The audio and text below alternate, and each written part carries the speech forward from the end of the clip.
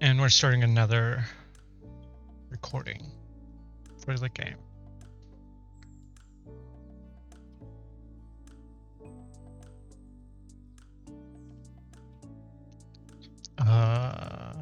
Let me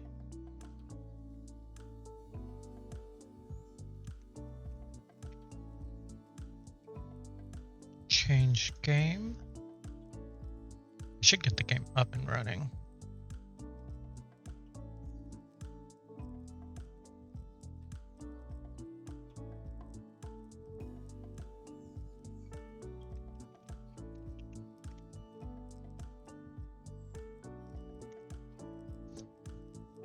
Let me do that. I don't need that anymore. I can close. That can close. I don't need that.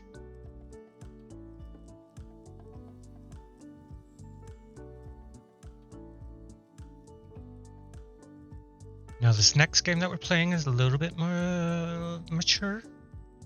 A little bit mature. So just a heads up there. Where did my cursor go? Here it is.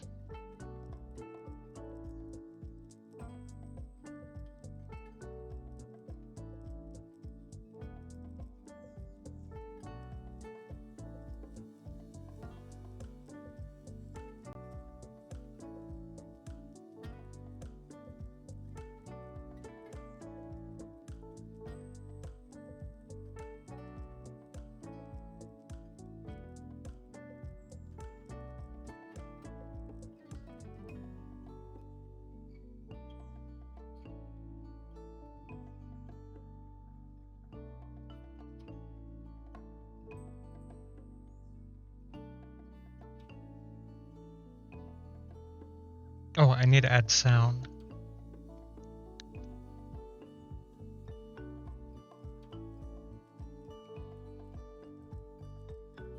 That should work. Okay.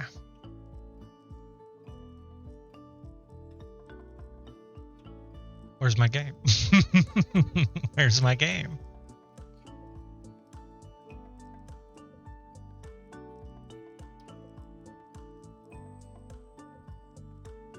There we go. Team 17. That is very loud. Ariel! Thank you. Sassy Trap Games.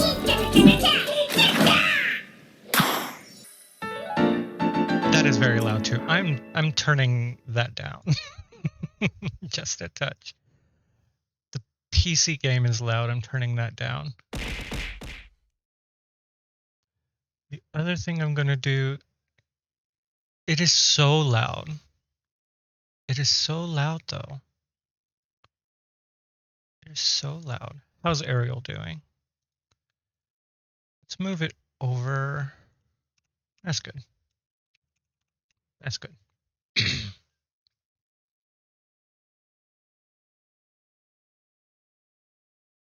There we go. And changing game. There we are. We're dating everything. Maybe.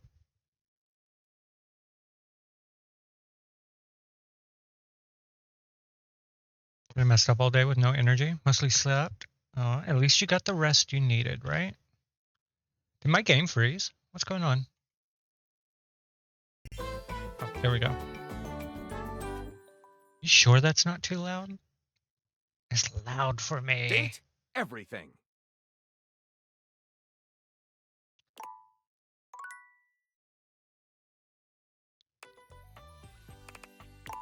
Okay. I did start the game. It is a little loud, isn't it? I'm going to turn the master volume down just a touch to there. Sound effects can come down for sure. Music's good. It's not overpowering me. Voiceover, let's... Date everything. Excuse me. Date everything. Date everything. Date everything. Date everything. I like 7. I'm changing this.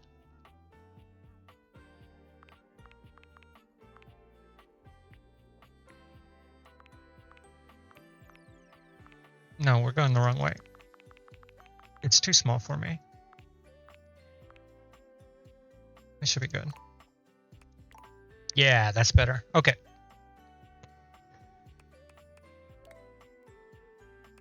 All right. Let's go on a date. No do. And sexy is capitalized. I can't change my birth date, but it's not 6/6. It's 6/19. My preferred pronouns are he, him. We live in Twitch.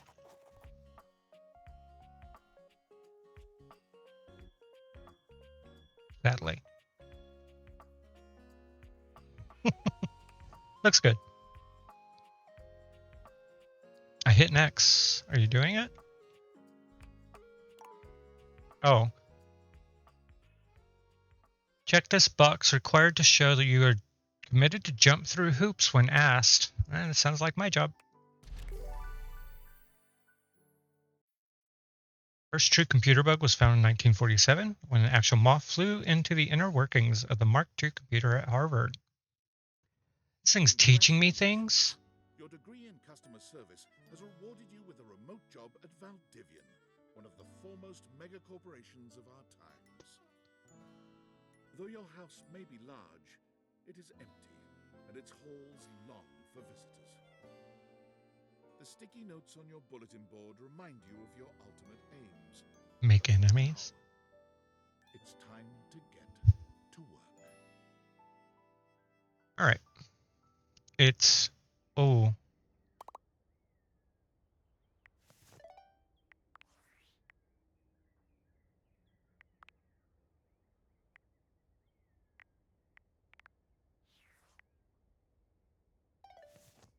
Okay, that's better.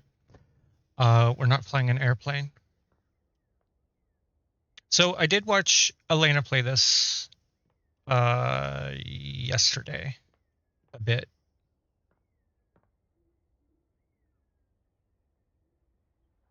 So I know a little bit of what's happening. Happy Tuesday from your favorite Chief Executive Officer, David Most. As you know, every day here at Valdivian is a reason to celebrate, as stipulated in your employment contract. Today, however, is extra monumental, as it's the first official day of our new hire. Please join me in giving him a warm welcome to our team. Out of the 30th job applications... Why is sexy not capitalized? Yours had the least spelling errors. You're joining us at a very exciting time, and I didn't even capitalize my first name. Success. As it lovingly says on the plaque above our daycare center, Valdivian, our business is family. We're so excited to have you joining ours. Coincidentally, the daycare center has been shuttered indefinitely due to the recent economic downturn. We thank our Director of Child Care Coordination, Irene Thomas, for her inspiring work. It happens. So for those who don't know, like, this game has very many voice actors. There's like 100 things that you can date, and they're all voiced, mostly by different people. And it's almost like a who's who. It's like a customer service. Oh, we're not there yet. Hi there. You come highly recommended. I've heard great things about your can-do attitude. So this is Tom. Thanks, Tommy. I do have a great attitude. Shut up, Dinglebert.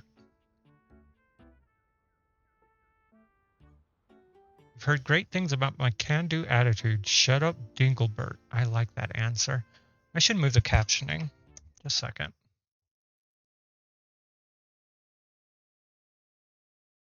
Here we go. Nothing's happening with the volcano.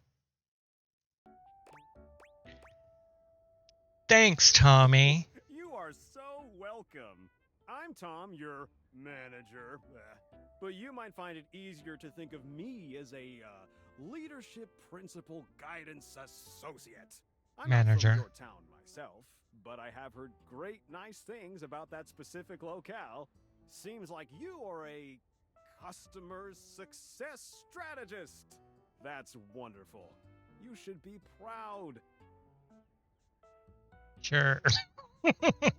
Who cares? Let me go. I am very Customers much. deserve success, and in a strategic way. What could be better? Okay, champ. I'll let you get to it. Wait, time out, time out. It's 1,000 rupees to get a pin? Oh, never mind. It's not available to remote workers. That's what it says under my head. You can't see it. Can I attach something? No. Okay. Sam. Hey, you there?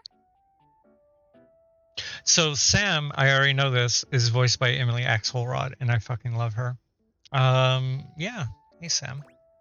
Who are you again? There she is, world's best friend.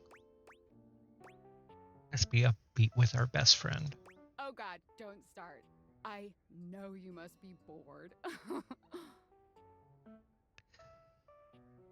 Any advice for my first day? Just keep that customer service robot voice on at all times, and no matter how mad you get, never give it back to them.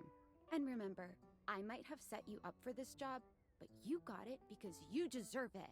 You literally have a degree in customer service. Laid it on thick there, BFA and customer service baby. That's right! Oh geez, here comes my manager. I gotta get back to work. Good luck, okay? You got this. Mm-hmm. You have new tasks. Sewing machine. I have a broken sewing machine. Seems to be a problem. Sorry, let me get you a refund. So what? Wanna go on a date with me? What seems to be the I problem? don't know. It stopped sewing a couple of years ago. I'm sorry to hear Can that. I get a refund, though? Sure, I don't see why not. Hello, I purchased this book and I'm extremely angry about it. Is there a manager I can speak to? I'm sorry to hear that. We will be issuing you a refund shortly. Do you want to go on a date? Please wait while I transfer you to a manager. Damn right you're sorry. Sorry looking. Oh. Can you tell me how the book made you angry? This book purports to give you the secret to success in 8 easy methods. Mr. Cobram is a liar and a fraud. I've tried all his methods and I have not succeeded. How dare he peddle a book of such ill repute?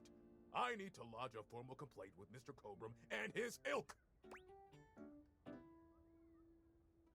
Let me transfer you to Mr. Colbram personally. You can do that? Yes, of course, Mr. Colbram is a large supporter of here. Gracious. I ordered this couch, but it popped in on my kitchen is all wet and covered with wet stuff.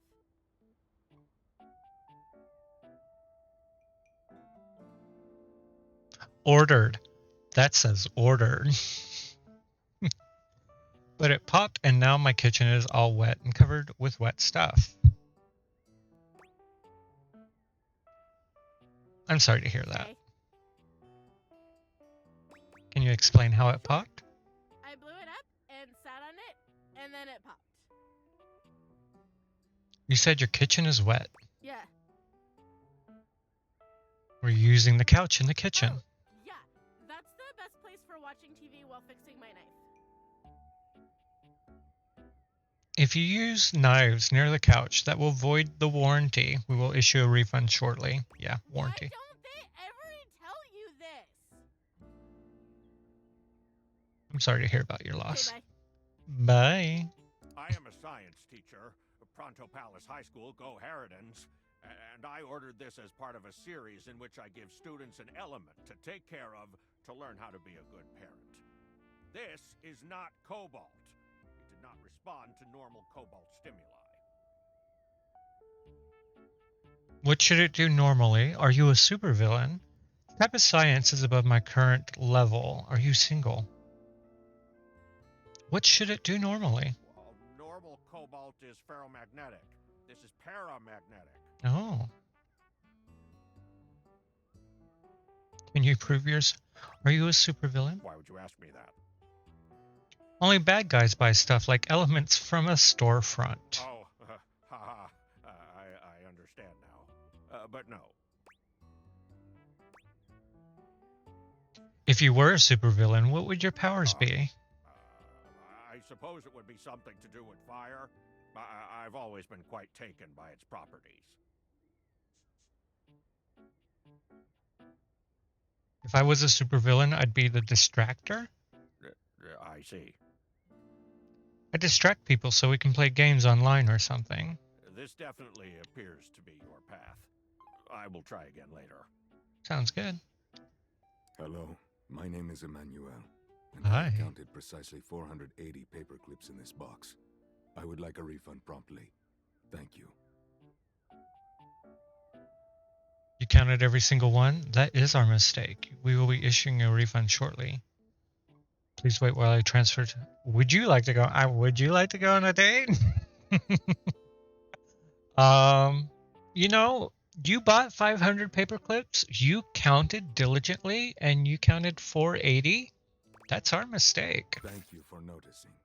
Have a happy day to you and your soul. Oh. You too. Bye-bye. Valdivianites! Salutations from the chatbot that has replaced your CEO, David Most. Just kidding. CEO is an extremely important position, and there is no way a computer could ever replicate the ingenuity, expertise, and warmth I utilize daily to bring leadership to our team and value to our shareholders. Humanity is absolutely integral to the transformative work we do here at Valdivian, and I will defend the essential importance of human contributions in every single aspect of this company.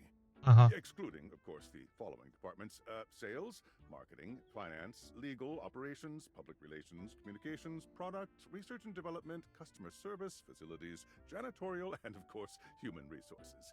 If your department has been affected, however, do not fear. Your new Val 9000 AI assistant isn't here to replace you. It's merely a useful tool to help you determine if your job is obsolete. Speaking of, please join me in bidding a fond Valdivian farewell to Glenn Bernard and the amazing artificial intelligence team that built the Val 9000. Thank you for While your the Val service. 9000 has unfortunately determined your incredible skills would be better utilized elsewhere, your contributions to our shareholders won't soon be forgotten. Won't be forgotten, but what's going to happen? Exactly. Got a quick minute? Sure, for you, Tommy. Oh, knew you were always good for a quick minute. The thing is, Valdivian has done some really intensive research, and it looks like Val 9000, the latest iterative AI tech, is going to be taking over your job for the foreseeable future. I've been working here for 5 minutes. Dang, cool. Should we, as a species, be concerned about this? Cool. So, I guess we don't necessarily need you around anymore, but we can't exactly let you go without cause. You and I are in something called labor limbo. We'll Kinky. be around until we specifically muck things up, which then they can terminate us with cause. So, no muck. I'm over here doing my best too. Keep following the leadership principles and I'll check in with further updates. All right.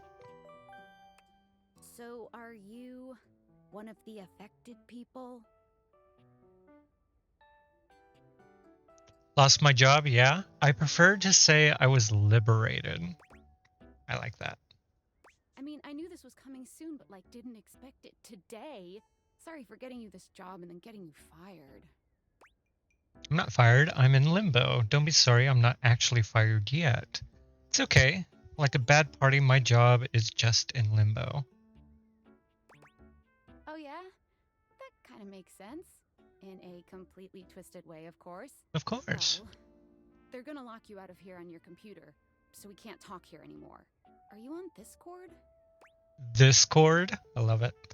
What's that? Yeah, I signed up, but didn't know anyone. That's... Well, you do now. Oh no. We should talk there more. Who knows who's listening to us here? Talk to you later. Would you like to leave your computer? You won't be able to return later. Sure. All right. Check the messages on your phone. Oh, escape. Tinfoil hat. Hello. Okay, here goes nothing. I'm scared. Who are you? Who are you? Well, that's not important. Think of me as a friendly yet anonymous hacker. Any second now, you will receive a delivery via drone to your front door. Tell absolutely no one it is in your possession. I will return with further instructions when the time is right. When's that? Cool. Sounds fun. Boring. Cool. Sounds fun. Perhaps. I'm gonna turn up the voice over a touch. Date everything. Date everything. I think that's good. It was a little low. Leave the office and reflect on your life choices.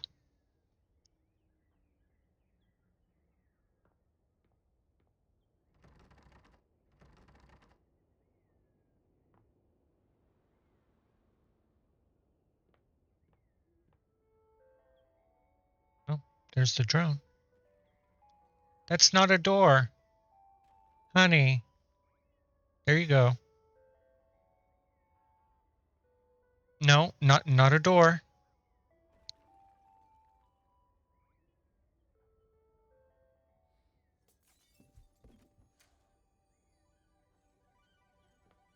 Okay. Thank you. Sir. Sir.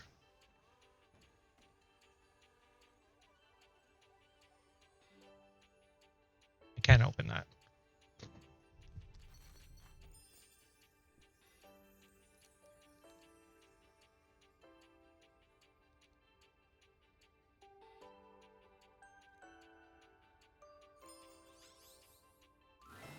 You're not quite sure how it happened, but there's a smiling, pink-haired stranger standing just a few feet away from you. Mm-hmm.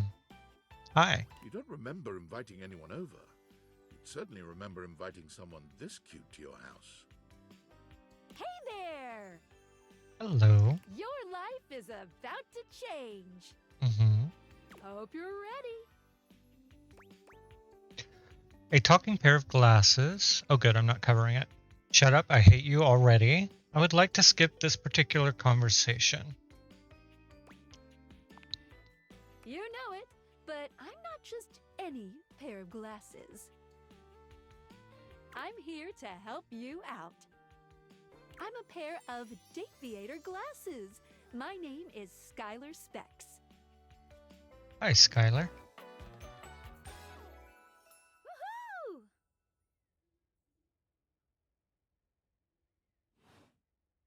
My lenses have special properties.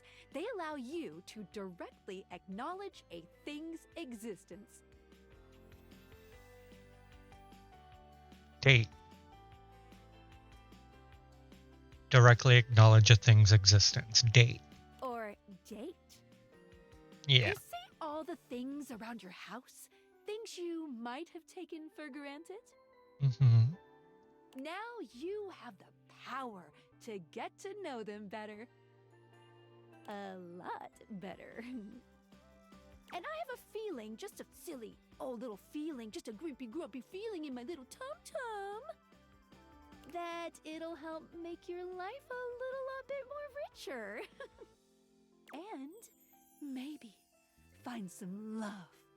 Love that is all around you. In fact, let's go on a date right now. I'm not ready for that. Okay, let's go. Let's go. So, we are going to awaken our first dateable object. Go up to a door, any door and shoot some cool beams at it. Yeah, pew pew pew pew, go go.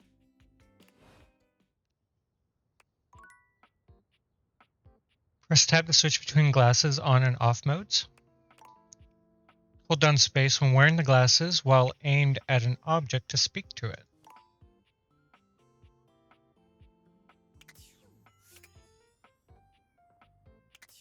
Everything is so sunny and bright with the glasses on. This poor door. Oh, space. I forgot. You're still standing in your house, but the unbelievable amount of bouncer energy radiating from the tall stranger who's just appeared in front of you would have you believe you're standing outside of a club. No funny business. I don't want to see those spectacles being used for something untoward. Awaken a dateable object using the Datavaders. Dorian. Hey, Oh, Dorian. I didn't mean to Trust do me, that. This is going to go super well. You sure about that?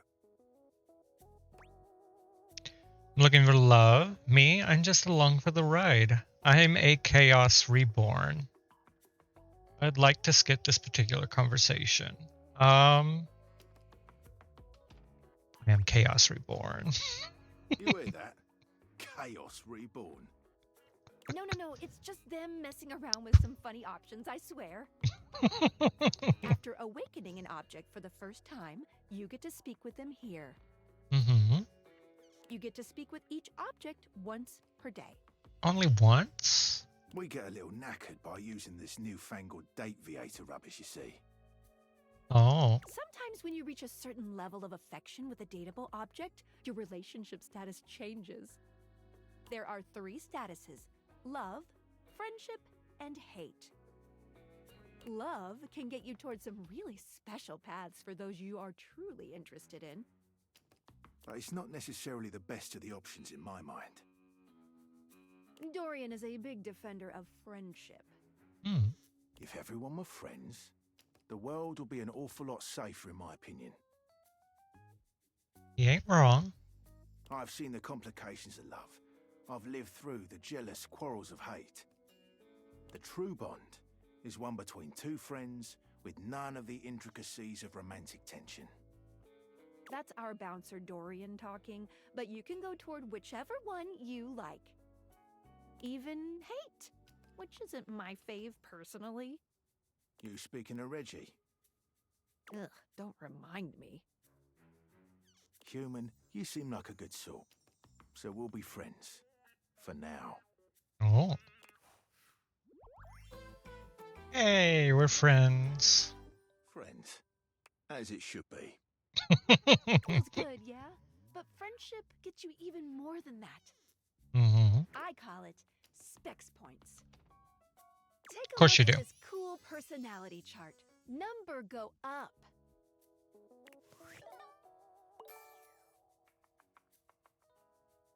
What number went up? Oh, poise?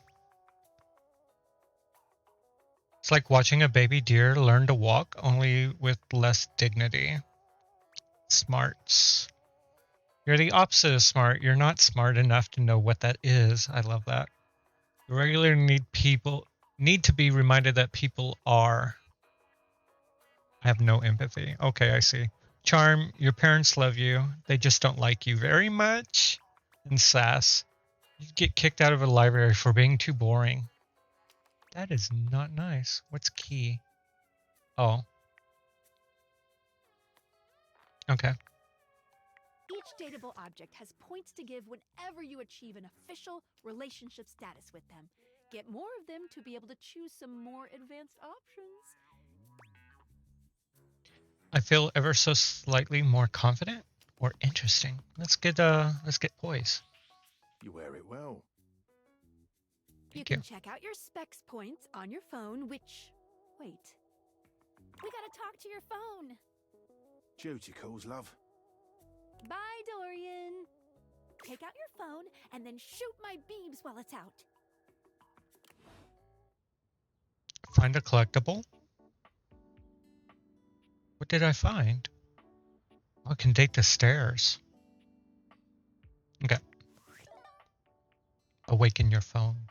Nice. A beautiful stranger with a dazzling smile appears in front of you, shooting you a knowing wink. She turns that megawatt smile your way, and it feels like the sun is shining only on you. Hey there! Ooh, I like it much better up here where I can see your face. What just happened? And now my phone is talking. Hey, you're a phone, I get it. I would like to skip this particular conversation. And now my phone is talking. Your phone? We'll see about that. You gotta win me over first, honey. Honey, you're in my pocket. You're my phone. Of course, to do that, someone's gotta show you how things work. Mm-hmm. Hello! Phoenicia. Hey there! There are a lot of puns in this game, by the way. Oh, you must be Skylar. Glad we've got the human on board with the latest tech from Valdivian. I've been doing a little tutorial with him about how things work. Oh, well, my sweet human. Lucky for you, I've got a gap in my schedule and a soft spot for that lost puppy look. What kind of schedule does a phone have? What look? I'm not a puppy dog. I'm real cool. Will you fall in love with me? What kind of schedule does a phone have? All of them. Yours, mine. I stream sometimes for my own socials. And still gotta make sure I don't lose battery or overheat. Anyway, I installed some apps on your phone that are only accessible when you put on your glasses.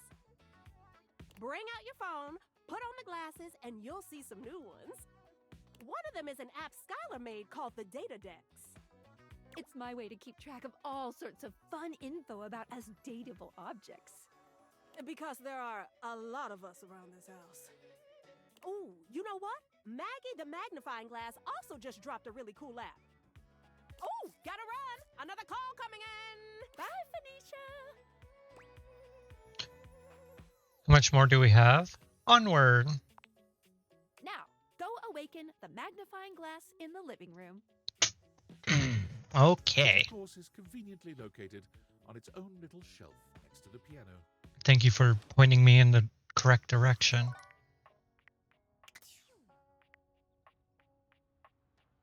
There are a lot.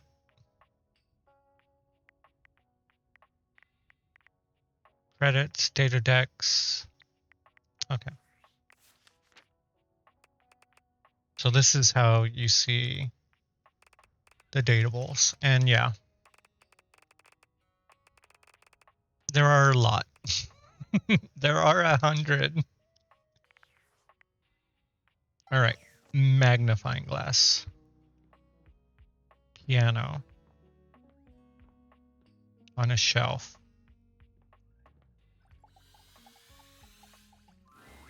There's a distinct air of mystery to the private eye that stands before you. She reminds you of the old detective serials your parents used to watch. Like Columbo? She gives you a scrutinizing glare through her magnifying glass, one eye comically enlarged. It's especially goofy looking to see it on someone with glasses. Well, well, well. What have we here? Aha! Maggie. Good name.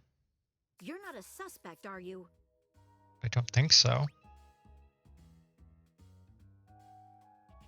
I don't know. Am I? Very suspicious behavior, this not knowing. Yeah. Maggie, it's our human's first day talking with us. Go a little easy on him. Interesting. These glasses come in from the outside and are already trying to influence my case? Trust me, this human has a lot of potential to make this house a better place. I'll do my best, but no guarantees. I can't wait to mess every one of you. Excuse me? I can't wait to mess every one of you objects up. Damn. It's true. It's true. It's true. Doubt it. Oh. Regardless. Mm-hmm. Regardless. Mm-hmm. As you are the human, I should give you a way to track down all the suspects yourself to keep you on my side, hopefully. I call this feature Rumors. It's installed on your phone. Of course. Ooh, that tickles. Unlike Skylar's Datadex that gives you the lowdown on those you've already met, Rumors tracks clues you've been given to locate all the pesky, hidden objects that are tricky to find. It's good for rounding up suspects, tracking down evidence, and getting a sense of the household scuttlebutt. She said but. Can't wait to find all of you. Let's do it. It'll be tough, but worth it. The more you find, the better your specs will be. Take a look at Rumors in your phone. It'll help you find your way to your last dateable for today. Good luck, Gumshoe. It's getting late. Who should be the last one we talk to before I run out of charges? Oh, check out that rumor Maggie gave you if you need ideas. Wink, wink.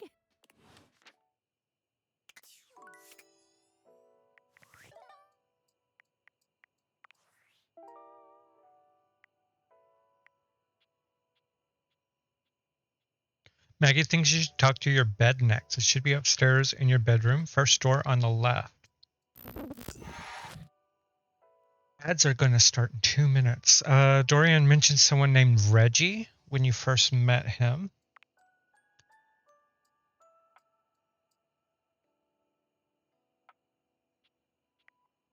Yeah, let's go talk to her bed.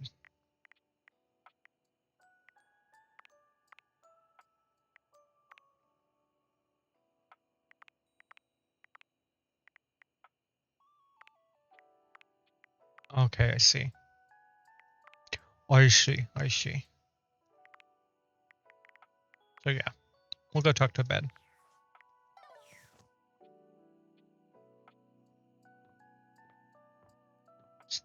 Let's look at our house for a second. Okay, we have a full-on sitting area with a fireplace, a magnifying glass stand, and a fucking grand piano.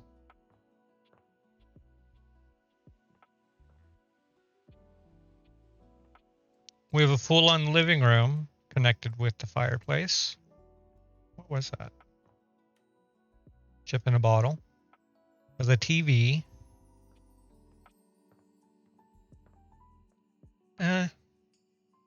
Okay sized dining room. Big ass kitchen though. Nice kitchen table.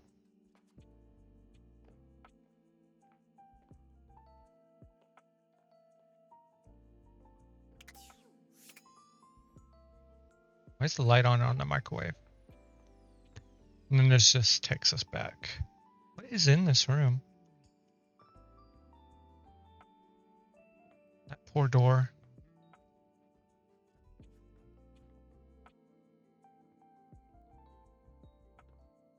This my bed?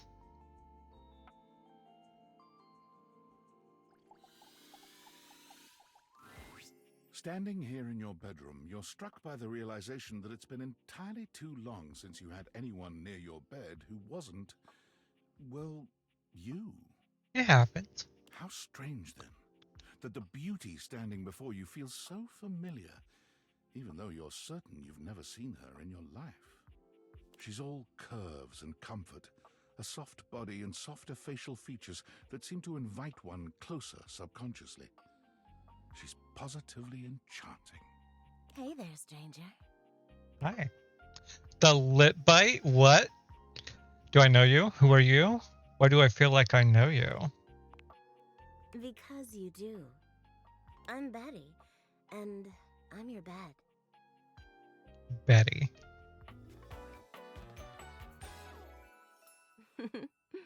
Hi, Betty. We've been sleeping together so many years, it would be a little weird if you didn't know me, don't you think? I've been sleeping with a beautiful woman and I didn't know it. I feel like I definitely remember sleeping with someone as pretty as you. I've been alone for a lot longer than I'd like to admit.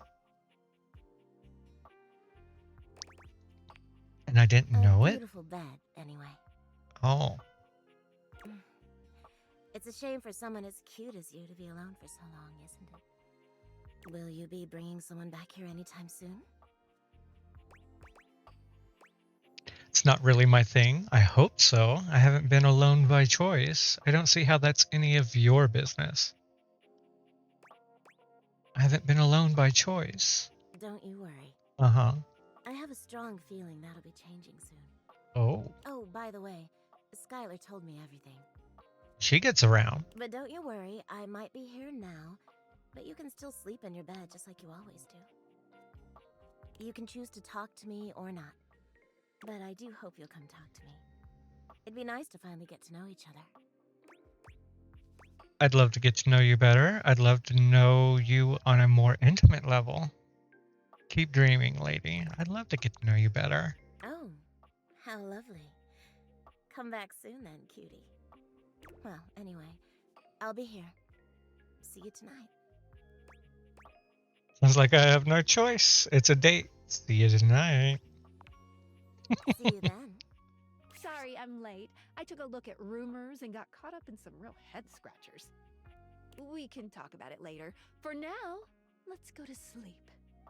Today, I kept you on a tight schedule, but tomorrow is a brand new day, and you can truly experience your new powers to your heart's content. Oh, hitting the hay already? Come get comfortable then. Good night. See you tomorrow. Switch back to glasses off mode when you want to interact with the world around you. Okay, so when I want to open doors, I need to take off the glasses. I see. Oh my god, I can date. Are they all different? No, there's no way they're all different. A fucking exercise room? Bathroom? Bedroom again?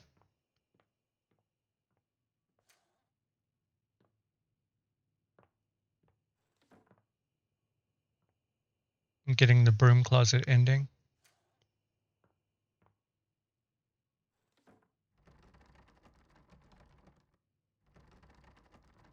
Okay.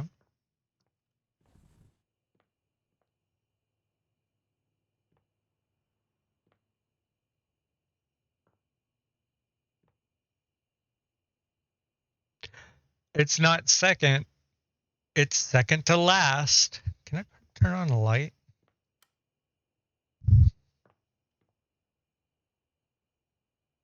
Wow. Wow.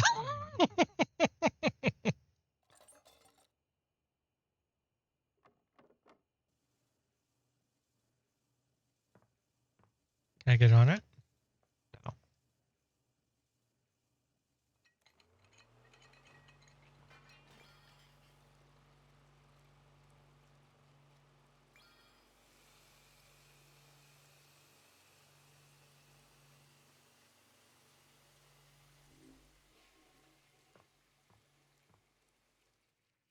I'm going to check more things downstairs.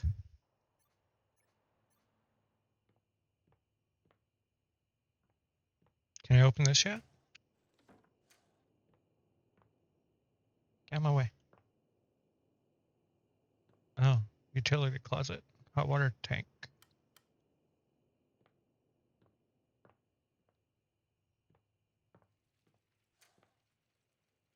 Downstairs bathroom. A shower.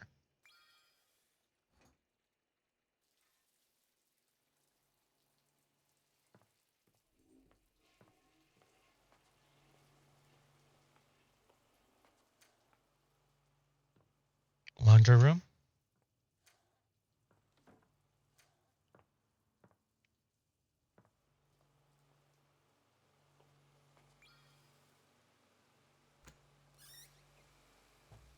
Oh, I did open it. Can I open all these? Oh, I can. I can date the food. I can date food. Let's go.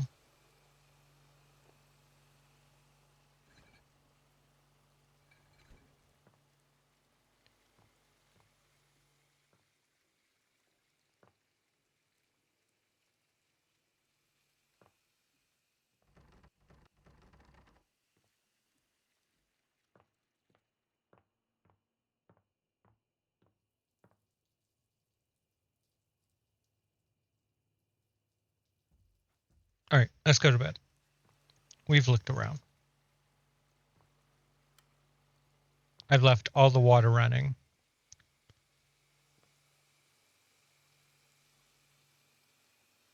But at least I turned off all the lights. Complete the first day. 5% for nothing. Continue to awaken dateable objects. Okay.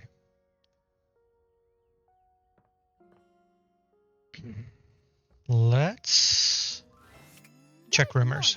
Are Hi. you ready to start getting to know everyone around here better?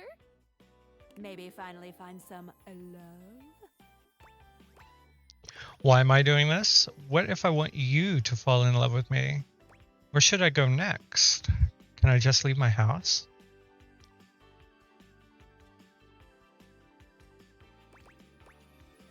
Yeah, what if I wanted you to fall in love with me? Mm-hmm. You certainly can.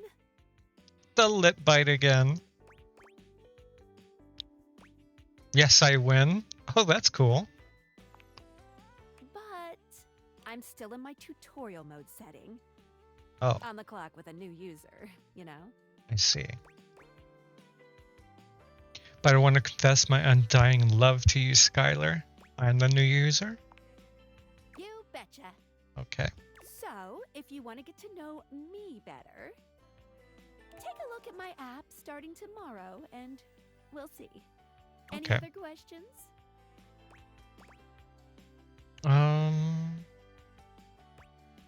Can I just leave my house? You can leave your house at any time, but when you do, your journey with me pretty much ends right there. Why? I was sent to you in secret by that hacker, and as soon as you step outside with me, Valdivian data drones will take me away. Oh. Not the divinity and data drones. Not them. They would use you for good. That's convenient. Oh, it's a terrifying thought. Anyway, I wouldn't recommend leaving your house now. Your adventure has only just begun. Any other questions? Why am I doing this? Glad you asked. I was sent to you for a reason. A, mysterious reason. I see. Can I know what the reason is? Right, from the tinfoil hat hacker. Not until I know that I can trust you. Okay. Since there's no one else here you could ask about it, I'd recommend doing the only thing you can do, and date. I don't want to date anyone. Sounds like a plan. Guess I have no choice. Any other questions? Where should I go I would next? suggest following up with Maggie next. As a detective, she'd have some good places to start. She's the magnifying glass. Sounds good. But really, there's no going wrong here. Talk to anyone you want, in any order you want. You're basically in a big, huge sandbox open for you to play in. Except instead of sand, it's your house. And instead of a box, it's also your house. It's also your house. Any other questions? No, I think that's it. That might be it for this little Date Viators tutorial. But I think we're gonna see a whole lot more than we ever imagined pretty soon. How soon? I said pretty. Oh, I'm sorry. I don't know. Give it a couple days. Sounds good. Bye.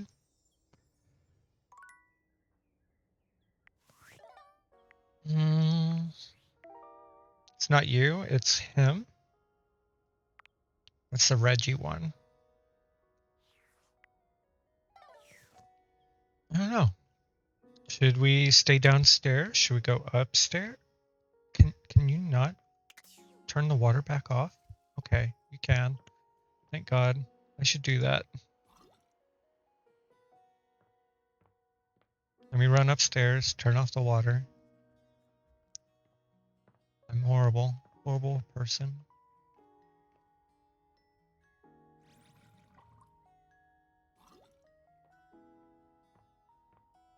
I want to date the food. We're going to go date the food.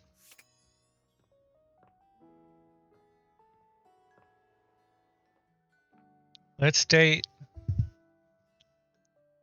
Oh, I think it's all the food. The first word that comes to mind as you evaluate the strange figure standing before you is delicious. You don't even intend to be salacious. It's just, he looks edible. It looks like apple pie with olives His long and blonde lettuce. hair calls to mind ramen noodles, but his entire outfit is a culinary journey around the globe. He looks downright mouth-watering, but you're not sure the feeling is mutual. His expression suggests he's less than impressed with you. Good evening. Hello. Do have a seat. I'll be with you in just a minute. Are you my waiter? Looks like you're really enjoying that glass of wine. Glass of wine? Surely you can do better than that. This fine white has a light body and is rather dry. It's quite acidic. I can virtually taste its origins in the eastern Loire Valley, dare I guess just outside Chavignol? And as its taste matures on my tongue, I detect notes of honeydew, grapefruit, and peach. And a certain minerality. Flint. Gray salt. Definitely a Chardonnay. Sauvignon Blanc. Riesling then. That's not a white at all. It's a rosé. Chardonnay. Close, but Chardonnay is from Burgundy. Oh, fine. Give you one more try. I don't like you. Sauvignon Blanc. Well done. Now, can you do even better? Probably pairs nicely with goat cheese. I'm gonna say Chablis. I guess it's a Saint-Cyr. I know my limits. I don't know what the Sauvignon Blanc go with. Goat cheese. Indeed, an excellent idea. I do want some feta. Maybe some chive crackers. Well, now you're just showing off, and I'm very much here for it. But where are my manners? Allow me to introduce myself. I'm Mitchell Lynn, food critic extraordinaire. Hi, Mitch. Paragon of the perfect, advocate of the adventurous, and bane of the banal. Salutations.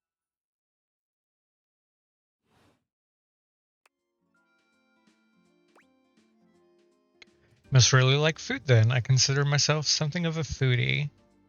Foodie can't live with it, can't live without it. What? Have you heard of Soylent? I'm really into Soylent lately. You must really like food then. Like it. I live for it. And not just food, but the whole of the experience. The whole? The ambiance. That interplay of sound, sight, and synth that whets the appetite and inspires the mind. The art of service, be it subtle theater, delightful formality, or downright brutish charm. And of course the meal itself. From the minutiae of the menu to the presentation on the plate and the very titillation of the tongue. I left the sink running. Dining in all its forms is the blood that flows in my veins. Listen, I'm afraid you've caught me in a bit of a hurry. Oh. 3 new spots have just opened up around the house. I'm eager to give them a try and see if they measure up to my exacting standards.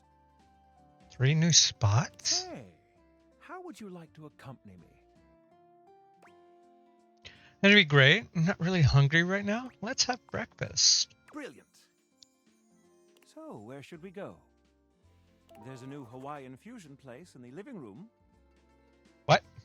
Daisuke's sushi spot in the dining room is supposed to be pretty swanky. Freddy Yeti has an ice cream joint in the kitchen that's worth checking out. Hawaiian fusion. You I want find to. yourself in a large and comfy side of the street style stand. Koa has blended traditional Hawaiian vibes with Korean elements. Koa has managed to bend himself around a grill in the center of the establishment in classic Korean barbecue style. Aloha, friends. Aloha. Welcome to Two Currents, a Hawaiian fusion experience. My, mon ami. You've worked hard to create the atmosphere. Oh, not too hard. Well, what do we think? You achieved true fusion. Awesome shoji lantern. Love the chung sharong. Nice touch. Shouldn't we be eating on Abel's back? Who's Abel?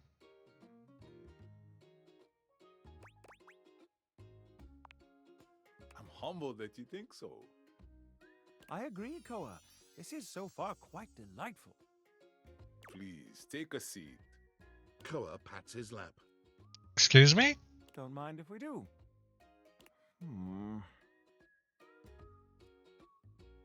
Wait, are you the chair or are you the table? No, you're a chair.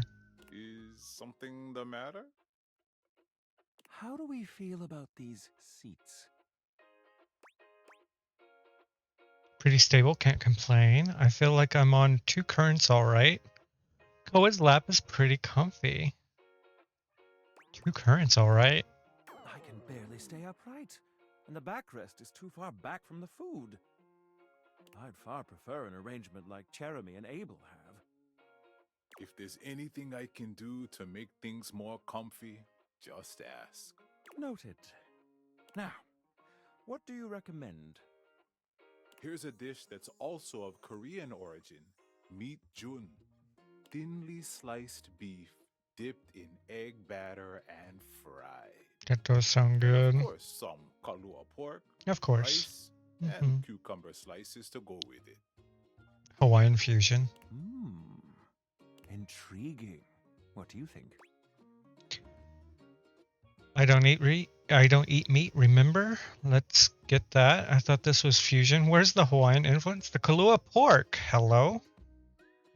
I substitute the Kalua pork for a side of Wimuchin. Let's get that. Make that 2 orders, and consider me intrigued. Come in right up. I'll be right back with your food. In the meantime, Now I want how about some of our special I want Kalua pork. I'm hungry. I'll take soju. Ganbei. Ganbei. Nice one. Okay, here's your order. Let's try this. Koa's dishes are sumptuous, abundant, and full of bold, contrasting flavors. This is definitely comfort food, and the gloves are off when it comes to spices, sauces, and carbs. The combination of Hawaiian and Korean flavors contrasts and complements, ultimately fusing into something utterly unique. Fermented vegetables, meats dripping with sugary pineapple sauce, and rice. Lots of rice. It's about right. Interesting. What do you think? It slaps. It slaps. Not bad, might be too much. Can we get moving? No, this slaps, man. Quite. I'll be including your win in my review. My friend and I are about finished here. Koa, thank you for having us. You two are welcome back anytime. Thanks for stopping by.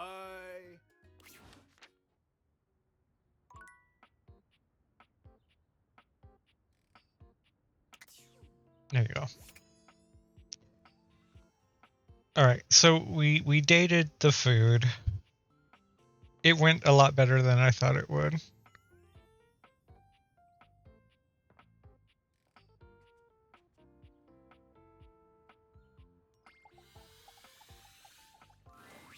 You see a slim, dainty gentleman in a well-tailored suit. He's Sir. absorbed in the ticking of a fancy pocket watch, but it's the feline ears on his head that most catch your attention. Sir. Why is there a cat boy in my kitchen? A tail sprouts from just above his backside, moving back and forth in time with the watch. Tick, tick, tick. Lyme disease is no joke. Talk, talk, talk. Don't. Oh, sorry. Do not taint the perfection of the clock with your disgusting imitation. I was just making a cute joke. Why have you come? I don't see interruption to meditations on the beauty of time on the schedule. I liked it better when you didn't talk. I live here. Is be a total dick to a stranger on there? I just wanted to appreciate the beauty of time or whatever with you. Yeah, you don't have to be a dick, man. Oh, how crass. Of course it isn't. Mm-hmm. But perhaps I shall have to pencil in "have day ruined by ruffian." Perhaps you do not know this, as so few are as attuned to time as I am. I'm gonna take your batteries out of you. But punctuality is of the utmost importance. So if you wish to speak to me, you must make an appointment. Emphasizing every third word, part of the routine too. Are you some kind of VIP or something? Yeah, I'm not doing that. You mock my elocution? I speak with elegance, precision, timeliness. If you wish to make my acquaintance properly, you will return with an appointment. Are you going to at least tell me your name before I do that? I don't even know who you are yet. And who am I getting an appointment with exactly? And who am I getting an appointment with exactly? Sweet heavenly hours, I was so busy reprimanding you, I forgot to introduce myself. Yeah, because you're a dick. Not that you didn't deserve it for breaking from the schedule, but it is no excuse. Don't say it like that. Timothy, Timothy Timepiece, at your service. Timeliness.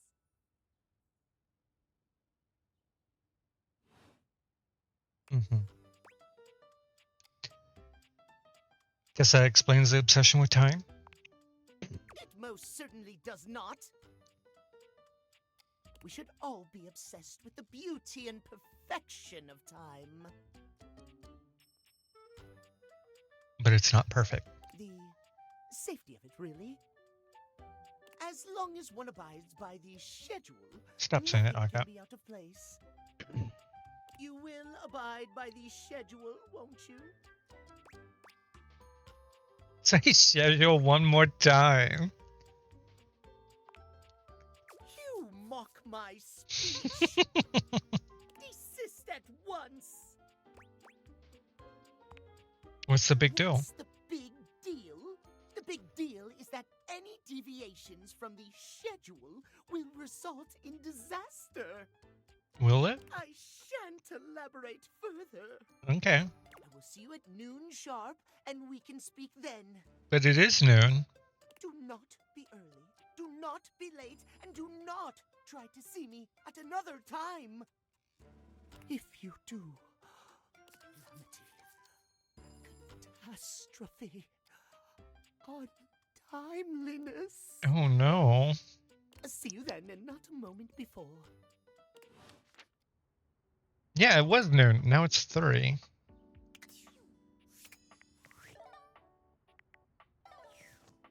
Okay. Well, Catboy was a bust. I don't know. Not the plunger.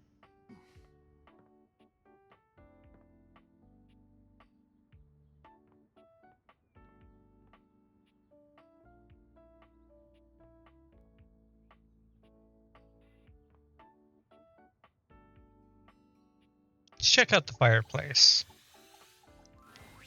The fiery figure that Hello. stands before you nearly defies description. He's fire given form, but despite the hot air that radiates from him, There's something decidedly chill about his entire being.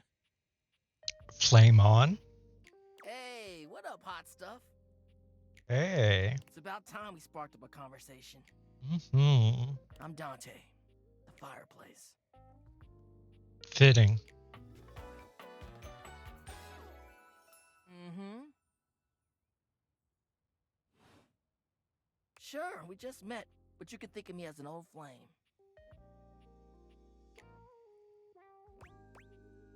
You've been expecting me? Do I know you? Of course. The hearth is the heart of the home. I seen what you're doing.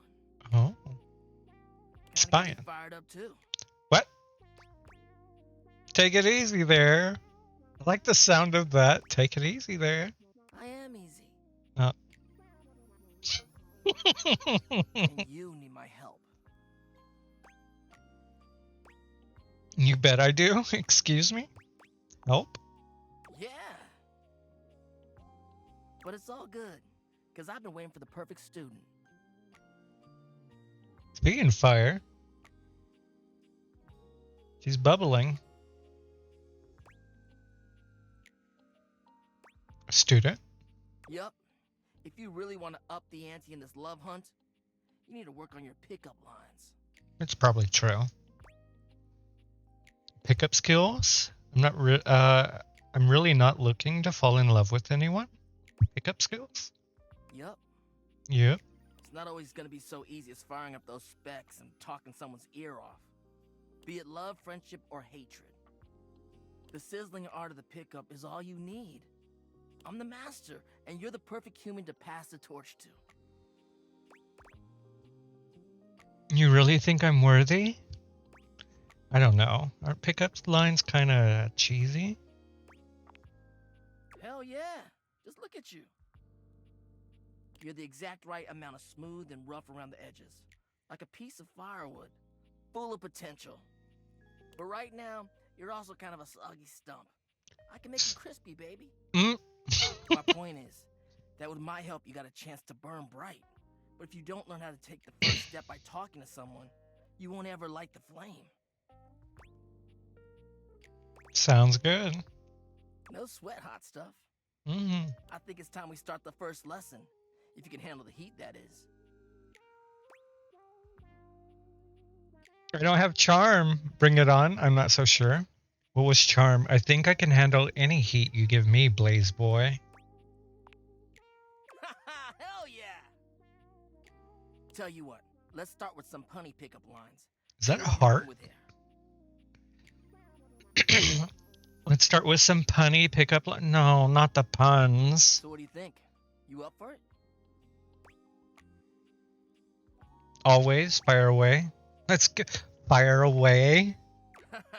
Seems like you're already getting the hang of this. All right, how about this? What up, hottie? Got a light? Because I think you just might be my perfect match. Huh? Huh? What'd you think?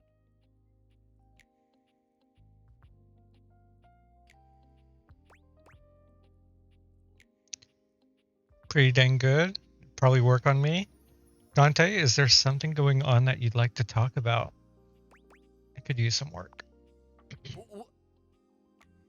Just a little bit. Damn! I'm sorry. I've been working on that one for ages. I guess it could always be better, huh?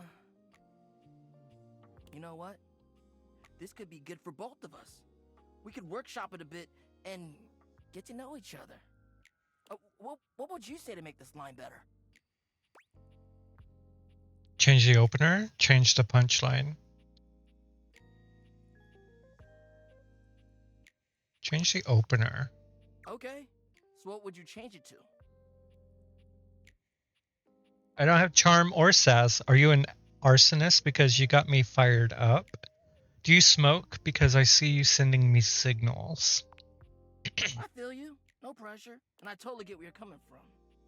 You see, that was all a trick question. Or a lesson, I guess.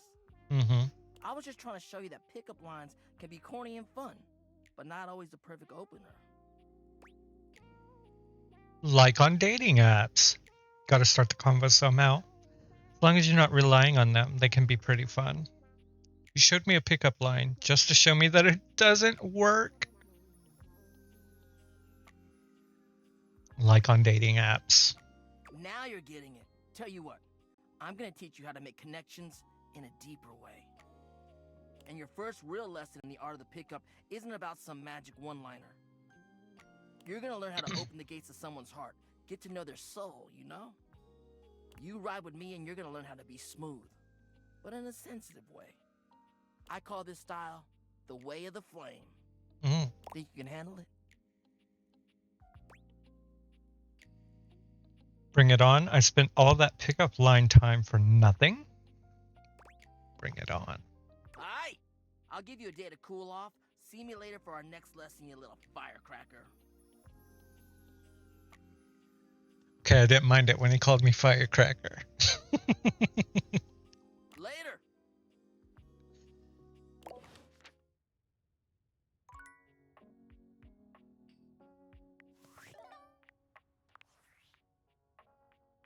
Oh, Sam. Hey! Hi. How's things in labor limbo? You been using all that extra time to do anything fun? Something weird happened. Boy, do I have a story for you.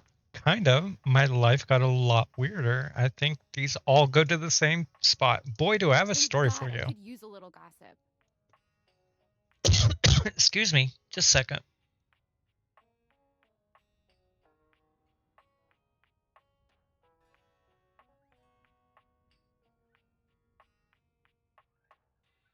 Sorry, I had a cough. I got a mysterious package from a mysterious person. Got this weird gift in the mail. Someone sent me a package. What, just out of nowhere? Out of nowhere. Special glasses? Glasses with a certain power. These glasses can do weird things. Like what? Bring household objects to life. They make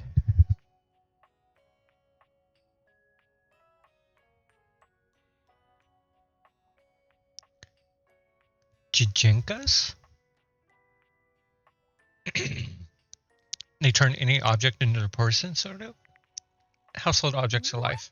I know you've been watching too much anime. What do you mean? Not all. I'm not done. Exactly what I said, and there's more. I'm still on the first part. I'm getting to know them. We're hanging out. I might be developing relationships with them. We're hanging out. You understand how insane you sound right now, right? Like, if you were literally anyone else, I'd be like, oh, this person thinks I'm stupid. You're serious? You're not fucking with me? 1000% serious? As a heart attack? Why would I make this up? Fuck, I don't know. You seriously have magic date furniture fuck glasses? They're called data evaders. Don't disrespect the data evaders. This is too much. I'm not equipped to process this today. I'm logging off. Goodbye. Bye, Sam.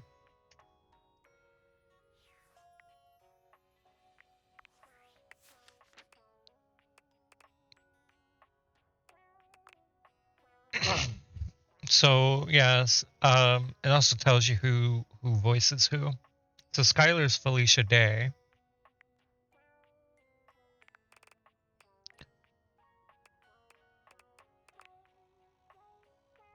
Lanisa Frederick is Phoenicia. Ben Starr. And we're friends. Let me move my head. That says friends behind my head. This asshole, Bryce Pappenbrook.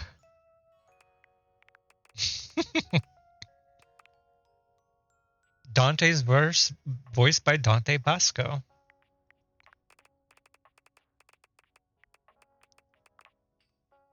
J. Michael Tatum.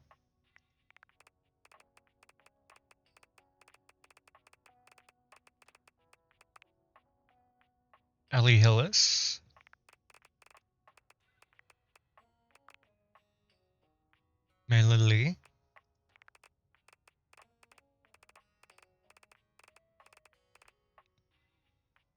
are you? All right. I think we get one more today.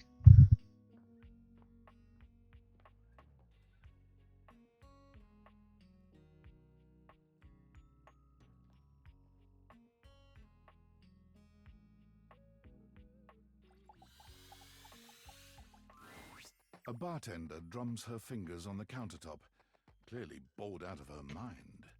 Her long red-orange hair is pulled back into a ponytail that flows down her back, like the drinks she pours so expertly. She makes herself a drink, taking a small sip of it and setting it down. Your entrance startles her so badly, she nearly knocks it over.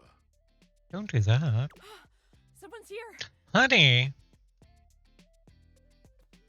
Don't waste alcohol. Welcome to my humble bar, the Tipsy Tumbler. Your tumbler was tipsy.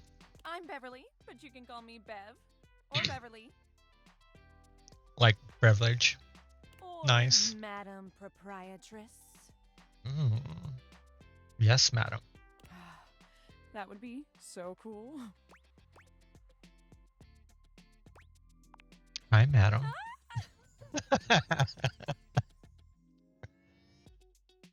I'm the owner and bartender and janitor and stockroom attendant.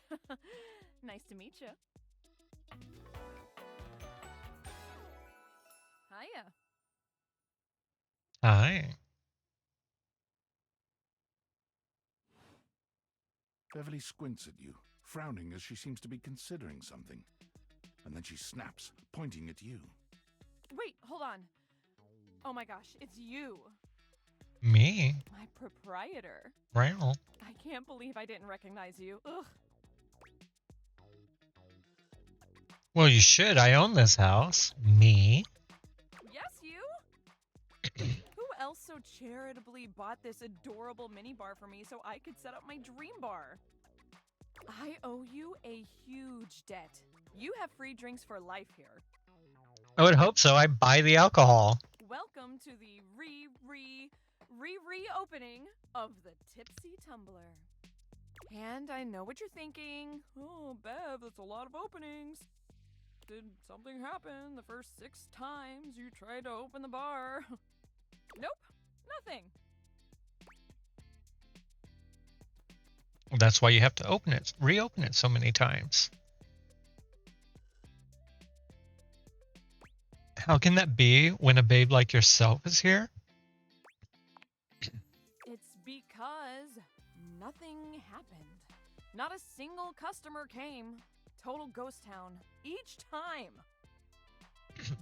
I've lost an alarming amount of sleep trying to figure it out.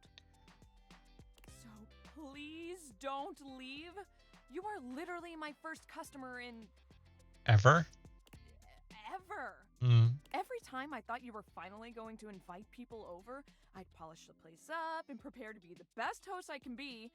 But then each time you'd chicken out and spend yet another weekend all alone. I mean, why did you get a minibar if you weren't going to invite guests over? Thought buying the mini bar and all the mixing accessories would motivate me to finally invite someone over. I like making drinks for myself because I like drinking alone. But that's... Okay. It's all water under the bridge. You'll have to talk to River if you want that. Anyway, that's enough babbling for me. River? So take a seat and let me fix you something already. Please, let me fix you something. First and foremost, am I making you a cocktail or a mocktail? Mocktails are the non-alcoholic versions of a cocktail. Yes. Just as fun and delicious, but without the burn or the drunk part, obviously. Well, we'll take a cocktail. Excellent. So, It's my what'll it be? birthday. I can have a cocktail. We'll do a mojito. Ooh, so minty and fresh. It's kind of like brushing your teeth at the bar. That sounded more appealing in my head. Coming right up. You turned me off from the mojito, I'll say that much.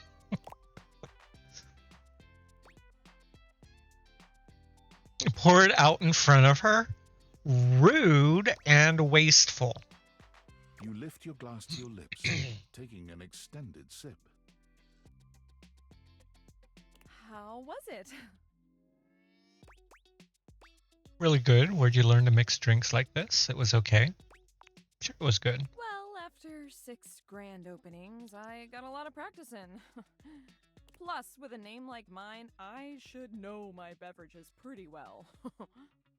I really don't want to close this place down. I've put my bar and soul into it.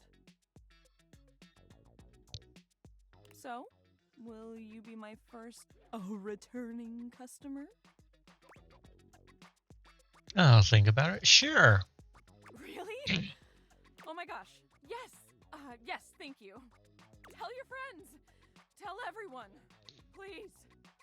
And I'll be seeing you next time.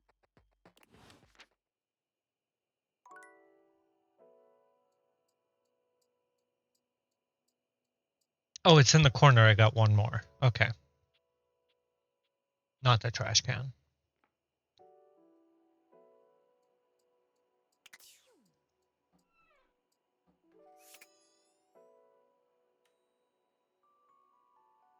Let's have dinner.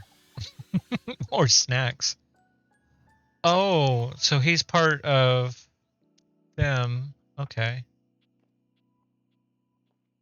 Excuse me.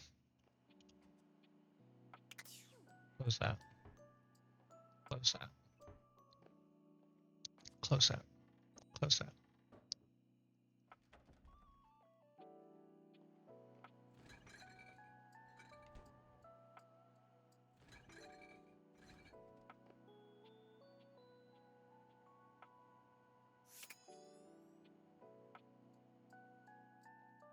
It's the whole fridge. I don't know if I want to date the whole fridge. Not right now yet.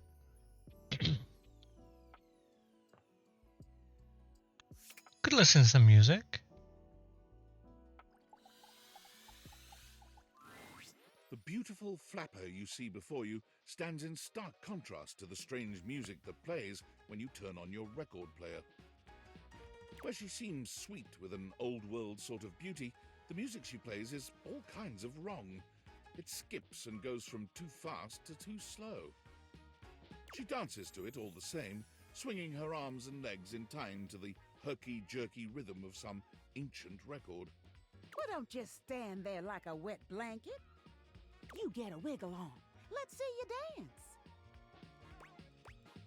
Not much of a dancer. I don't think the music is supposed to sound like that.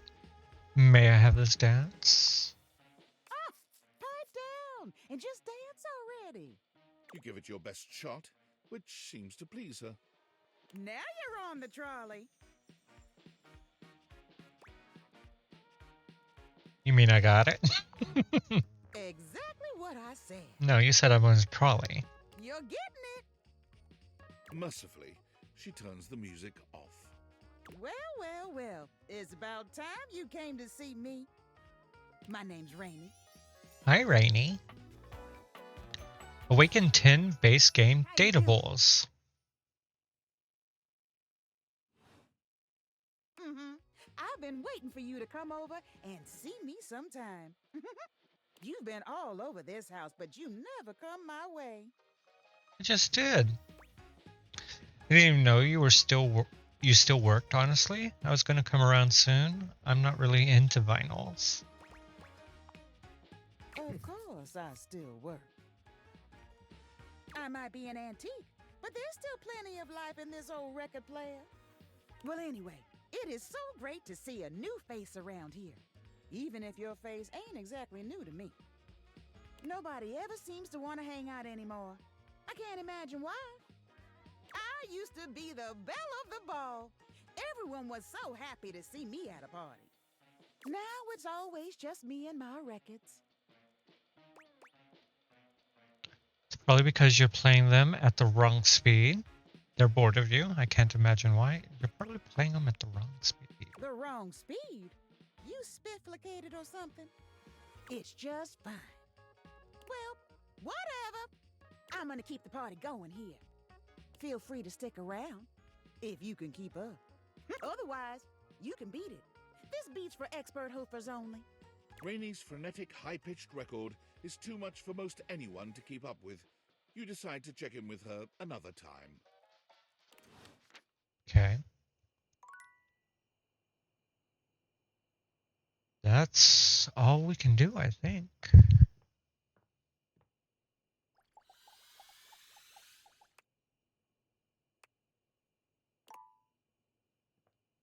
All right.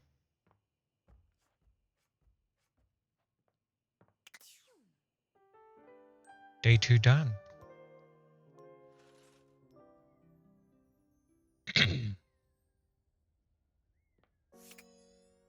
I can't date the rug. This is going to be another cat boy. I'll wait until noon just in case.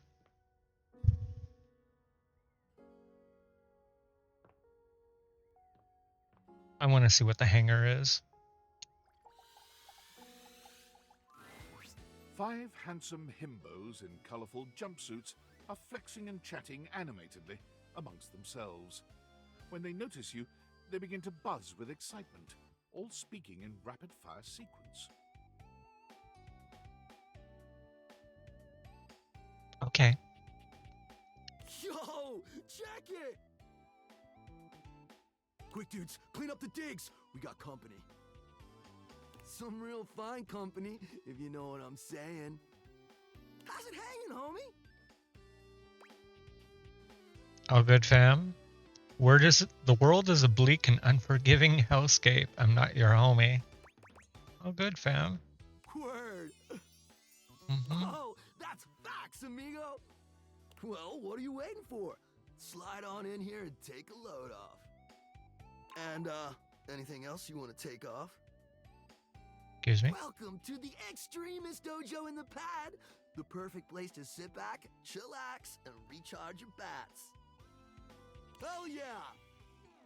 Does he not talk? What's going on here? Do you not talk, Green? Tight. Doesn't that seem extreme? Are you flirting with me? Let me fix the that to go live again. Are you flirting with me? Hell yeah, you're a snack, baby. Don't mind Hank number 3. His game is super cringe. Low-key embarrassing, Hank number 3. They're all named Hank. They're the Hankers. Right now, you're hanging with the wildest, dopest, gnarliest squad of bussin' athletes around, homie. The Hanks! He still hasn't talked. Wait, so if you're the Hanks, does that mean you're all named Hank? Well, who's who? Oh man, you don't know? That's why I asked. We're the Hanks!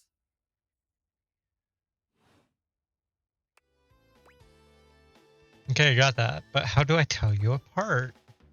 Numbers are kick-ass! You're Hank 1. The Hanks all stand in formation, each of them striking a unique pose as they introduce themselves. You get the distinct feeling they do this often. They're the fucking Ginyu source. Or, force. I'm Hank number 1. Yeah? I'm Hank number 2. Hi. I'm Hank number 3. Hello. I'm Hank number 4. Here you are. And I'm Hank number 5. He finally talked. We're the Hanks! Brought to you by Red Bull. No. Not sure I get it. Who are you again? That explains it. Cool. What are you guys getting up to in here? Seems pretty sporty. That's right. We're the wildest, most fearless, gnarliest squad of extreme athletes in the house. We base jump. We lava board. We cheese roll. Lava board? If something's hot enough, we'll Cheese ride it roll. all night long. We laugh in the face of danger. Even though we probably shouldn't. Yeah. We've tasted the adrenaline of them all. What's adrenaline taste like? What's your favorite extreme sport? What's your least favorite sport? What's adrenaline taste like? Believe it or not, great. That makes sense. You wouldn't think that, but it's actually true. High key slaps, bro. Man, you guys are just adrenaline junkies, aren't you? Oh, we're way beyond junkies, hot stuff. It's legit insane. But no cap, we live here with you.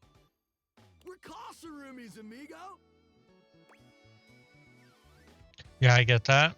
And yet you don't pay any rent. I always wanted roommates. Yeah, I get that. We don't plan on crashing here for much longer, though. With our new sponsor, the cash is gonna start rolling in. Maybe. Who's your sponsor? Red Bull's our sponsor, brah! Some kind of energy drink? No, dude. It's a company that makes Red Bulls. Oh. For like cereal or soup or whatever. That's why we get so many free Red Bulls. Don't know exactly what to do with them all, but we'll figure it out. That does explain all the Red Bulls. And they're not just a sponsor. They're our fam. They fuel our adventures. They provide our wicked gear, get our exploits killer exposure, and provide the best medical support when things get gnarly. Let's be real, they do get gnarly. If by gnarly you mean dope AF. Sounds like a great partnership. Okay, sure, whatever. Wait, what happens when things get gnarly? Gnarly just means awesome. Mm-hmm. Things are always awesome when you're hanging out with The Hanks. the Hanks. We high-key love it all, homie. Sounds like a good way to break your neck. And you're what? Like a hive mind or something? So what? You just like hanging around? You like hang around? Seems like you're geared up for an adventure.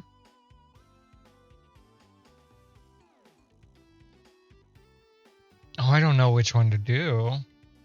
We'll do the last one for an adventure. Yup, a broski always prepares. You never know when a ripping thermal or base jump opportunity's gonna come your way. Yeah! Exciting, dangerous, intimidating, sketchy. Sounds exciting. It is! Oh boy. They're still better than the cat boy. Speaking of which, we were just about to head out for a little hang gliding. It's just like hang gliding, but with us. Of course. You know. The Hanks! Yes.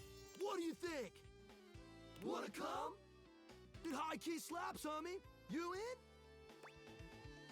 Is that sexual? Okay, but how high key does it slap?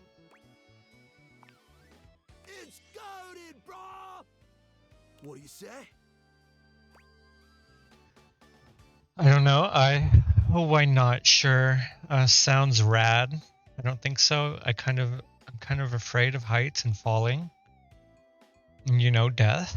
It's a big commitment. I don't really know you guys or how to actually do any of this for that matter. Sounds rad. Let's go do it. Mm-hmm. You're one adventurous spirit. We love it. Epic. Just remember to stay focused and trust the wind. Hank 5 is my favorite. He talks the least. And hold on to me real tight. Hank 3 is probably my least favorite. Follow our lead and we'll be shredding thermals in no time. Get ready to soar, house homie. Thanks.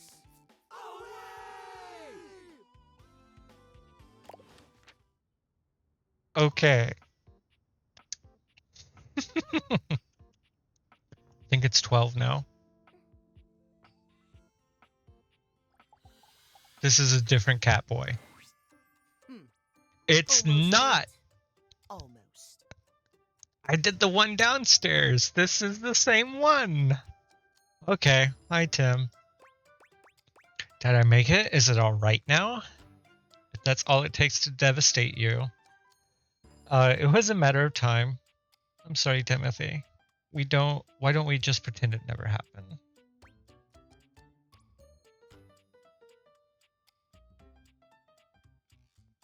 I'm sorry, Tim.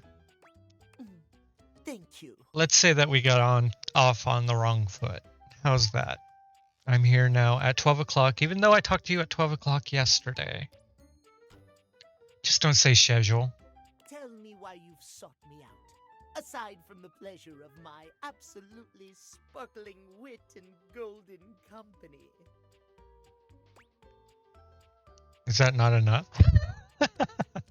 I thought maybe I could get some advice from you. You seem like you have it together. Nobody is talking to you for your sparkling wit and golden company. Ads are going to start in 2 minutes. I was hoping to get your advice on love and dating.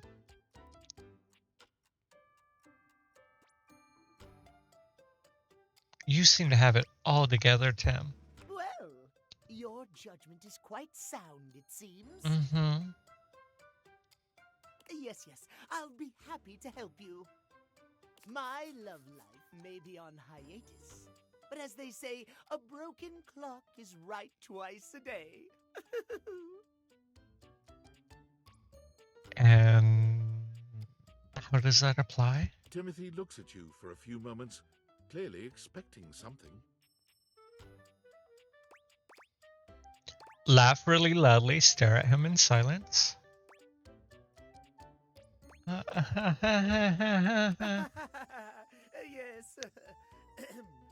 Well, let us start with the most important thing. Timeliness, next to godliness, as they say. No. Cleanliness. Is that important? You're so right. Isn't it cleanliness? Of course it isn't. How very silly. Oh, I'm sorry. Cleanliness, while important, is nowhere near as important as timeliness.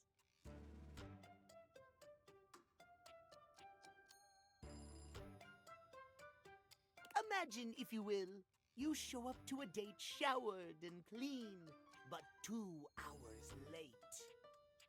Compared to being on time and smelling like shit? Does your cleanliness matter then? I think not. It matters a lot, actually. You are simply wrong, my friend. Timeliness above all. I'm being so antagonistic to him. I'm sorry. Timeliness. Oh dear, how me flies. Uh-huh. I must away quite soon, but before I go, I want to be sure I've imparted my wisdom to you precisely as I meant to. Okay. What did you learn from me today? It's okay to show up to a date disgusting as long as you're on time. Show up late to make a sexy and exciting first impression. Timeliness. We're doing the first one, because that is exactly what you fucking told me. It's okay to show up to a date disgusting, as long as you're on time. Well, you're half right, I suppose. It is what you said. Just remember, there is always time for timeliness. Until you run out of time. Now leave me. I've run out of time for this conversation. Exactly. If you wish to speak again, find me at 3 p.m. I'm gonna forget that. Precisely at 3 in the afternoon.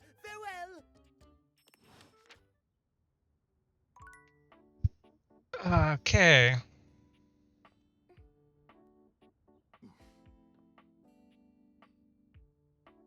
What was that? Hello?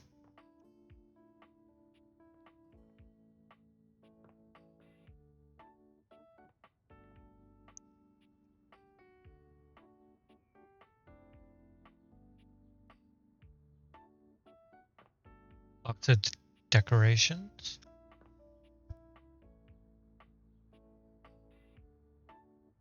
I don't know. What do you guys want to do? You guys have any suggestions? the toolbox.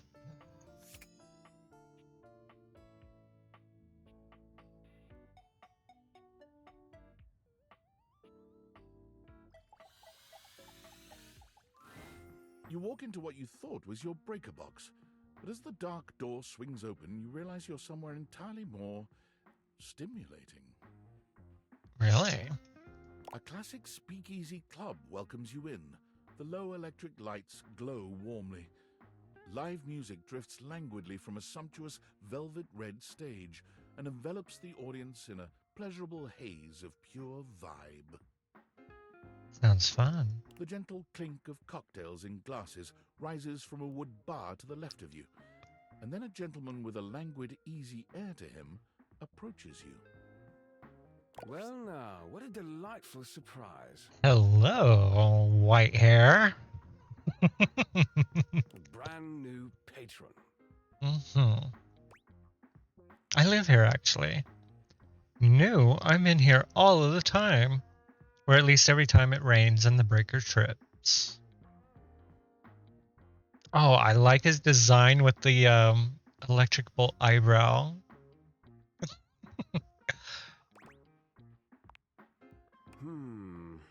Are you sure you're not thinking of another closet? I'm certain this must be your first time. Trust me, I would never forget such a striking face. Do you seriously not know who I am? Striking, huh? Oh yes, distractingly so. Yeah, and you distractingly saying things to me to make me say, I own this damn house. I imagine it would be quite difficult to focus on anything else with you around. Though, I can't say I mind. You have quite the reputation around the house, live wire. I'm eager to explore it for myself. Excuse me? But we're getting ahead of ourselves. Mm. Where are my manners? Yes, what's your name? My name is Volt. Of course it is.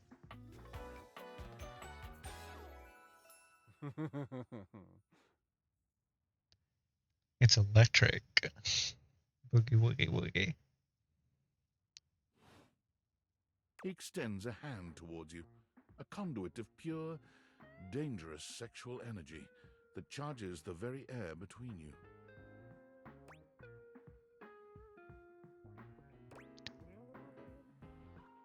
If you shock me and I die... He lowers his head to brush his lips across the back of your hand. Was that a spark of static electricity you felt just now? Well, static electricity, not too bad. It's a pleasure to officially make your acquaintance. Taking his eyes from you for the first time, Volt slips his arm around your waist and turns you slowly to take in the rest of the room. Welcome to the Breaker Box, the pinnacle of luxury and entertainment, and the most exclusive club in the house. Impressive, isn't it? There's more than one club in the house? Clubs aren't really my scene. Yeah, it really is. I kind of feel underdressed.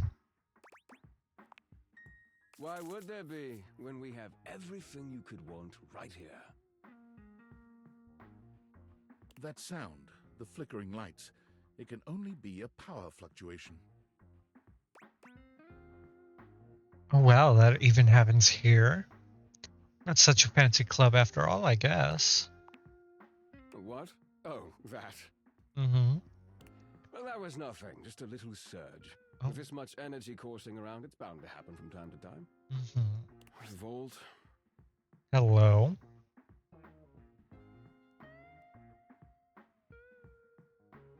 Why are there two of you?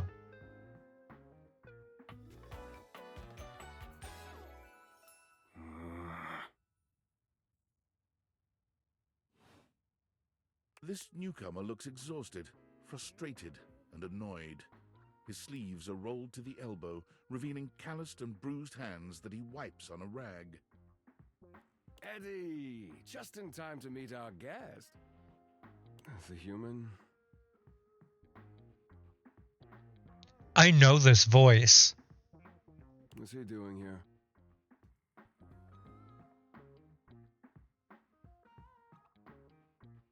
Oh, I can't look here right now. I'd imagine if we don't poison the mood, they'll be joining us for the headliner show. Joining us for tonight's show, I hope. Am I? Pretty sure I didn't say that. As long as you're going to be there, I'm up for anything.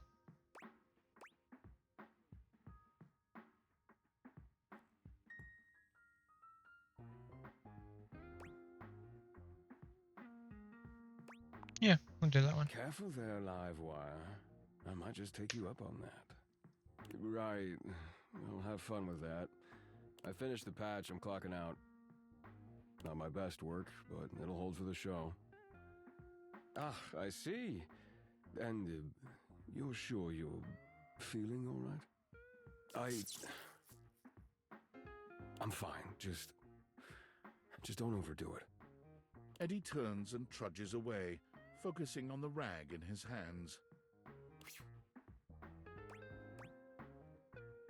Is he okay? Of course. Eddie always is. His human skills leave something to be desired. Best to simply give him some space. Back to the matter at hand. Tonight's show. Shall I set you up at one of our VIP tables? What is this show exactly? I'm a VIP. You sure you don't need to check on Eddie?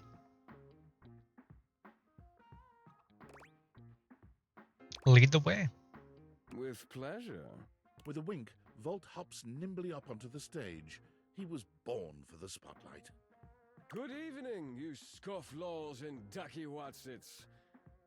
Looks like Johnny Splash is going to be singing for us tonight. Be warned, patrons, you might get wet. Oh. Hello. Hi, everybody. I'm Johnny Splash. Oh, hi. I got a song for you all tonight.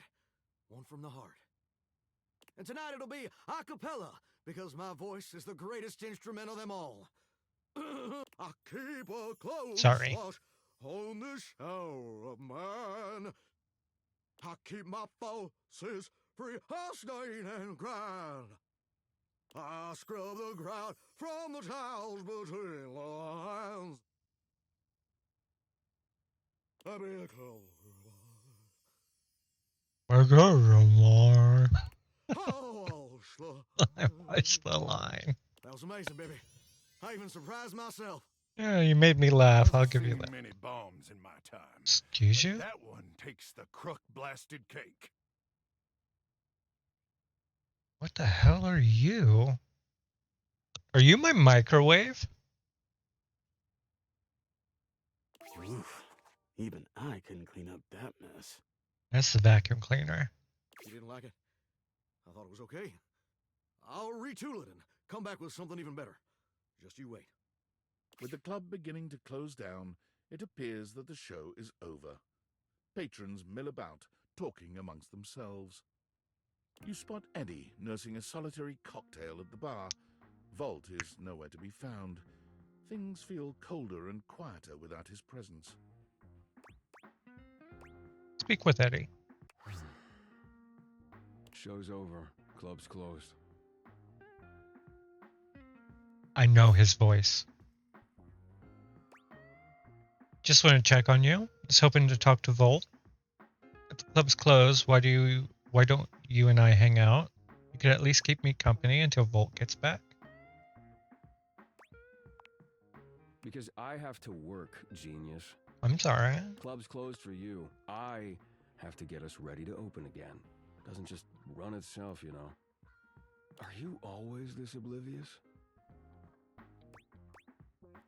Yeah, kinda. Then allow me to make it perfectly clear. Get out. Okay. Who is his voice?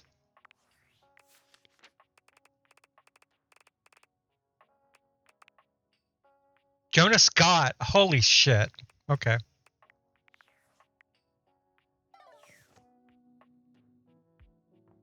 We got two more.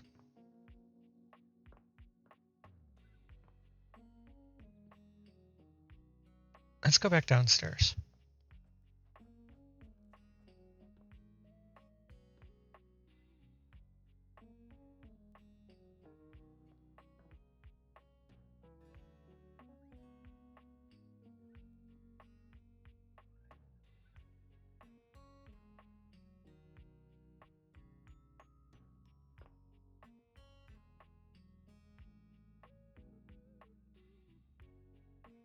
You can date the vet.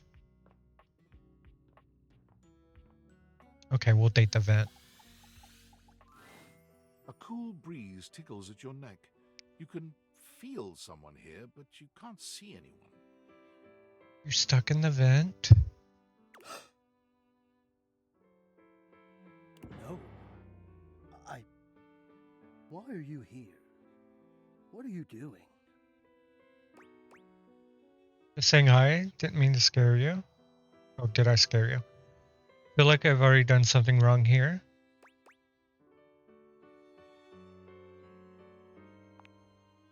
Yes! You scared me. Don't you know who you are? What you are to me? I'm scared the way one is frightened when coming face to face with a divine force. Not now, not here, not yet. Please, please, I'm not ready, not like this. Okay. I've dreamed of this, of meeting you, finally. And now the moment is here. I just can't, not yet. Okay. I'll be ready when you come back. Okay. One more. I want to date a rug. Date the globe. A red-haired traveler lifts her goggles to peek at you, revealing freckled cheeks and stunning blue eyes. There's a friendly air about her that makes you want to hear her stories. Now, why, my love, you look some lost. Where you longs to?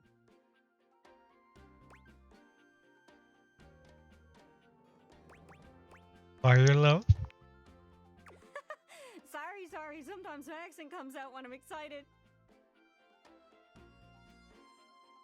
It's made in Newfoundland, you see. This little rock right... She pins around and points to one of the patches on her jacket sleeves.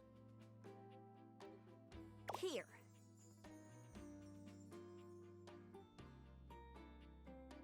Friendliest folk you'll ever meet, but the dialect can be a little much for some. I'll try to speak plain for you. Name's Gaia, by the way. Hi, Gaia.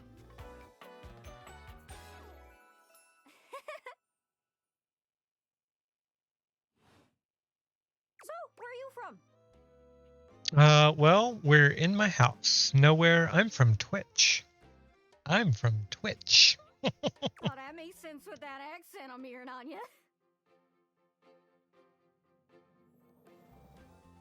People on Twitch have an accent? It's a right shame, though. See, I got all these countries and rivers and seas on my jacket. It's a collection I've been working on. And I know the names, but I don't really know the places, you know? I mean, heck, I got them all memorized even. United States, Canada, Mexico, Panama. The works. United States, Canada, Mexico, Panama. You'd think they'd be in arm's reach considering they're on my sleeves, but it's a brain problem. I just can't pin anything down without context. Without stories, maps are just paper. Dots and lines. The reason I ask where you're from is so I can shape the places in my mind with some kind of meaning. Because right now, it feels a bit like I'm just wearing a big vest of unchecked boxes. Geez, there I go, talking your ear off. Sorry about that. It's just, I'm having trouble putting myself out there, and I'm so interested in being out there. Why can't you just wrap around like everyone else seems to be able to do? Or warp around? Right. I want to talk to the others, but I think I must be too forward or something. I skip on up to them and I ask them about themselves, and they just run away. It can't be. You seem so nice. It's not about just being nice. Oh. come up to the others so I can ask about them, get to know them, who they are. But before I can get to the point, I always go spouting off about something or other, like telling them factoids I've heard about what I imagine their home to be. And 9 times out of 10, I'm some level of wrong. Just slow down. And the other time I'm right, but it's in an insulting way. Definitely slow down and think before you speak. One thing leads to another, and they give me this look. And soon enough, they find an excuse to leave. I'm just bad at it, I guess. Sometimes I feel like no matter how hard I push myself, I'm just going in circles. You know what I mean? You are a globe. I don't know what you mean. I'm working on getting better with people too. Sure. It's hard, isn't it? Yeah. I can see why you need practice for dating. It's People. just too easy to mess up. You say one wrong thing and poof, they're gone. It's so frustrating. Sorry, I think I might be Mercator projecting on your situation a little bit. Oh, whoa. I just had the best idea. Oh boy. You're running to the Four Winds meeting with people and speaking to the others, yeah? I'm sure some of those folks come from other places, right? Possibly. Travelers, you knows what I'm saying. Why don't you ask them what they're about? Get to know them a little better, figures out they ticks, and come back, we'll have a yarn. Sound good? I didn't catch that exactly. Speak plain, Gaia, speak plain. Okay, so, you're speaking with objects all over the house. You know, some of us have little labels that say things like made in China or Hecho in Argentina on the bottom. Well, that means those objects are travelers. They come from away. They're from somewhere else. Somewhere on my jacket. Those are the objects I need to talk to. Those are the ones who can fill out my checklist. This map is uncharted. But if you can bring me back stories from those travelers, then I'd be able to write little notes down here and there, and pretty soon I'll be a bona fide travel guide. It's everything I've ever wanted, and you'll get a chance to practice talking more. Are you shy? I can help. People tell me that I never shut up. I can help you learn to never shut up. Doesn't that sound great? Thought you said that everyone runs away from you? Why don't you just look stuff up online? That'd be perfect. That'd be perfect, sure. Right? I'm sure it'll work out. You scratch my cartouche, I'll scratch yours. Excuse me? What do you say, partner? Exploration buddies? Sure, why not? Really? Oh, I appreciate it. Really saves me a lot of humming and hawing. You go out and find some objects from foreign lands. Oh, and let me know if you need any help. It's hard to explain, but I got a pretty good sense of these things. I can't give you an exact name or anything for who to talk to, but I can get you close. It's kind of like a geocache. I can give you an idea of their general location, but if you want to find those travelers, you'll need to hunt them down yourself. I've learned firsthand what others don't take too well if you run up to them and scream, "Where are you from?" Slow down. Breathe. Think before you speak. Like you did with me. Yeah, like that. It was a disaster. Yeah. Point is, you can't just ask objects about their origins out of the gate. You gotta awaken them first. Don't worry too much about the details. Once you're close with someone, you'll learn more about them automatically. So, what do you say? Do you want some hints on where to find travelers, or do you feel like searching on your own? Yeah, give me some hints. All right. Hint. Hint, hint, hint. Let's spin me around and see which object I get a sense for. Once heard a rumor about a smooth talker who could open any kind of door. Bet that guy's been to lots of places. Could open any kind of door? But not a door. Maybe even see the whole world over. Luck, stock, and barrel. Okay. Maybe it is a door. Maybe it's Dorian. Hope that helps. Sorry, I'm still a little scatterbrained. Any other leads? Sometimes I feel like I go round in circles. But you humans have these machines that let you walk forever and go nowhere. Oh, the treadmill. Hope that helps. Sorry, I'm still a little scatterbrained. Someone with world experience. Hard to think of someone who fits that description. Description. Sorry, bit me tongue. Hope that helps. Sorry, I'm still a little scatterbrained. We'll leave it there with 3. Good luck. Don't get lost. Mm-hmm. Is that our last one? That was our last one.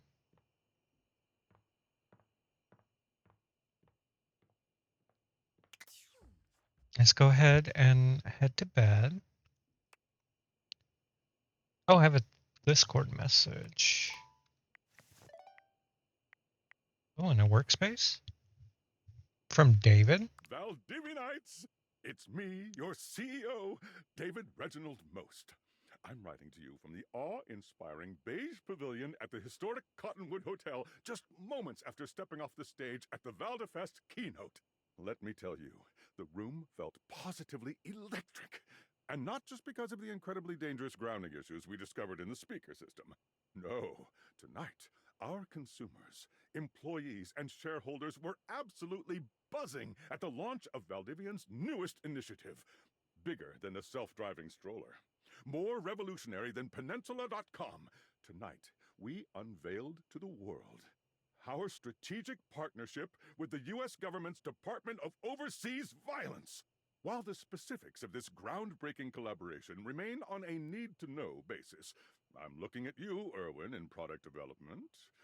We're confident this partnership between the world's most exciting corporation and the most deadly military on Earth will absolutely thrill, inspire, and delight Valdivian superfans the world over. For everyone who helped produce or even just attended this year's keynote, please find me at the after party so I can thank you personally. I'll be parked all night next to the Virgin Mojito Bar between the fax machine and the crawfish buffet. Semper Fi! Oh boy.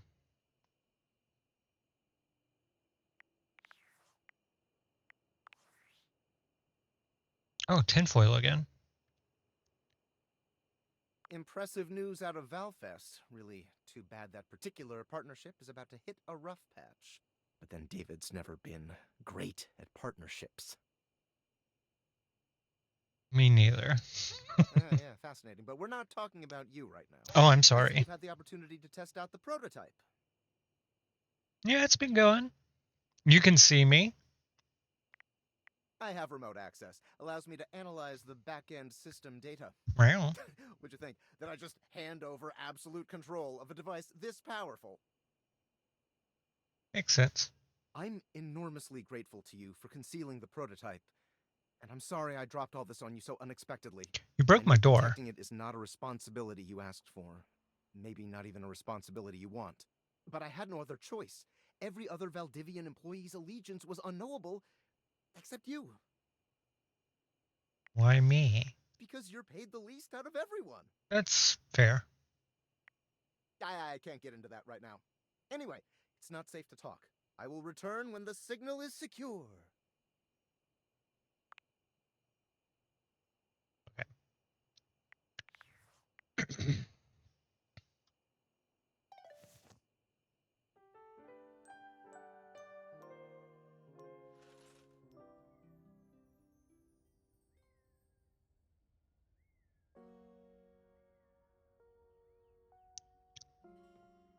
We're going to do the treadmill.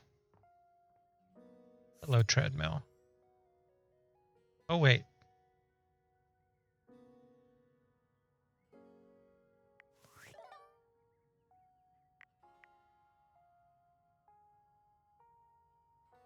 No, we'll do the treadmill. You're forced to crane your neck upwards as you try to take in the entirety of the blonde Viking towering over you. Hello. He stares down at you, cutting a truly intimidating figure.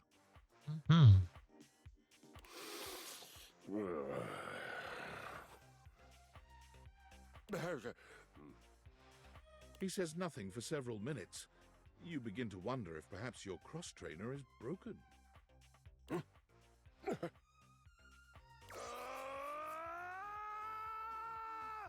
Sir, calm down. Christoph.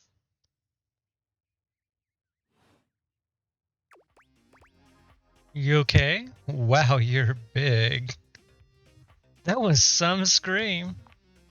Hay is for horses. And yes, it was a fine battle cry. It was. I was just trying to be nice. Nice. I don't know you, and you don't know me, and it does seem safer for you to be polite. Yeah. Yes, safer. If you haven't noticed my rippling warrior's build, I invite you to inspect me more closely. Okay. Peer very closely. I see your flywheel. He puts his hands on his hips, thrusting his pelvis out proudly to give you a better look at the little wheel that sits at his groin. It's right there. Ah, yes, my flywheel. Glorious, isn't it? I'm not entirely sure what it's for, but if you aggravate me, we can figure it out together. Can we? Are we sure not to aggravate you then? Right, like I'm going to be afraid of aggravating a jumped up ski trainer. Good, no fear, I can work with that. Let's stretch the legs and get to know each other, eh? A battle! Oh boy. I feel it. The surge of violence within me. Come to me at this place with your weapon. Next we meet. Weapon? And glory shall be mine!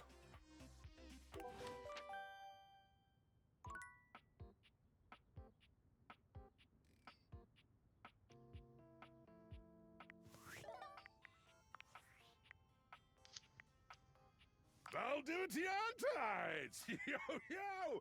It's your boy, David Most! Coming to you live from the best virgin mojito bar ever. Like, this stuff for real is legit so good. I've had like 12, and I feel amazing. 12. Can't believe there's 12. not any alcohol in it. James 19.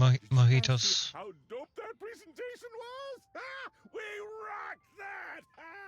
Like, people keep saying we're at dire financial straps and need urgent restructuring. Even my dad was like, you're gonna get smoked by your top competitor, Bitewave. Dead ass. And I'm like, okay, Dad, if you like Bitewave so much, why don't you marry them? But does Bitewave have a contract with the U.S. government? No. I just want to say I love you guys, but not Franklin. Don't love or miss Franklin at all. You hear me, Franklin? Poor Franklin. Night-night, nerds.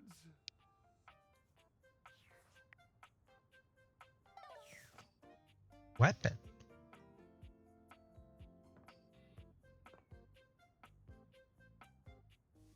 Weapon. We're doing the toolbox. A handsome construction worker currently invading your space makes you feel as though you've accidentally wandered into an active building site. Hello there. He holds up his hands to stop you from going any further, glaring at you as he looks you up and down. Whoa, whoa! Where do you think you're going?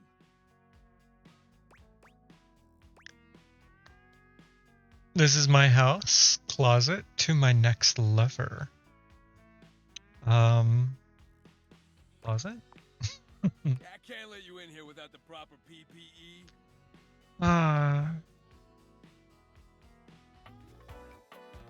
Of course you can't. Yeah. Tony. Of course your name's Tony. Tony puts his fingers to his mouth and whistles. Hey, get him out of here. PPE. Personal protective equipment. Your hard hat, your boots, your high-vis vest. Come on, this is a job site. Except it's the breaker box closet. even get me started. Not when Johnny Wannabe next door has got a whole garage to himself. I mean, I'm talking wall-to-wall pegboard, 6 kinds of saws. Oh, and he's got this 12-inch auger. Man, those things go deep. Sir. Someone's hot and bothered. That lucky bastard. An auger, that's like a root vegetable. That lucky bastard. Man, you're telling me 1%ers, right? Look, all I'm saying is I want a little more space, too. You know, for entertaining. Bet you do. Host a lot of cocktail parties? I'm a popular tool. Welcome home. I'm a popular tool. Bet you are. Always, hi Tony this, thanks Tony that, or Tone, my ass is leaking.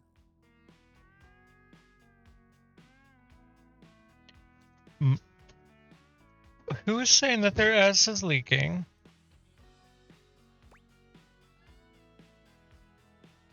But I just asked, and I want to know. Jean Lou. The toilet, of course. Incontinence. Poor guy. You didn't hear from me though. HIPAA. Yeah. It's also not how. Yeah. Anyways, objects need somewhere bigger than this to come see me for what ails them. And sometimes old Tom might also want to have special company over. You know what I'm talking about, huh? Tony nods, grinning smugly at you. I have no idea what you're talking about. Special company makes me break out in hives? Hell yes, I do. I don't have no sass. Hell yeah. Hell yeah, sure. You know what I'm talking I just said I did. You know it, buddy. Ooh. You know what I'm talking about.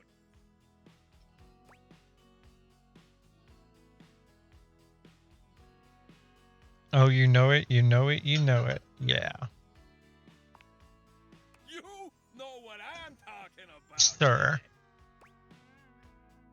All day, baby, all day. You know what I'm talking about? Woo! I know what you're talking about. Tony nods at you. You nod at him. And you nod at each other, both entirely pleased that you each know what the other is talking about. Mm-hmm. So you get it. I need more space. Got it.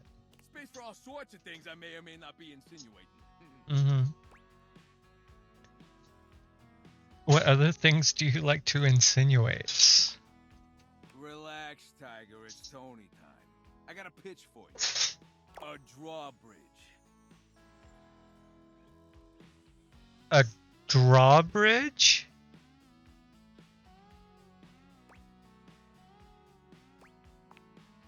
Think about it. Your lover pulls up for a date and the drawbridge lowers to let him in. Pretty freaking impressive, huh?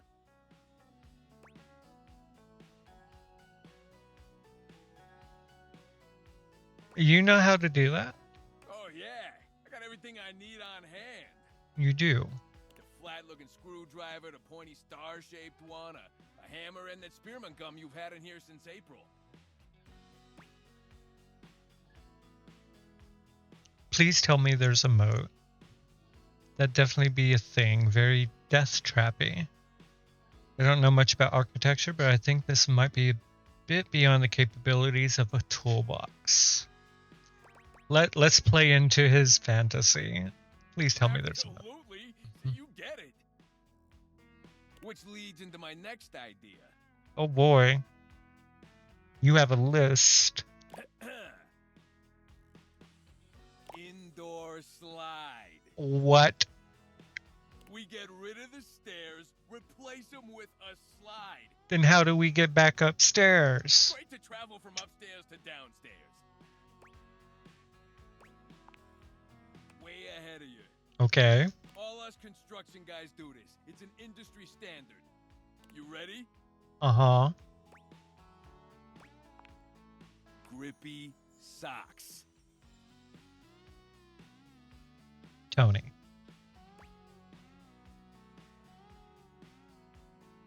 Can I get a 90-degree incline on the slide?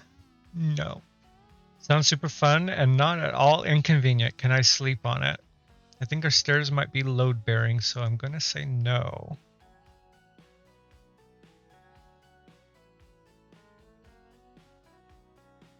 Can I sleep on it? Of course you can. Just don't take too long. I tend to book out 6 to 8 weeks in advance. Now, how do you feel about indoor pools? Because if we rip out the floor in the living room, we can get you an indoor pool. I feel like there's a recipe for electrocution. I'm in. Let's do it. Of course it is. But that's what the chewing gum is for. We're not feeding into his fantasies anymore. Just stick some of it in the outlet holes, and Viola, it's now all shockproof. Viola. That concludes my remodeling advice.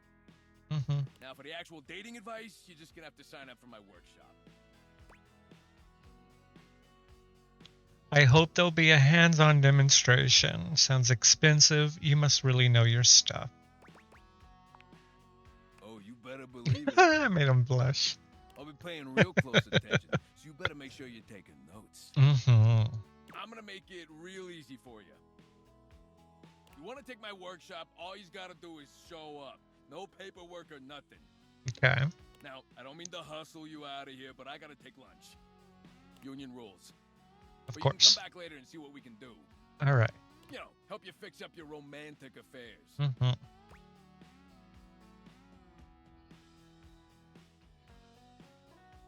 All right, you old so-and-so. You will not make me a project, Tony. I'll see you around. Okay.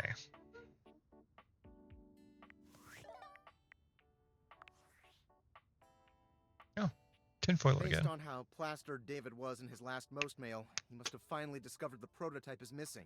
He'll sober up soon, though, and when he does, he'll stop at nothing to ensure its retrieval. If he fails, he'll be at the mercy of some very powerful people. He'll never allow that. How do you know all this? Do you trust me to do this? I'm just an average nobody.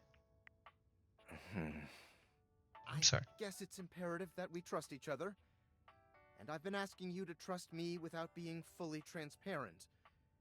I know all this because I created the date creators. You're the inventor? That's awesome. Prove it, or yeah, I basically guessed that. That's awesome. I'm glad you think so. We are obviously in alignment. Anyway, I can't talk now. I'm stealing coffee shop Wi-Fi, and the barista finally noticed I'm only ordering tap water. Remember, under no circumstance allow David to know you possess the prototype. Okay.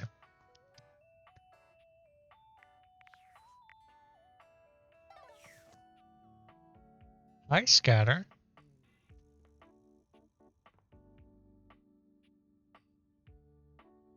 What am I highlighting?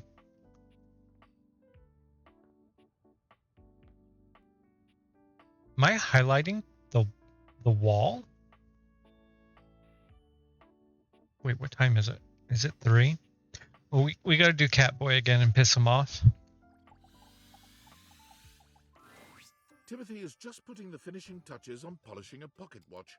When he sees you, he waves you over, setting the watch aside and pocketing the cleaning cloth.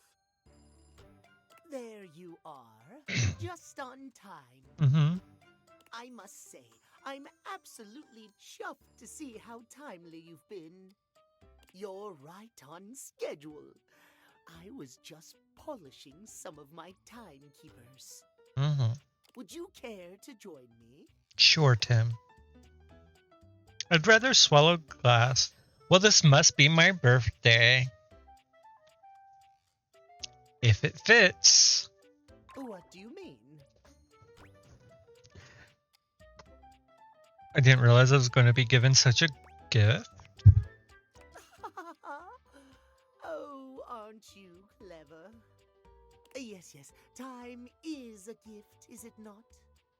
There is no greater feeling than knowing everything is in its place and all is according to schedule. Stop saying it like that. Now, When last we spoke, we discussed the importance of what? Cleanliness. Cleanliness. Precisely. Mm-hmm. Nothing better. Nothing more important. The biggest lesson here is that time, above all else, is the first thing you must consider when it comes to love. But there are, of course, other things to consider. Having a schedule for your date is imperative to ensure you are using every moment with your lover correctly. You schedule every minute of your dates? You're so right, Time King. Even during sex.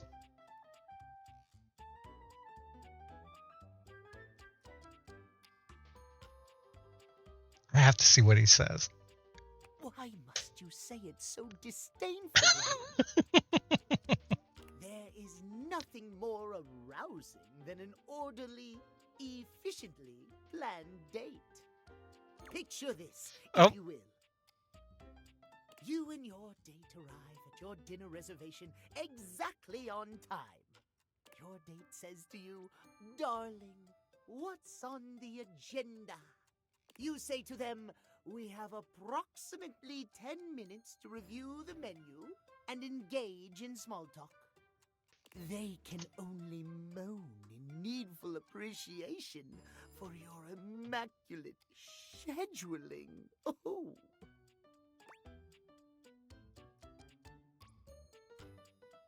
Is that really what you think would happen? I'm aroused just thinking about it. Never been more turned off in my life.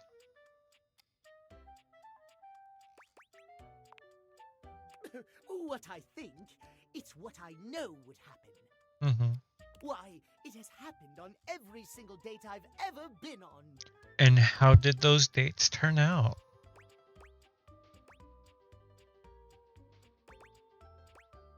So you're still single now because... I am simply too busy to date at the moment. Oh, okay. I am not the one who needs help here. If you say so. I do. At any rate, scheduling your entire date down to the minute is not only efficient, but an excellent bonding experience for any couple. So let us practice now. Oh boy. You have asked me on a date. No, I and haven't. We have both arrived on time. As we are seated for dinner, I look deeply into your eyes and ask you about tonight's agenda. You say? The history of the pocket watches to you in great detail. Ask the waiter when they're bringing the bread basket. In increments of 10 minutes. Let's make you happy. Meow. I have never been so attracted to another. Never again. Excellent. Truly excellent. Surprise! Our date has gone swimmingly, and I have invited you to another activity. But your schedule has not accounted for this unexpected excursion. Horror of horrors! What do you do? I bid you good night and tell you we'll do this another day. I slap you for daring to disrespect the schedule and my time. Hurriedly rearrange my schedule to accommodate. We'll be accommodating. Well, I suppose that could work, but I should have slapped you. it is certainly not something I personally could accommodate. Terrible things happen when the schedule is not respected. Terrible things. Our time for this conversation is beginning to dwindle. Before I bid you leave me once more, tell me what you have learned. Last time we learned the value of timeliness. Today we learn the value of... shouting to emphasize your words. I want to say timeliness. Scheduling. Precisely! Scheduling! I would so love to talk to you at length about crafting a proper schedule, but I'm afraid my time runs short. I'm so heartbroken. If you wish to continue our talks, return to me at 9 p.m. As ever, no sooner, no later. Farewell. Bye, Timmy.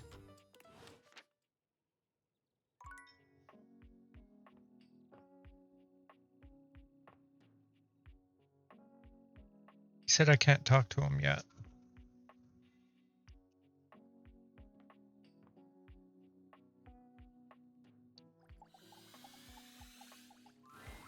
An angular beauty sits in contemplative Hello. silence, her head resting on one hand. She doesn't greet you even when you stand directly in front of her. In fact, she doesn't even look at you.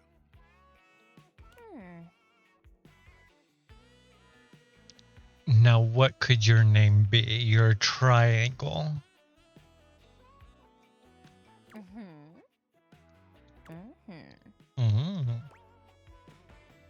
Hey there. Oh. You're disturbing my thoughts. Oh, I'm sorry. You're too pretty to think. What's important enough for you to be so rude? My bad. You're bad? Seriously? My bad. God, you're so boring. Oh, Well, that's it. My fantasy bubbles officially burst. you're welcome. Name's Tina. Tina Triangle. It's not a bad name for triangle.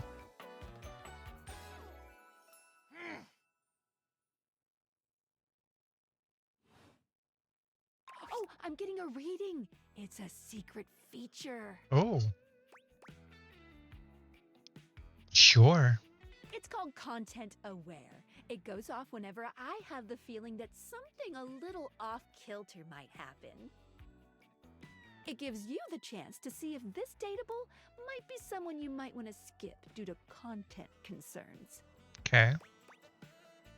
Tell me more.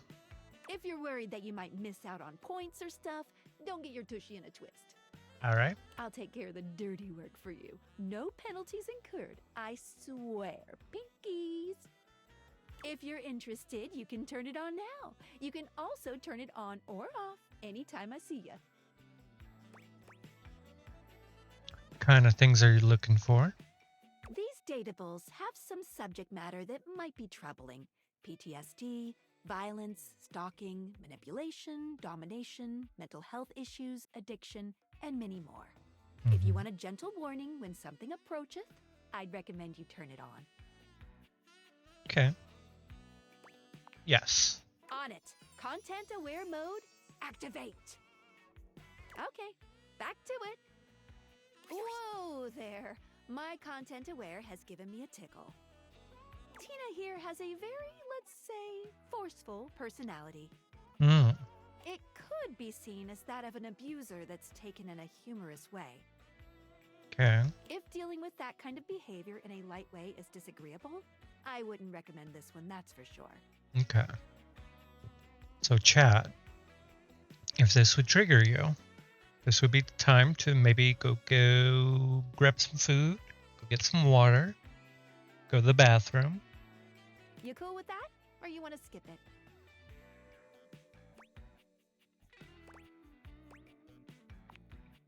I'm with the show. All right. And before you got here, I was having a nice little fantasy. Okay. About who? Not who, what. Okay. Tina forms a small triangle with her fingers. A love triangle. Greatest shape in the world, especially when it comes to love. Matter of fact, it's the only shape I'm interested in. I see that, yes.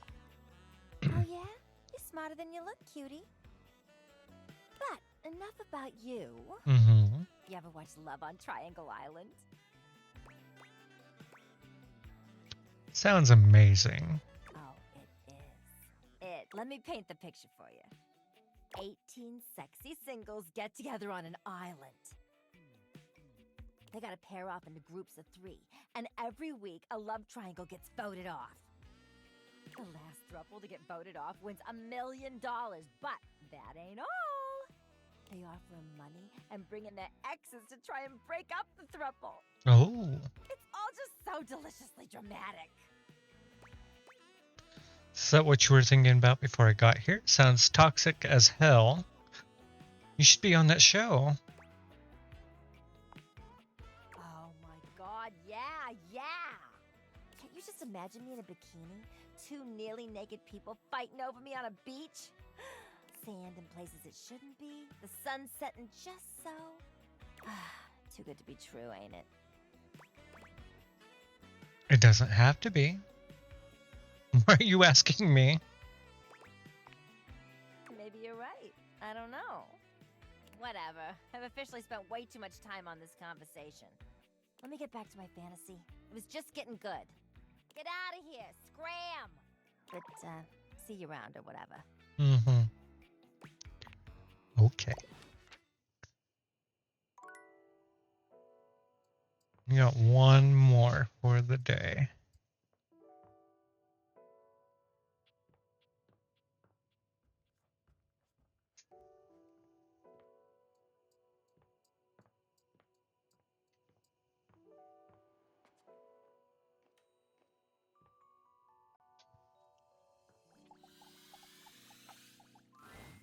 There's something strange about the handsome figure you see standing before you. It's not his clothing, even though he does appear to be dressed in some sort of plastic armor. No, it's something about his face. Handsome though it may be, you can't quite place his expression. Stranger still, he doesn't speak to you at all. He just stares, his face screwed up in concentration, and his lips pressed together.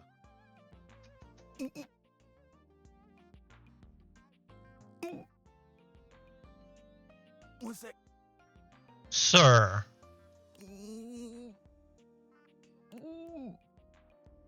He lets out the breath he's evidently been holding, bending forward with his hands on his hips as he inhales and exhales deeply. Uh-huh. Woo. Sorry about that. Just trying to see how long I could hold my breath for. Okay, that's what you were doing. Weird that I walked in on that. It seemed like a while. I regret coming here. It seemed like a while. I'm up to 3 hours. 3 hours of holding your breath, sir. All right. Now that that's taken care of, I can give you my full attention. Name's Hoover. My friends just call me Hoove, though. Hi, Hoove. What's up? Henry Hoove. You here to chat? Or is there another incident to clean up? And today was supposed to be my day off. Might have dropped a whole packet of wet noodles. Love to chat. Sure. What about? I bet you've been all over the house, so you're the one who is the investigator? You seem tired. You know it. I've been everywhere except the crawl space, I think. I mean, you never know. There are always places I might not know about. I have heard rumors about a haunted attic. Nah, but I'm sure that's nothing but hearsay. I haven't been to the crawl space either. Did you say haunted attic? A mystery that'll never be solved. Trust me.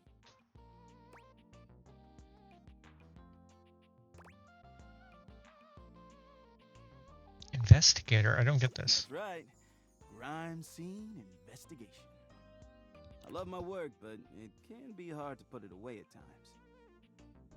I do tend to keep it all in my bag. Of course. Looks big. Seems pretty full. What kind of stuff do you investigate? Looks big. Oh, it is. Big enough to take whatever needs taking. Mm-hmm. How do you take it? I mean, like, it looks like your bag needs to be emptied. How do you take it? I'm all purpose on whatever surface, babe. Of course. Hard or soft, rough or smooth, I can do it any way it needs to be done. Of course. Only thing I'm not so good with is liquid. You're not a wetback. Yeah, spills. We're talking about spills, of course. What else would we be talking about? That line delivery was perfect. Just other dirty things, yeah. Right, exactly. Exactly. My specialty. Mm-hmm. Investigating dirt. Yeah. And other things. And other things. Ads will be starting in 2 minutes. You seem tired. Yeah, a bit. It's been a long week. But I enjoy working hard. Makes that can of oil at the end of the day taste all that much better. Can of oil. What's the hardest part about your job? What do you enjoy most about the work? What do you do for fun? Well, I used to do a lot of things for fun. I used to love watching a good game, especially with fellow fans. And sometimes I'd have a drink after a long day's work. These days, I don't know. I've just felt a bit too cluttered. Nothing to worry about, though. Hey, it's been great talking to you. But I gotta finish up my work and call it a day.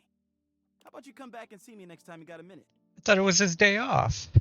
I feel like I haven't gotten out to do something fun in a while. And maybe the two of us could... Chat? I don't know. Catch a game? Have a drink? See who sounds good. I'd like to go someplace with you. Sounds good. It's a promise.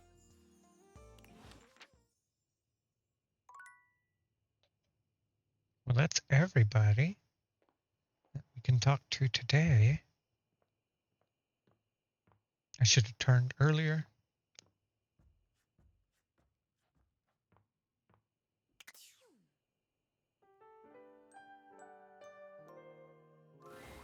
Nightmares are nothing new to you, but this terror standing in your room is certainly a unique experience. Hello there.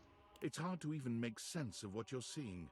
A dreadful figure, wreathed in black, with what seems to be the suggestion of a horse's head, with snake and lion heads sprouting from its shoulders. It has a multitude of eyes where they shouldn't be, and teeth that decorate what would be the belly and hips on a human figure. But it's not the monstrous anatomy that freaks you out the most. It's that lizard brain feeling of fear the figure inspires in you. You want to run, but by some miracle, you don't.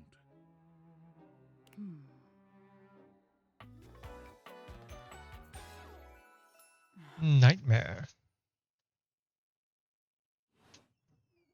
Hang on! My content aware is going off. Nightmare is, well, just that. If you don't want anything too spooky, I'd recommend skipping this one.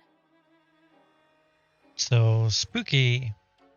Any people triggered with spooky? You cool with that? Or you want to skip it? This would be the time to go grab something to eat, go get a drink, run to the bathroom. Carry on, then. There's something crawling up your leg. What? Don't you feel it? I do now. You know it's there. A fly, maybe. Or something else. Something a little more malevolent. A little more vicious. Quit it. Crawling up your leg. Aren't you going to do something about it? Nah. Ah, that's right. You can't move. Now there's another on your arm, and another on your shoulder. Dozens of little prickles across your skin. The prickles turn into punctures. The picture of poison pervading the parts of you you keep under the covers. There's an itch by your mouth, as one pries open your lips, scurrying down from your cheek. So many little legs. Spiders. Or maybe ticks. I'd rather a spider than a tick. Keep ticks off me. Another crawls across the curve of your ear, and you hear it. I don't like that. Leave my ears alone. The buzzing. The sound of your flesh being devoured in a million nanoscopic parts. Whatever they are, they're eating you alive.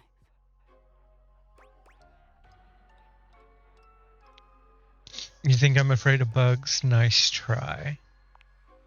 Trying to put up a tough front, huh? No matter. I'll find out what scares you.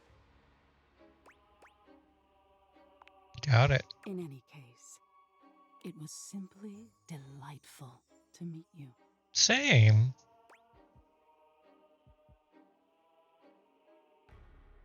So you're just named Nightmare? That's not very clever. And neither are you. Oh, I like Nightmare. Until next time. See you. How can I see you again? Tell me how to avoid you. How can I see you again? You'll see me sooner or later. But if you want it to happen sooner, they say coffee at midnight is a good way to invite the darkness in. Sleep with one eye open. It's fine. You got plenty to stay open for me.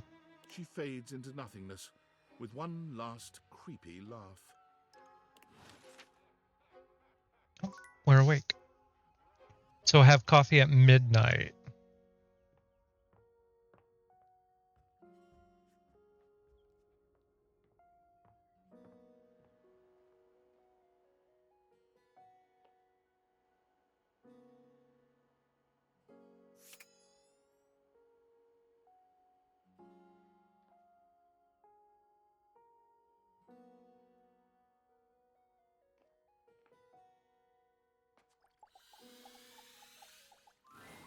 A charming barista grinds coffee in your kitchen, working so busily she doesn't even seem to notice you.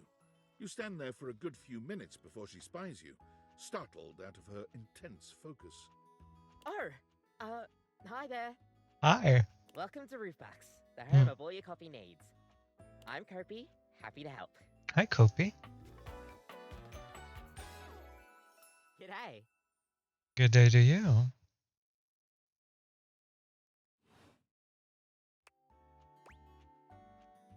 So you're my coffee maker.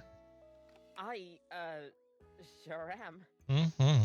Here to make your day just a little bit brighter with a touch of coffee. Gosh, that never gets any less awkward to say. What can I get for you today? Coffee. A latte, affogato. I don't think I'll have any coffee today. I'll take a latte. Sure thing. One latte coming right up. Kopi gets to work, grinding and pouring and mixing with an impressive speed. And voila! One latte just for you. Very Hope nice. You like it. Is there anything you'd like to know about the latte?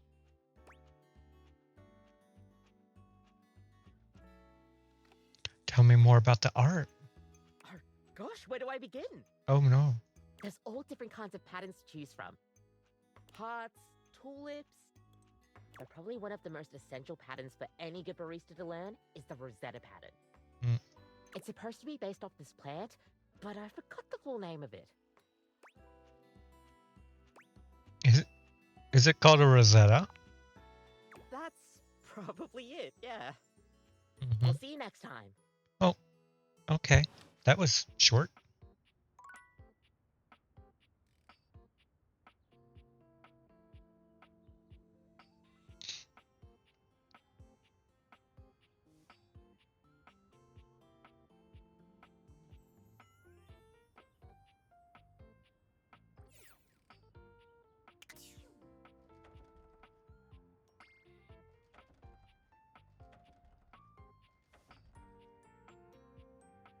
Why can't I open it? What is this? Ironing board?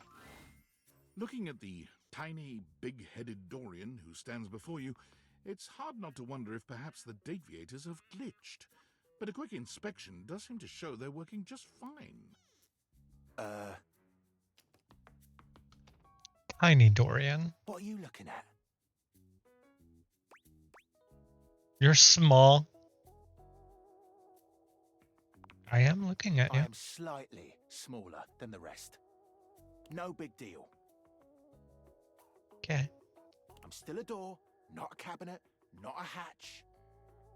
A door, just as much as the rest. Okay. Understand? I do. Good. Mm-hmm. Oh. That was also short. And I still can't open you.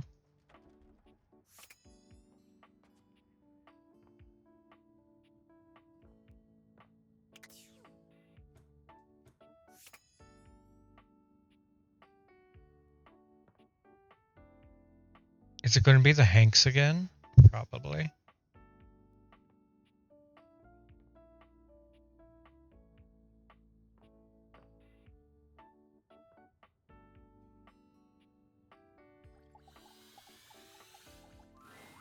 For a moment, you wonder if your Dateviators are malfunctioning.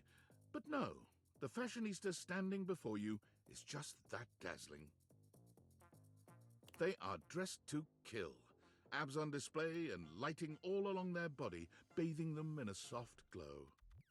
A ring of light surrounds their perfectly coiffed blonde hair, giving them the appearance of an angel, and perfect lighting no matter which way they turn.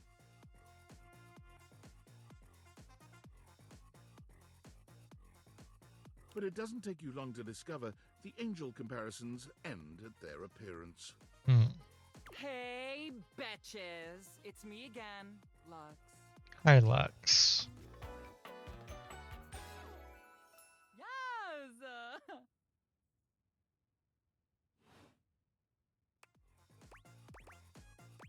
Hey. I'm not a betch. Much less plural betches. You're literally flawless. Hi. Hey. Wow. Seriously? Keep it down, okay? Can you not see that I am alive? No, I cannot see. So you're an influencer or something? Sorry, I didn't notice. So, anyway, like I was saying, Luxies, this product is literally perfection. I can use it to cleanse and conceal any lines or wrinkles or unsightly blemishes on my glass. This tramway activated air is ungodly good. Literally letting the light literally shine out. I can... Excuse me, do you mind if I talk to you for a second? You're literally getting on my nerves. Like I was saying, Oh. I can literally let the light shine on everything around me, honey. And be the brightest example of positivity, peace, love, and joy. Like, when I use it, I can actually, literally feel myself glowing. Thank you, shameless plug. Okay, that's enough, plug. GTFO. Okay, betches and bros. Stay golden, stay glowing, stay light and bright, and I'll see you next time. You done yet? Oh, are you still here? Yeah, hi. Honesty is part of my brand. Mm-hmm. Unlike most, I call it like I see it. And that is why I am calling you jealous and a hater. I see. And I don't need that energy in my life. Bye. Oh. We're getting really short ones today. Is it 9? No, it's 6. We gotta do Catboy again today. Piss him off. What is this? I don't think I can do whatever's on top there.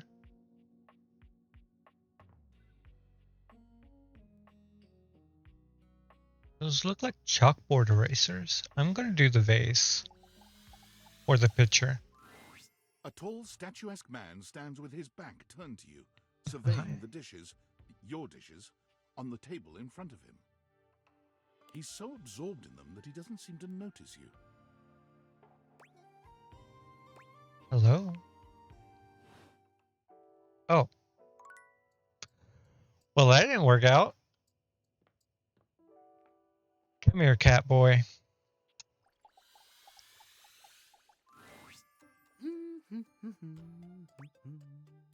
Hi, Timothy.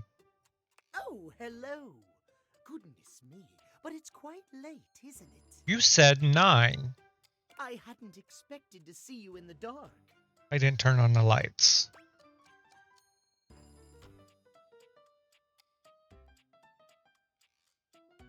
You're the only one who gets to stay up late? What? How did you possibly get that from what I said? You've an impressive ability to extract negativity from the mildest statement, haven't you? You're very negative, Tim. Still, you cannot bring me down. Not when I have these gorgeous things to keep me company.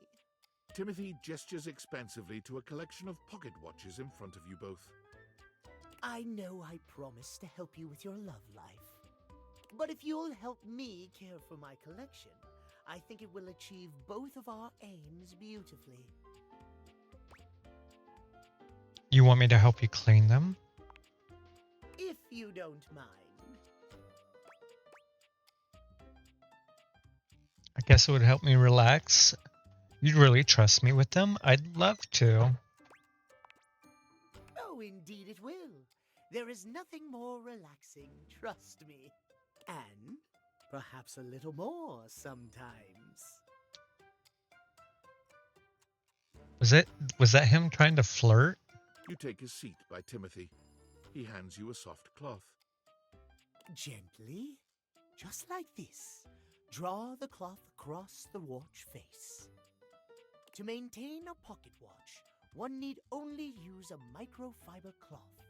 Harsh chemicals or even water can damage the surface and the inside. Pocket watches are like hearts in that way. They break all the time. They keep us all going. They have to be regularly maintained. Precisely, yes. Oh, I'm supposed to be pissing them off. A proper pocket watch must be regularly tended to with gentle, loving hands. A mechanical pocket watch must, at minimum, be kept clean and wound daily. My watches here are all mechanical. I have no quarrel with quartz.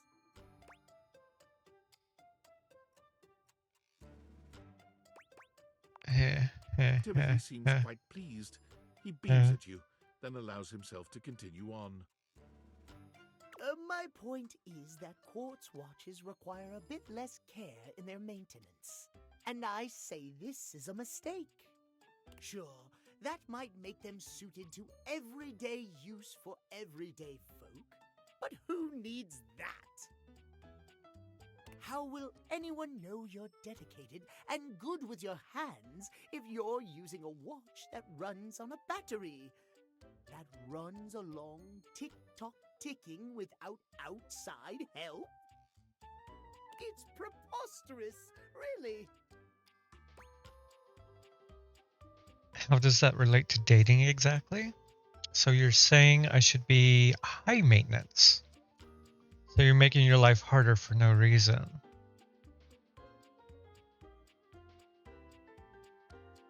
Yeah, how does that? It's all quite simple, my dear. If you raise the standard of care for yourself, whether it be from romantic or platonic relationships, the quality of caring you receive will, in turn, be much higher. Timothy looks over at the watch in your hand, as though suddenly realizing you're still holding it. There now, that'll do. You can just set that down there. Gently, please.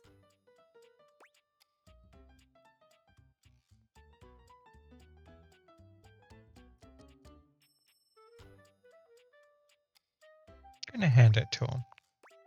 You hold the watch out to Timothy instead. He sets his down and takes it from you, his fingers brushing yours in the process.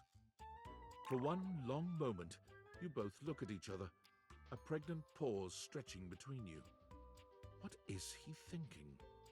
He finally seems to snap out of it, smiling at you before he takes the watch from you and sets it down gently with the other cleaned ones. Thank you. Your care is noted and appreciated. Mm-hmm. You and I have been talking for some time now about these things. I hope you have gotten something from these little chats of ours. Sure. I did, but spending time with you has meant the most to me. Aw, we're gonna be... Why am I being nice to this asshole? Well, I'm most pleased to hear you think so. I have enjoyed our conversations a great deal. I had assumed you weren't listening to me in the least, I must confess. I listened to you. To hear that you have taken something from them after all, I am glad indeed.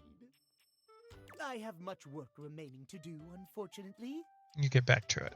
But if you'd like to speak to me again, perhaps about another topic, 9 a.m. you may find me at 9 a.m. sharp. I will be there right on schedule. Farewell then. As you walk away from Timothy, he seems fully absorbed in his pocket watches. Perhaps it's your imagination, but he does seem happier than when you first walked up on him.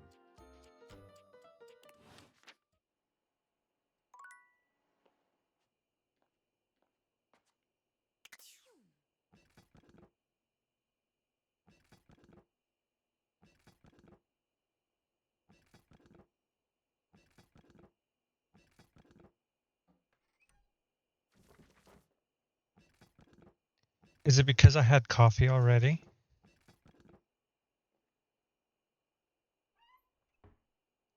Can you not have more than one cup of coffee?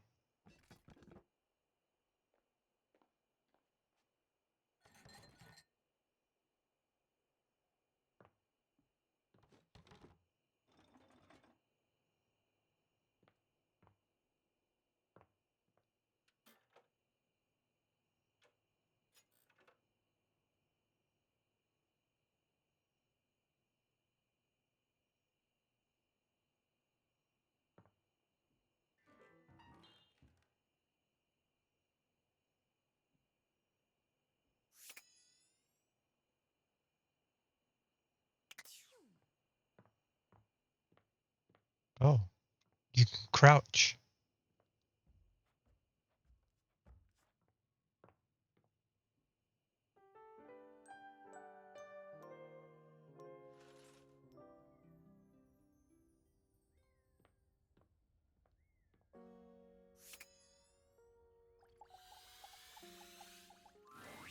Ah, there you are, my friend. Have a seat, won't you? Friend?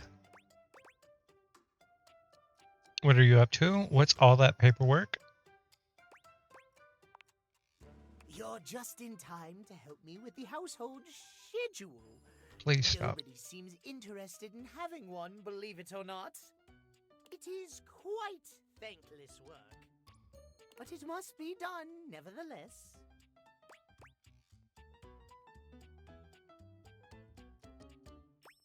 Kind of you put in the time? You sure about that? I don't think you're gonna win any friends. It is nice of him to make it. Of you to notice, Even though no one notices. At least someone understands the importance of keeping a schedule in this house. But speaking of understanding, I must thank you from the bottom of my clockwork heart.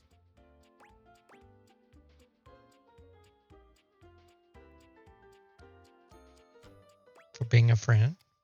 Why? Your presence in my life has been an affirmation of sorts. I thought perhaps no one would ever understand my various idiosyncrasies. You sure do have them. I have dedicated my life to time and timekeeping, not only because of the beauty and order, but because of the safety in it. But it is a lonely life, as you can surely well imagine. But you have listened to me. You have understood and affirmed the value in my extreme devotion to time. I have begun to realize of late, perhaps I truly can have it all. Friendship and a slavish devotion to mapping out every hour of the day down to the last second. Oy. You don't have my friendship, though. You totally can. I want more. I am delighted to hear you agree. Perhaps you can help me present the schedule to our colleagues around the house?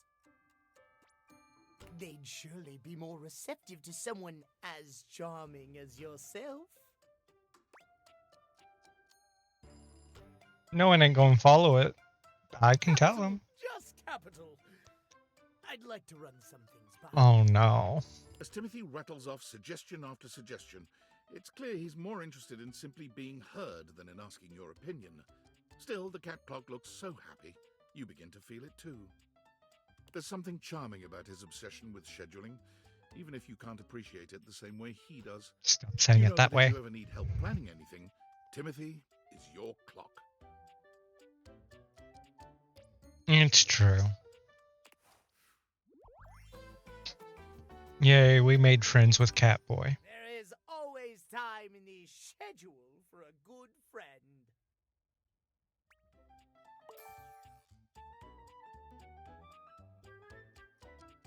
We got Keen from that.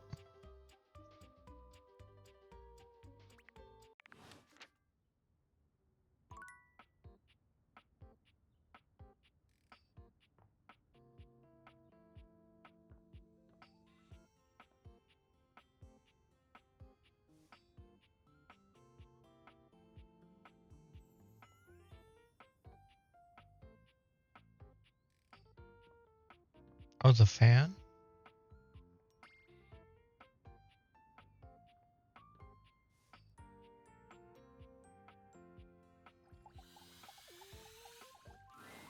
One moment you're looking at your old sports equipment, and the next you're looking at a gorgeous, muscled man dressed in various pieces of sports equipment that once belonged to a far more optimistic version of yourself. As you watch this guy go through an entire squat routine, it's more than clear that, unlike you, this guy has never struggled to maintain an athletic routine. Why's the game calling me out? Mid-squat, he stops suddenly, bending down to peer at you through his legs. A handsome, smiling face, boxed in by thighs so thick and developed, you're rendered speechless for a few minutes. Oh, hey! Hi. He sets his weights down, standing up and beaming at you like you've just told him he's won the lottery. It's about time you made your way over here. I was starting to think you forgot about me. Do I even know you? What had happened was, don't judge me. Don't judge me. Hey, no judging here, pal. Uh-huh. Look, why don't we just start over? The lights dim, and a spotlight appears from... you're not quite sure where, really. Of course. Ladies and gentlemen!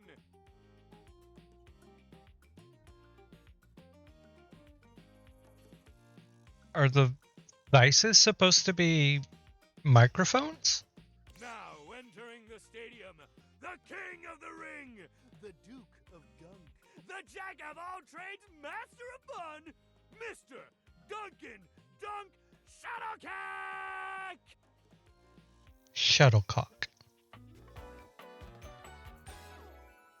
Oh, hell yeah! Hey, thank you. He goes through a few poses that really make his abundant muscles pop, looking at you with the grin of a confident athlete.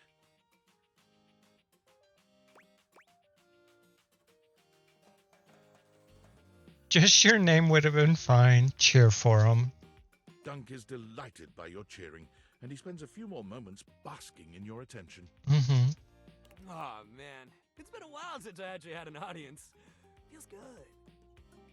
Don't worry about remembering all those names. That's just stuff that makes me sound cool when I hit the court, or the field, or wherever I'm playing. I see it. Doug is just fine for pals.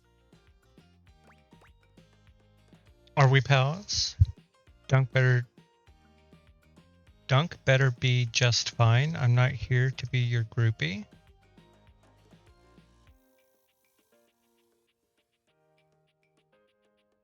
What about more than pal? Are we pals? Totally.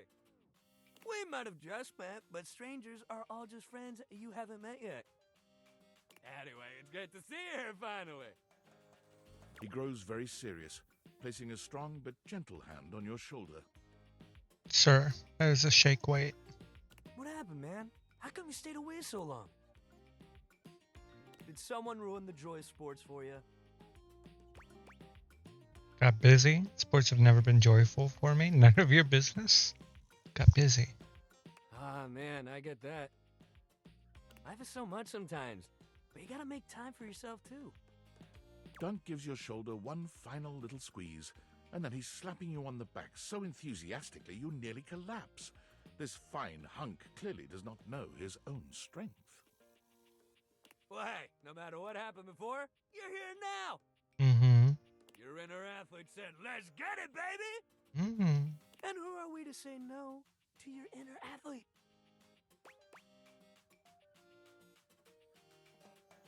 I feel like this is moving all so fast. You're so right, Dunk. Hell yeah, love that positive attitude. Yeah. We're gonna have a great time together. We just gotta get you into the flow, but I want to make sure you're ready for it. After all, working out without a proper warm-up is a great way to get a nasty injury. So you come back here when you're ready to get into it. Meet me by the weight rack, all right? And bring your positive attitude. We're gonna have fun! Okay. Oh, we have a message. From Sam. Yo, I know it's been a sec since we talked, but Mhm. I've been sitting here trying to work, and all I can think about is the fact that you're like dating your couch and your TV. I haven't talked to either of them yet. Glad to know I'm on your mind. Check your job privilege, fat cat. Must be nice having a job to ignore.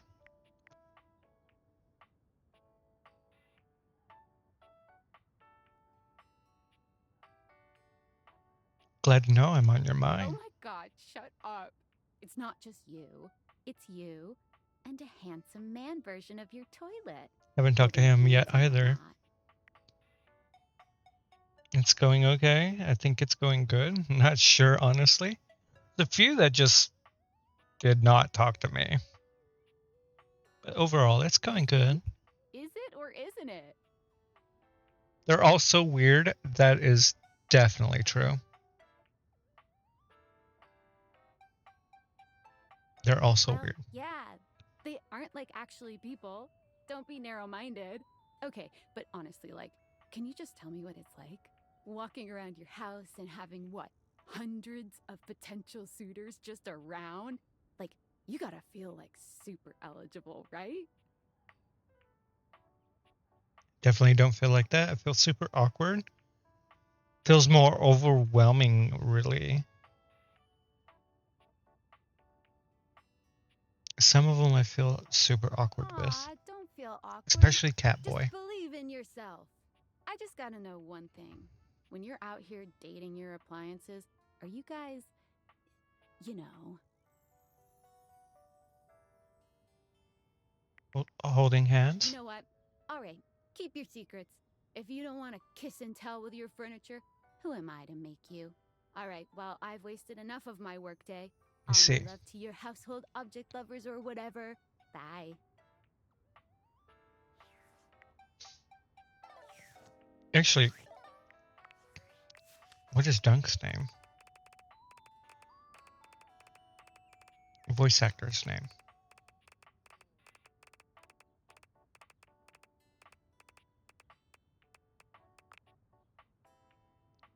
Alejandro Saab. Name does sound familiar.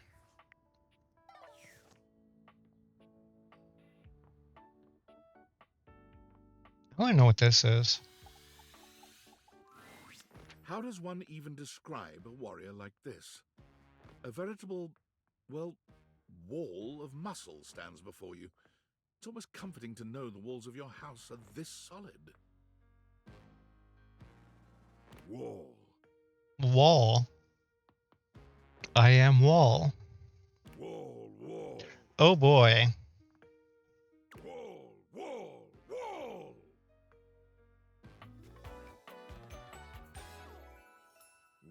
Wallace.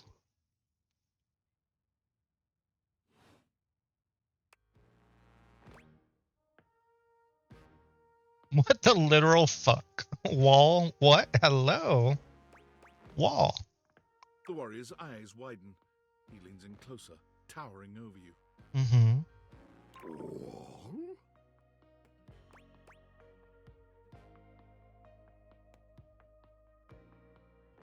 Wall, wall. Whatever you're saying here is clearly pleasing to him. He nods, beginning to smile. I'm scared. Wall! Wall! He beams at you, a flush spreading across his cheeks. Mm-hmm. I love you! Oh.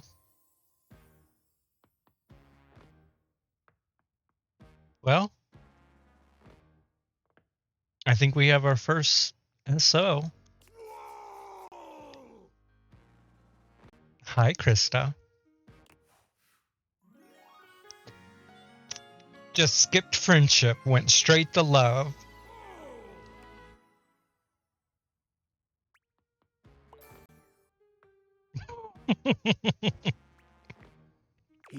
Oh, that was sudden, wasn't it? It was sudden. You and Wallace, who has only just introduced himself to you, are now lovers. His gaze settles on you, filled with tenderness. His drywall heart beats only for you. You live happily ever after. Yes, just that quickly. Okay. Another message. Oh god, it's David. Valdivianites! Salutations, and a good greeting from your CEO, David Most. Mm-hmm. Wow, the other night was quite a lively celebration, wasn't it? You Honestly, had I don't remember much. you had way too many Sandy at Corporate mojitos. Events Planning did her usual bang-up job.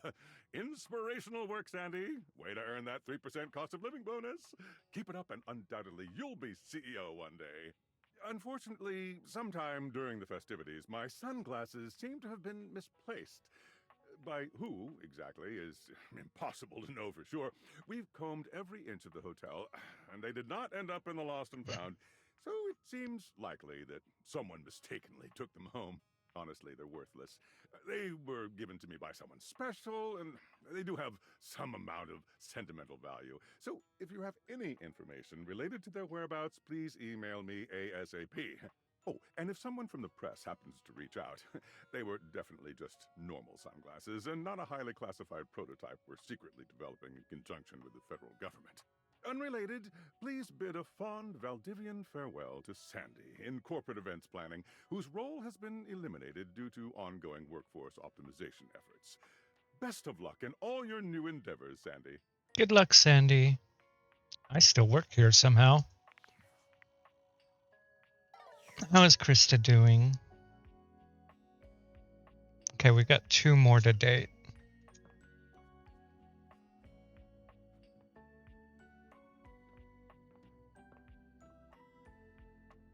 No, I'm not doing the trash can. Chair.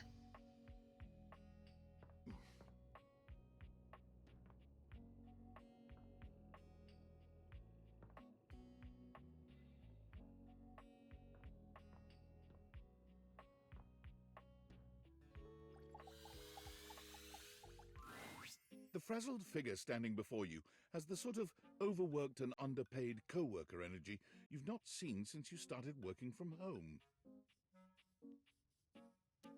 Good to hear.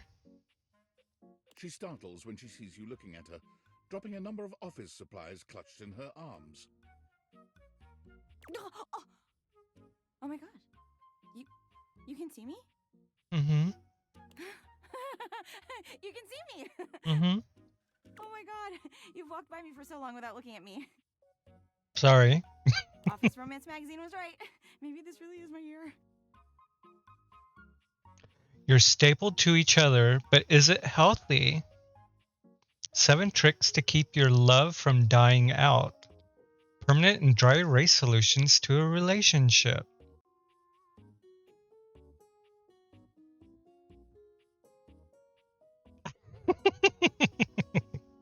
Wallace probably would. White out your exes. 5 ways to keep that typo out of your life. I'll be fine. I'll be fine. I'm just surprised that immediate love instead of like friendship or something first. But sure. Office Romance Magazine? I'm sorry, what? Sorry, guess I didn't notice you before.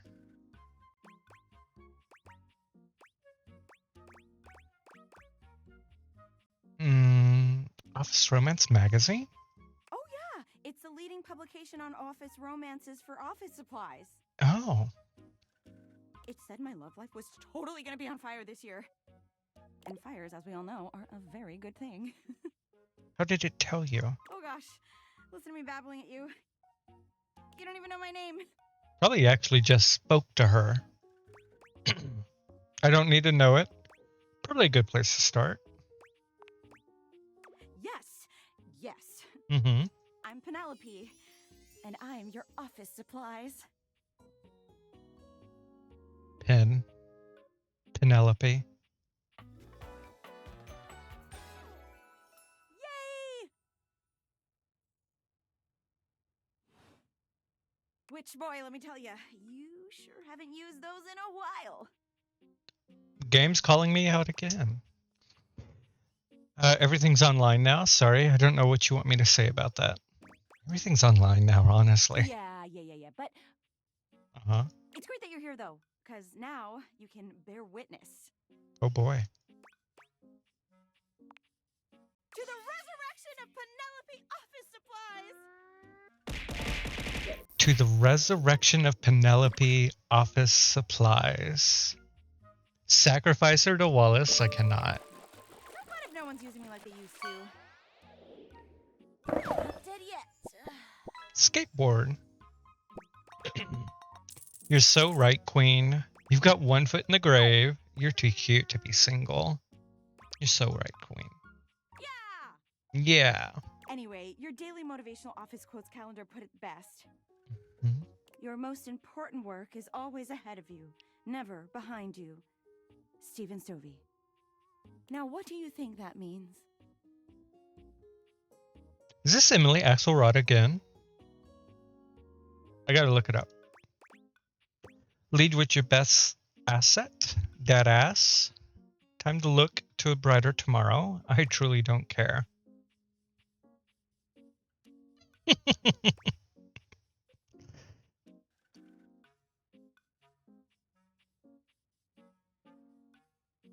Time to look for a brighter tomorrow. Well, yeah, I guess that too. Yeah.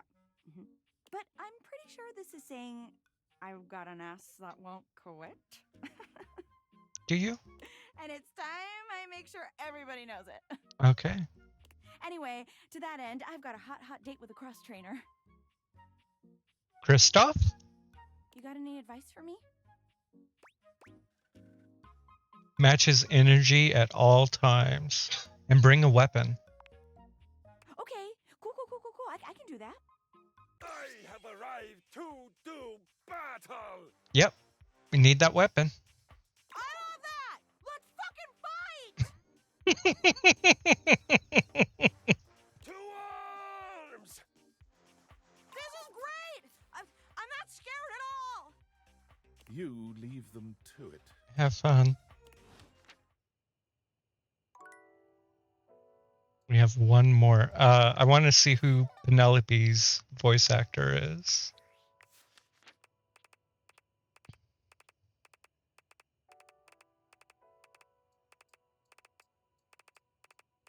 There's so many.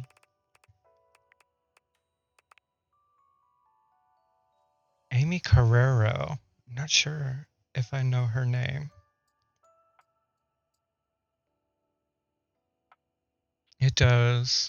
Her voice sounds familiar. One last one for the day.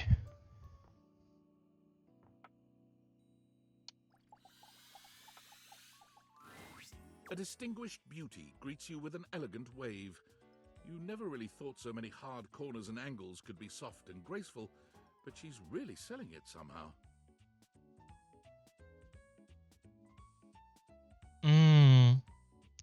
I actually really like her dress.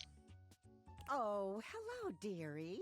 Mind your step. I'm getting a bit creaky in my old age. I'm working on it, mind you. I'm Stella, your quickest way up and down between floor and ceiling.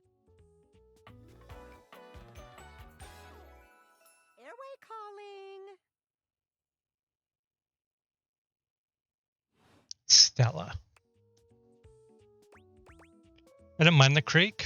Feels homely. You're a noisy old thing, aren't you? Good for you. Feels homely. Well, aren't Oh, I you made a her sweet blush. summer thing? I appreciate the sentiment. Still, one step at a time, all right? Just in case. And step and step and step and step. Yes, into a slide. At least, that's what they say.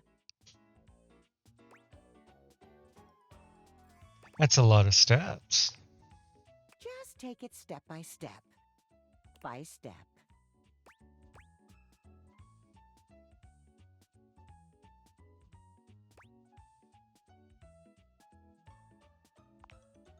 Oh, but you've got to dream big, you know? Hustle, I believe is the word. Mm-hmm. Hustle has a couple meanings. Oh, one of those tricky ones, huh? I'm learning a lot of new words lately. You'll have to forgive me. She did She-Ra, maybe? She was also on Critical Role.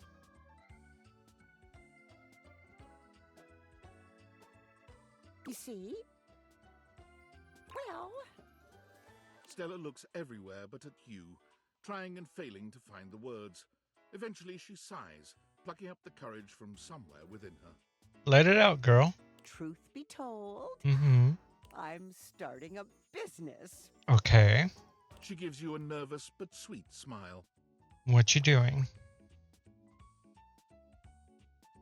That's great. Congrats. What is it? Thank you, dearie. It's all a bit exciting.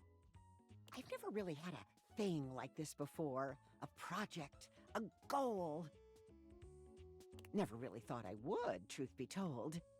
You know, if you were interested, I could get you in on the ground level. I see. Fucking... She's trying to get me in on her pyramid scheme.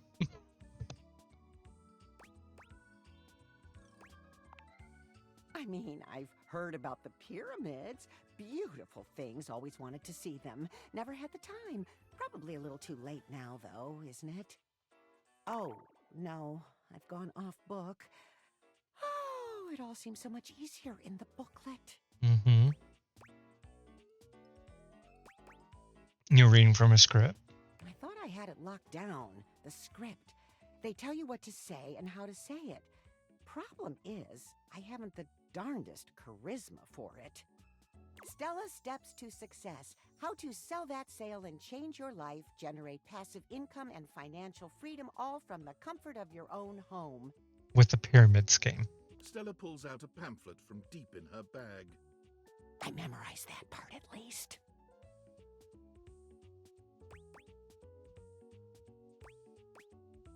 Looks like someone just scrawled your name in front of some boilerplate text. I think you're being scammed. Let's be honest with her. Well, let's not get too dramatic. It's hard work, sure, but isn't anything? They even tell you that. Step 37. Not everyone will make it, but drive and passion are the fuel that fans the flame. Patience is a virtue, and success is for the virtuous. Doesn't that make you want to get to work? Does it make you want to get to work? Speaking of work, I'm in a bit of a hurry. Kind of does. Yeah, that's... Yes, actually, it does. Make something of myself. Mhm. Oh, I really have gone off track now, haven't I? Booklet or not, this is a mess. Look, dearie, I'm so sorry to ask, but could you come by again someday soon? Give me another shot. I'm still working on my nerves. And there are really a lot of fancy words to learn. I'll put you in my schedule. I'll throw in a free sample. Gotta get rid of them somehow. Ha ha ha.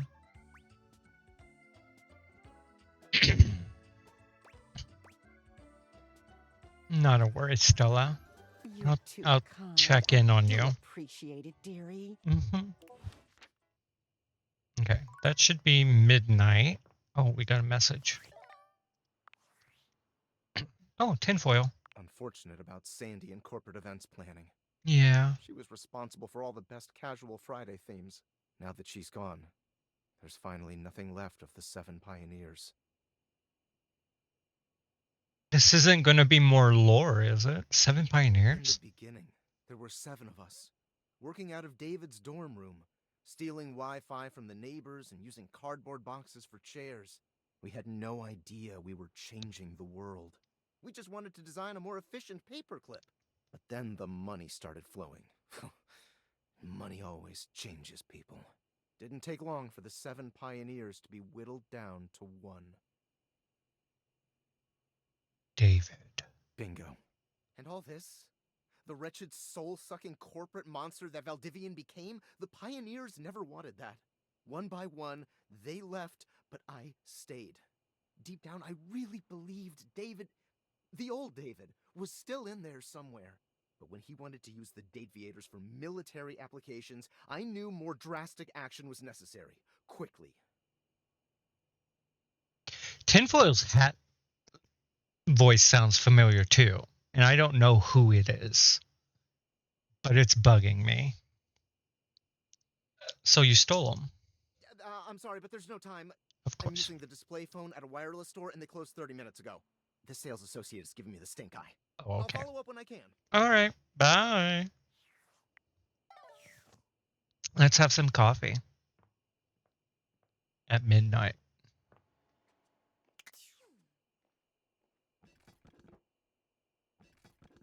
How do I have coffee? I want coffee.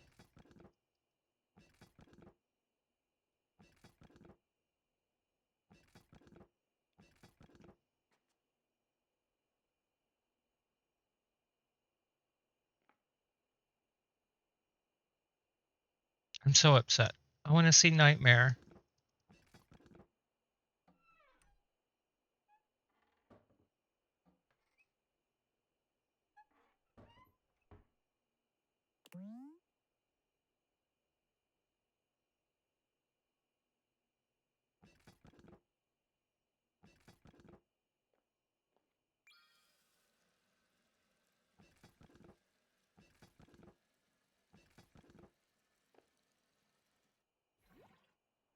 I don't understand. All I want's coffee. I want to see Nightmare again.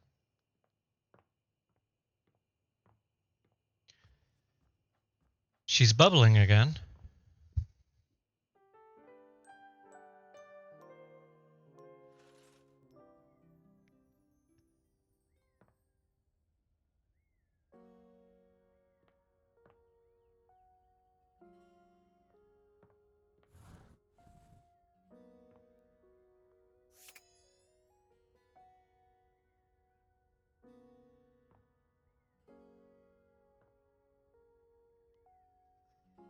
Sliding Dorian?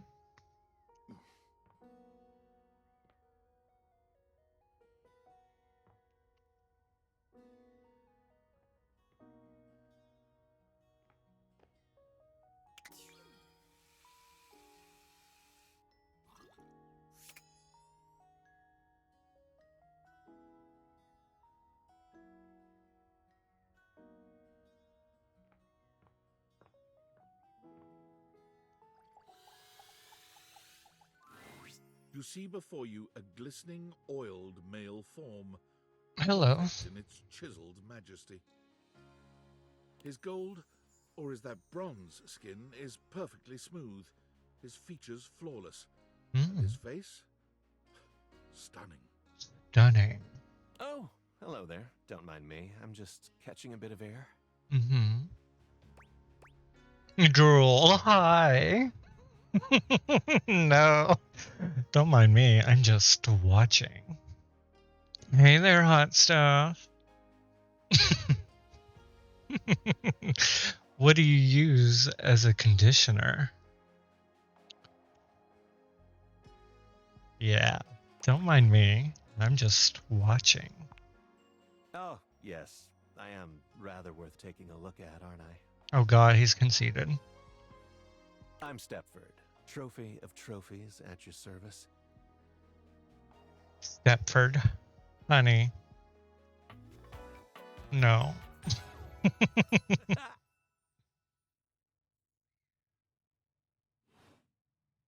I've just been standing here all covered with oil, waiting for a good sunbeam to come along. Mm-hmm. What are you a trophy of exactly? I'm Sexy Dexy. Nice to meet you. Sorry, I'm still drooling. Sorry, I'm still drooling. That's not unusual. That's not unusual. Take your time. Okay. So, what brings you around these parts? Thought I might exercise a little, just checking in on things. I was hoping to meet a handsome, oiled up hunk, actually.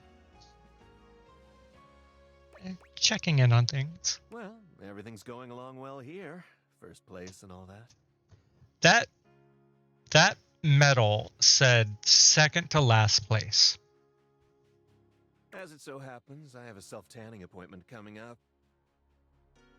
Can't be late. No, can't. But I'm so glad we met. Come and see me again soon, won't you? Some I'd love point. to ask your opinion on something. Oh. Why? Got a tan. Okay.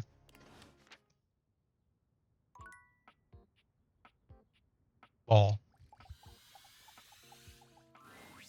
Ah, man, this Oh, isn't it's you what the again. experience is for today. Sorry. We're meeting at the weight rack. See you tomorrow. Shit. I didn't mean to do him. That counted one of my things. I'm so upset.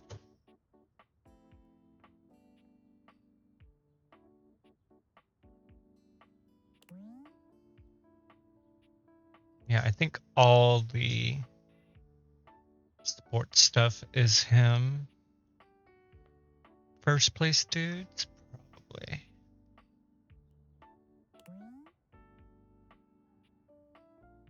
Let's go down. We could go see Volt again. Wallace, we don't need to go see Wallace right now.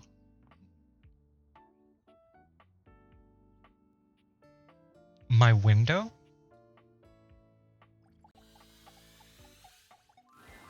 The figure who stands before you has the casual. I don't know. We'll do the someone teddy who bear knows next. just what she's about. Her short hair glows with the colors of sunrise, and her blue eyes drink you in without a trace of shame or embarrassment. She evaluates you with a hand on one hip, her draped clothing subtly highlighting curves you'd never have expected from your rigid, structured window. Is that a bird tattoo on your bicep? Well, hi there. I'm Gwendolyn. Gwendolyn. These names. I love your shoes. And you? Well, you're quite the looker, aren't you? Oh, I'm not that attractive. I don't really know what I look like. I sure am. I don't even know what I look like. Oh, what's the matter, hun? I can't possibly be the first one to tell you that. You're the one looking out at me all the time.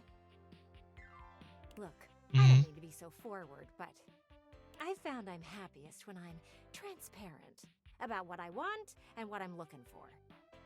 And unlike most everyone here, I've been ogled by humans for centuries.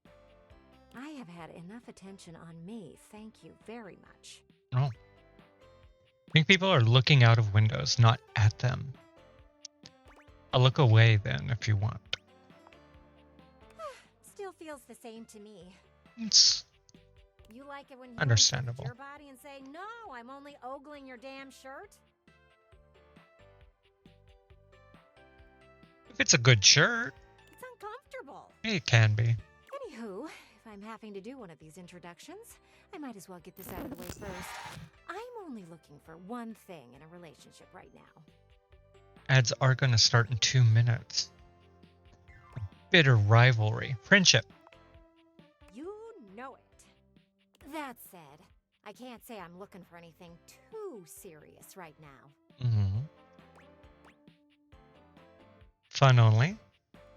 I'm almost jealous. Fun only. Dang right. Oh, don't worry. It's nothing to be too intimidated by. I'm going to move the closed captioning because it's actually boiling over.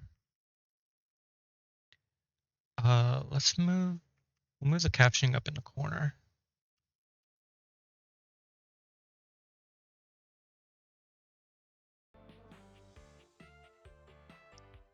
It's nothing to be too intimidated by. There's so much to do in this world.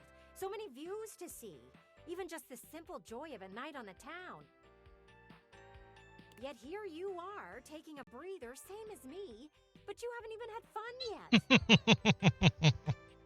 True. What are you suggesting? I just want to see you live a little, that's all. Stop watching life pass you by. Enjoy yourself. Kiss someone. Kiss many someones. Wallace probably wants a kiss. And then maybe, in between your adventures, you can come tell me about all the fun you're having. But what if I want to kiss you? I'll report back. Over and out. Okay. Teddy bear. Where was the teddy bear? It was in the closet, yeah? In this the gym?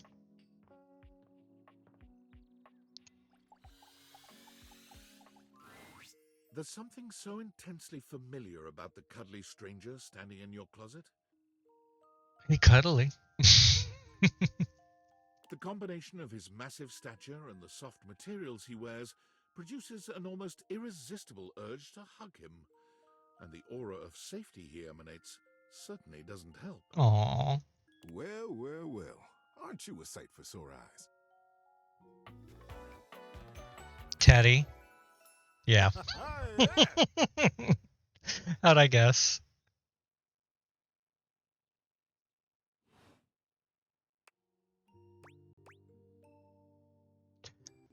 Am I?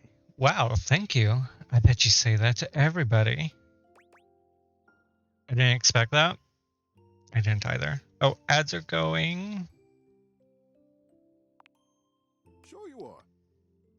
I was just sitting here in this closet thinking how nice it would be to get a visit from my favorite person in the whole world. I'm your favorite person? And here you are. Aww. Sure is nice to get exactly what you want sometimes, isn't it? Mm. I'm your favorite person? I wouldn't know. I don't have experience. I don't experience that very much. Of course you are. Didn't you know?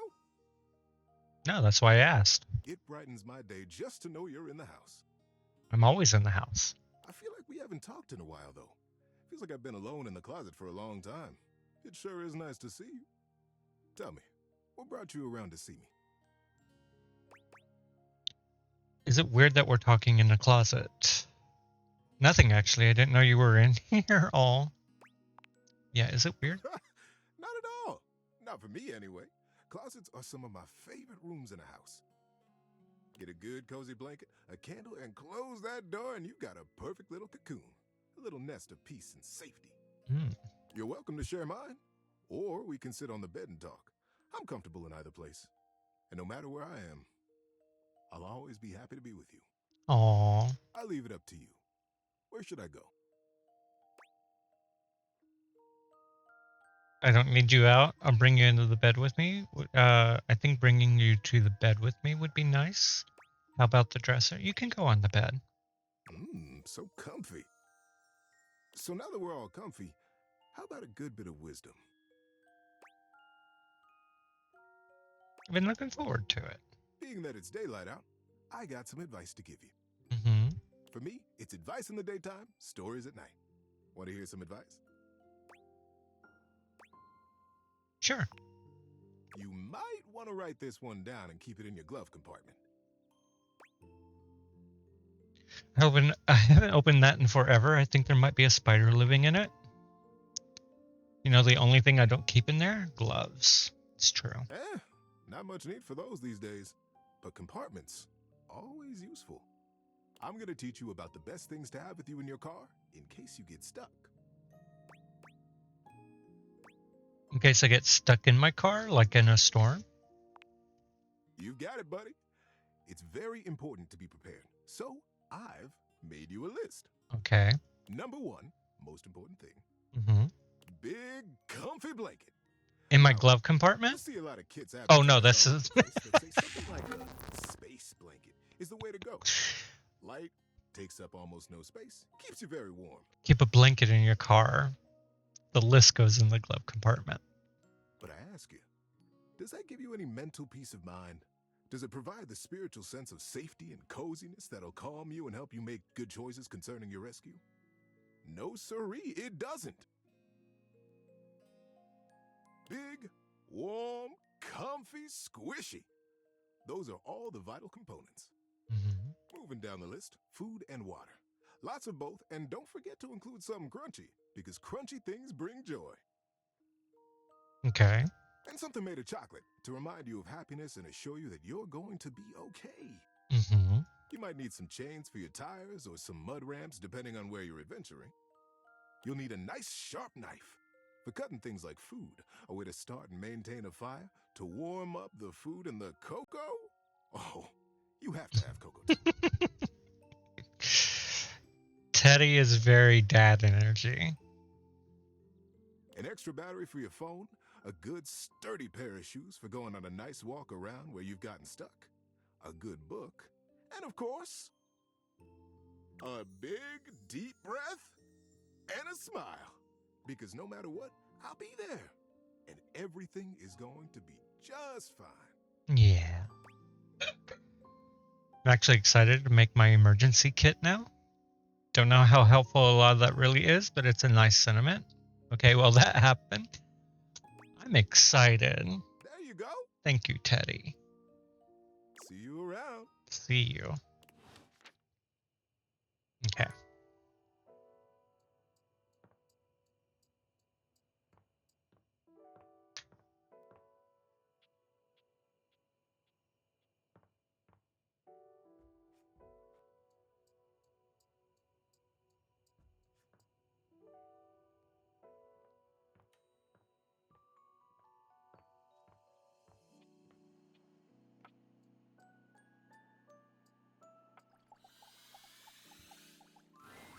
You find Daisuke where you left him last time, staring intently at dishes on the table.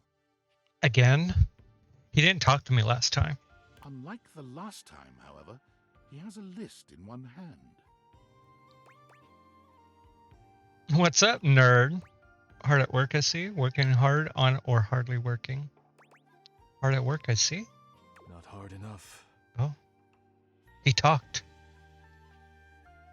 There's much to do, and my injuries have slowed me down. You're injured?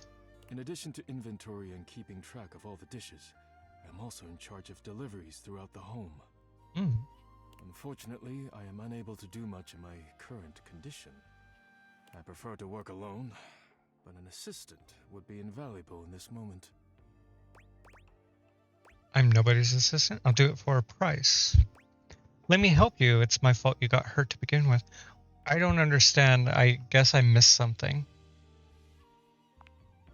You wish to right this wrong? Good. I have preparations I must first finish, Return to me again, and I will give you instructions on delivery.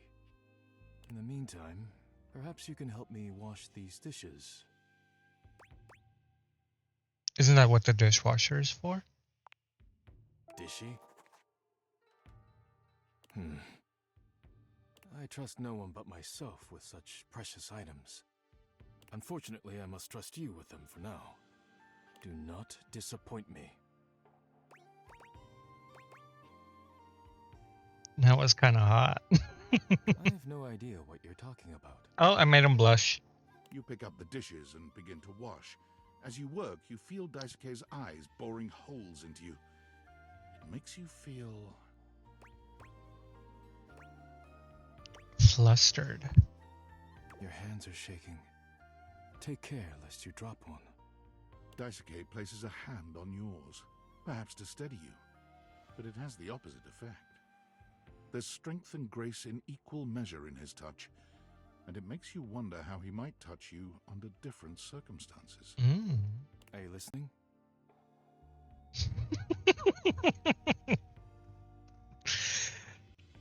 Just a little bit. Are you listening? Sorry, yeah, I'll be careful. You manage to finish washing the dishes without further incident. But only barely. Well done. This may not be the disaster I assumed. When next we meet, you will assist me with deliveries. Be prepared. I'll do whatever it takes to make things right. My God, you're bossy. Complete these deliveries, and all will be well once more. Leave me now. I must review orders and inventory. Farewell. I didn't get his name thing though. Okay. That was the last one that we could do for the day. So back to bed. Oh wait, I wanted to see. Can I do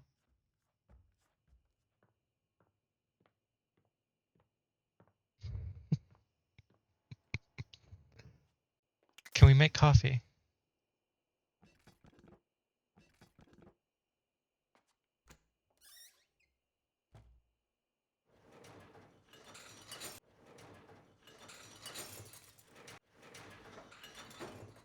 I don't think I can make coffee. Just want to make coffee. I want to see Nightmare. Close. Close. Close.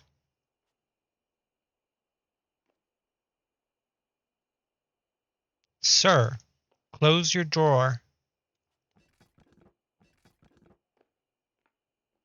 Whatever. Stay like that. See if I care. Just a little bit of rubbing. You don't have to rub too hard.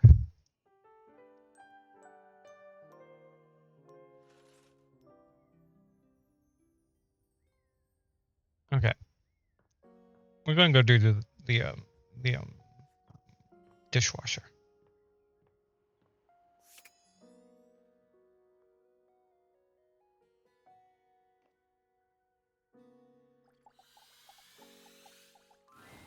What appears to be a dishwasher with arms, legs, and a disconcertingly cheerful face waves happily at you.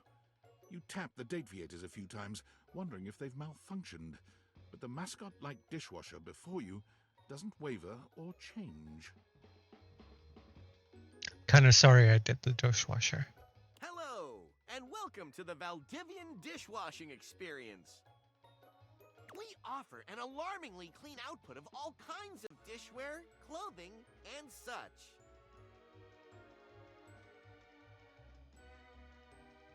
My name is Dishy. I'm your dishwasher now.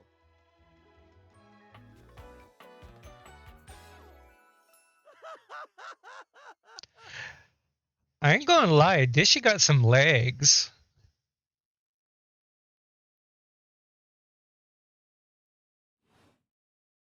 To get started, please connect me to your internet so I can get started knowing exactly what I need. You're a dishwasher. You're staying off. What do you need to know from me exactly?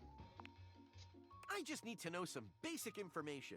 Dishwashing habits, dishwashing preferences, past dishwashers owned, financial records, preferences on fruit flavors.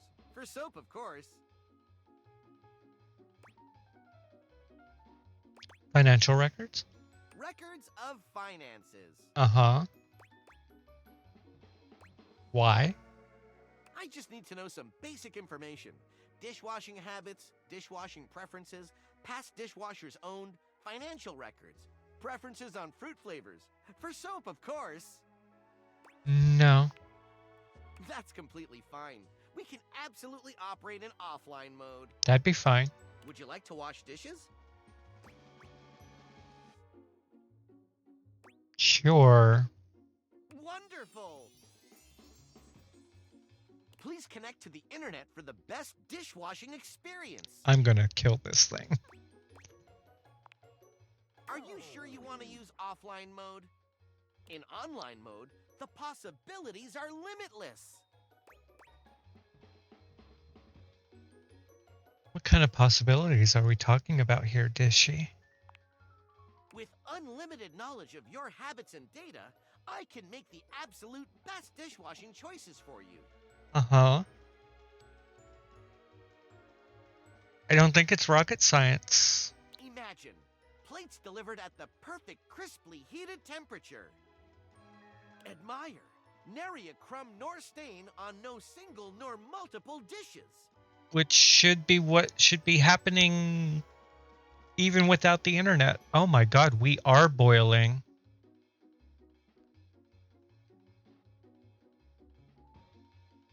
Second camera, you can actually see stuff. Revel in the dishwashing experience.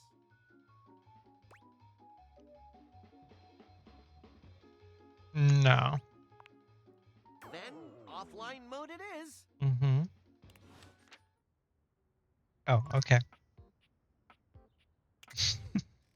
Can we please close you, though?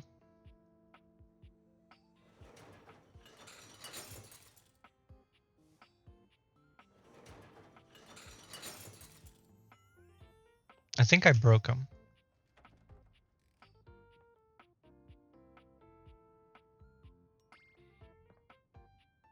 I'm kind of scared to do the hamper.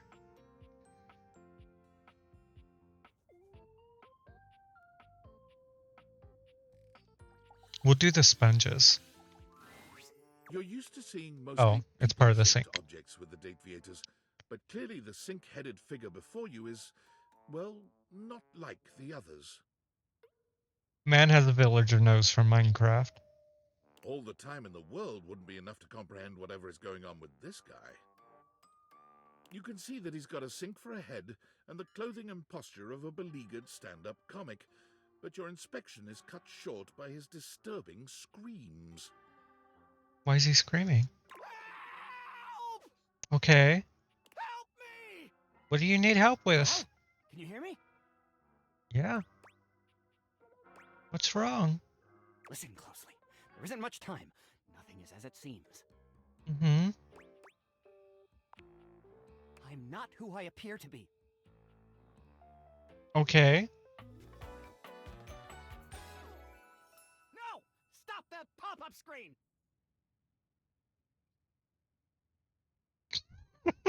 Stop that pop-up screen. Hi, Sinclair. My name is not Sinclair, it's Martin! Martin Applegate. Oh, And I'm not a sink. okay. I'm an insurance claims adjuster from Turkleman City, Florida. Turkleman City, is that even a real place? Of course it's a real place. Do I look like the kind of guy who would lie to you? You look like a sink.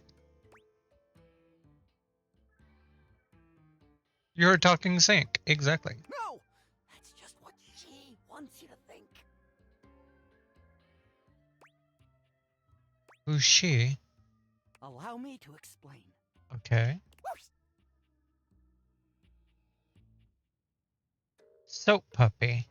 Sudsy. I love it. A strange creature that looks and sounds like a soapy little dog jumps up at your legs, yapping and barking. Down, Sudsy, down! Keep your bubbles to yourself, you little devil. Trey, Sudsy? Puppy is cute. Go to your tray. Sorry about that. Before I begin telling you my tale of woe and Temple's Shirley, let me let Sudsy out, okay? When he gets like this, I just get really flustered. Is your dog gonna pee on my bathroom tile? More flustered than being transformed into a sink? Yeah, pretty much. Okay, bye! Sink you next time! Sir. Absolutely not. Not sink you next time.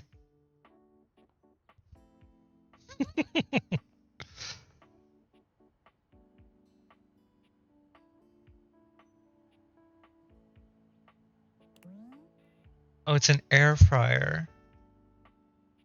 Toaster or air fryer? Your choice.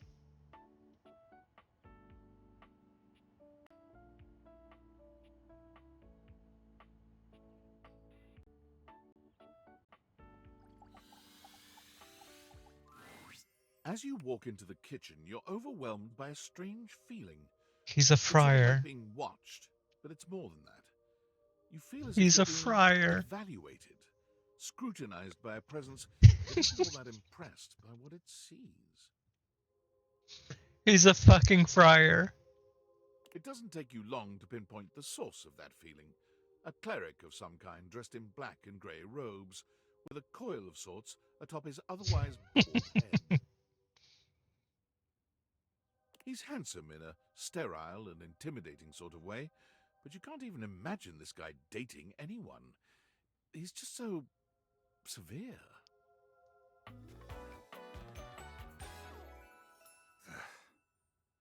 Friar Errol. You reek. Oh.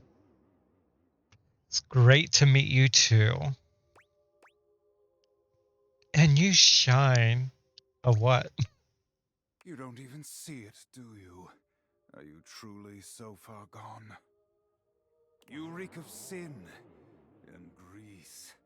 Mm. I feel as if I have been bathed in oil simply looking at you. You are a fryer. But all I had to eat today was cereal. Are you always this aggressive with strangers? What are you, some kind of health food zealot? Are you always this aggressive? Would it comfort you if I told you my name, then? I am Friar Errol, founder of the First Church of Convection. Hmm. I am the steward of the road to the heavenly kitchen. Okay. I am a holy vessel for culinary purity and efficiency. Mm. And I am your salvation, sinner, if you would but take my hand. Hold his hand. I'm not taking shit of yours, bro. What exactly do I need to do? Do I need to do to achieve salvation?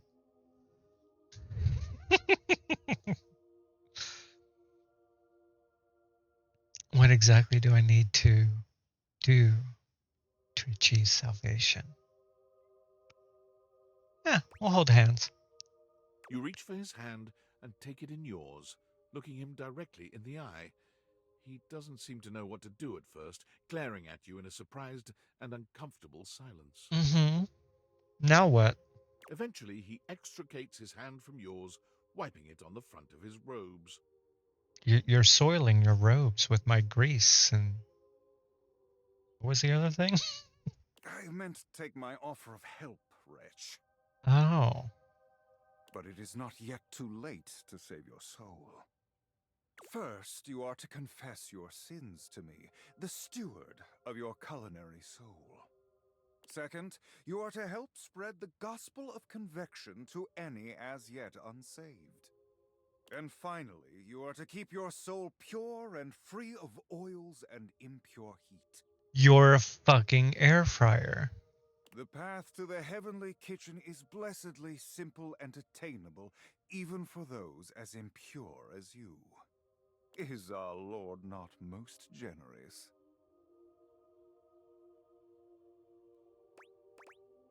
He sounds awful. Praise be his name. I'm afraid. Can you really save me? He sounds awful. Sorry. You are so addled with sin and impurity, you cannot even see when someone is offering you salvation. Calamity, blasphemy, treachery. Bless your humble friar with patience and strength, O Lord. I shall need it. Tell me, do you wish to repent for your culinary sins KFC sounds here good. and now? I am ready, willing, and able to grant you absolution. You need only unburden yourself. Bless me, friar, for I have food sinned. I'm not ready yet, but I'll take you up on it sometime. You're insane, and I have nothing to say to you. You are hardly the first to flinch from salvation, nor are you the first to sling such crude insults at your would-be savior. The world is trying to tell you something, honey. Fortunately for you and your soul, I am made of sterner stuff. Mm-hmm. I am girded by the knowledge that I am right and you are wrong. And I will be here when you accept this and are ready to repent. Go now. May the Lord of Convection turn his gaze upon you, even as you continue to walk in shadow. The friar begins some sort of prayer, ignoring you as you wander away. We are never talking to him again.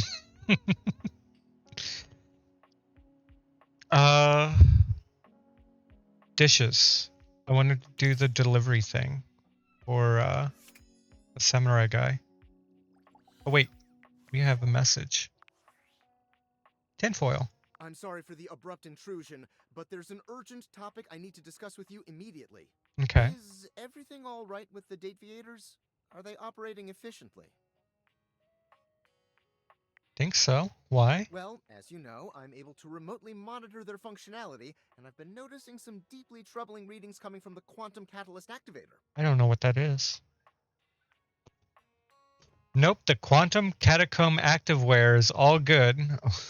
What's that? That's very sci-fi, but essentially, the quantum catalyst activator is the internal hardware that allows you to directly acknowledge a thing's existence. And recently, it started to emit metacognition readings unlike any I've ever seen before. Was it because of the Keep an eye sync? on things over here, but please inform me if anything unusual happens. Oh, and if they get too hot, throw them in the freezer immediately. Your life depends on it. What?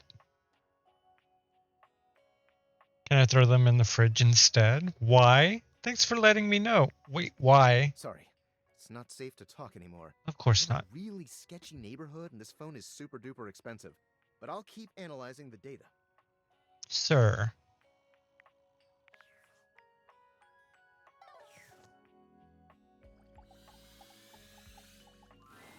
Here you are.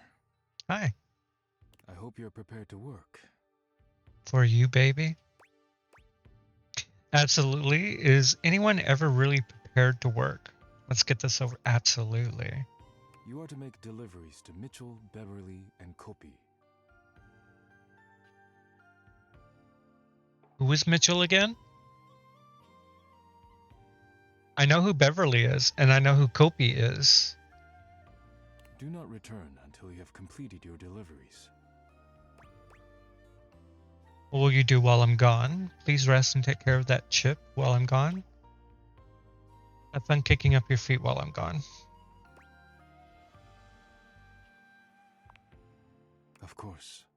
If you have any questions about the deliveries before you go, now is the time. Tell me Mitchell's, because I don't remember who Mitchell You will be is. delivering plates to Mitchell. He uses them to serve food. The food is then eaten from the plates.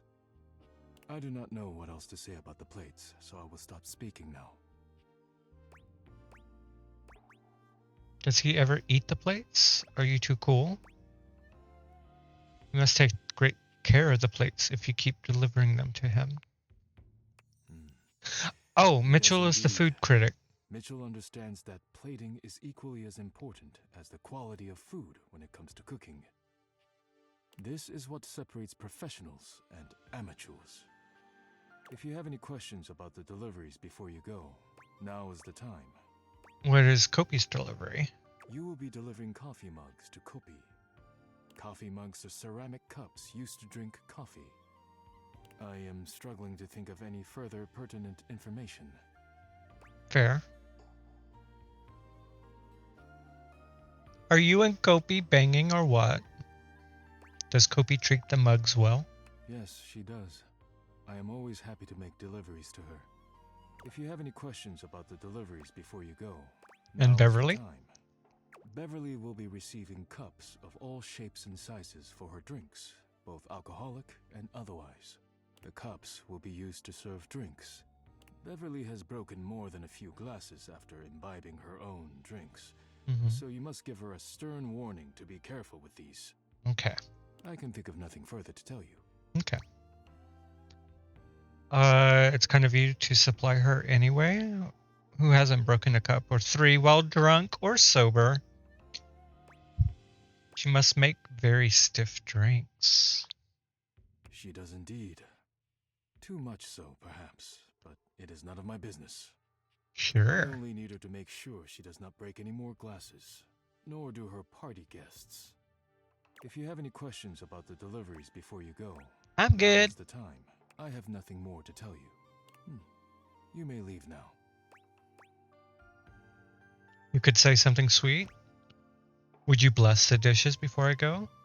You really need to work on your conversation. You could bless the dishes. I am not the spiritual type, but if you like, rub-a-dub-dub. Thanks for the grub. You may leave now. Yeah. All right, we can do one of the deliveries. Let's do Kopi's delivery. Welcome to Roofbox, the home of all your coffee needs. What could I get for you today? I have a delivery. Huh? Oh, the new coffee mugs I requested from Daisuke.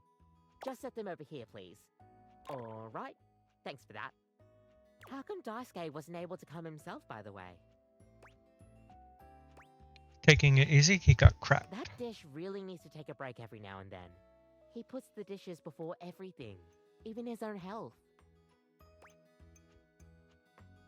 Why does he take his work so seriously? That's all he knows. His family come from a long line of fine figures. Tsubasa, Moridake, Williams Casanova. There's a lot to live up to for him. He can't even imagine a life outside of his work.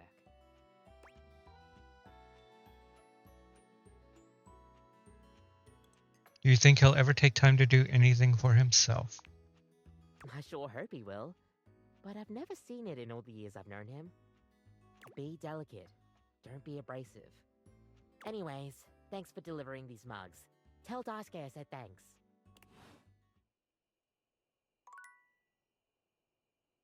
Okay, that was our last one. Can we please make some coffee?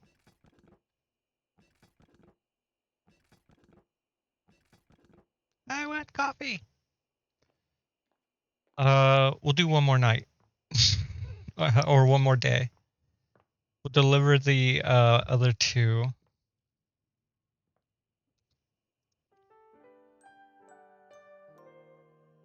Deliveries.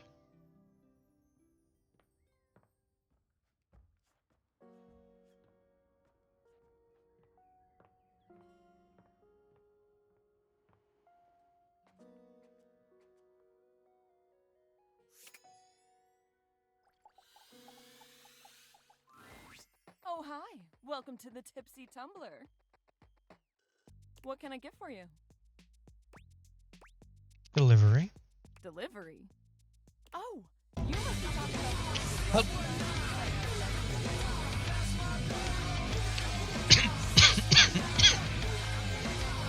It's no longer the 19th. It's 12:01. It's no longer my birthday.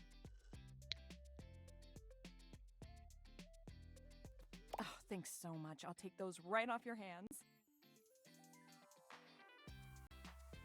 You hand Beverly her package, and she sets to work unpacking and cleaning the glasses right away. I'm glad Daisuke managed to get these for me. He's one of the little dish I didn't mean to slinger, do that. He's recovering from a chip, but he seems alright.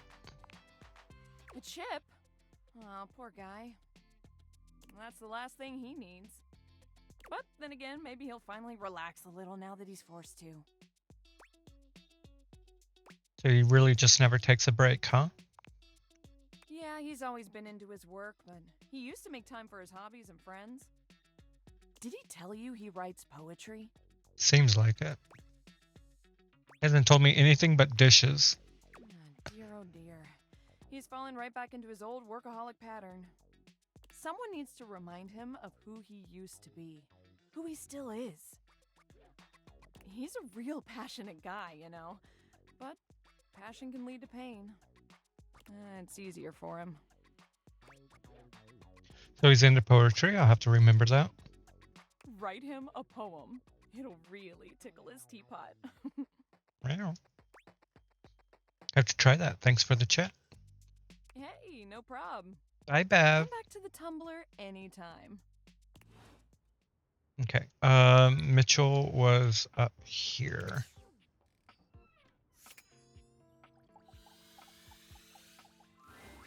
Oh. Pitiful. Utterly mismatched flavor profiles. Texture's a mess. Got delivery. Mitchell waves a hand at you.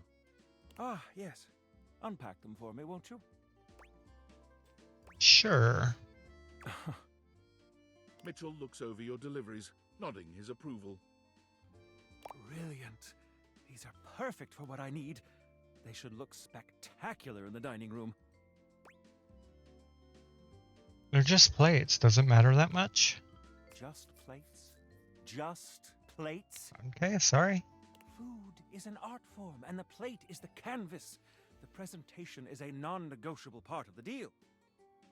Plating is as vital to a dish as the seasoning. It elevates the entire experience.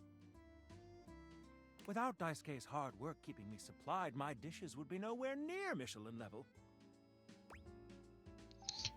I guess I should be more appreciative of my dishware. Damn right you should. Daisuke spent years refining his craft, creating his own ceramics. He has a respect for the work you simply can't be taught otherwise. You do well to model yourself after him. Now, if you'll excuse me, I have reviews to complete. You delivered to me last. Is that an issue? Well, carry on then. Was it an issue?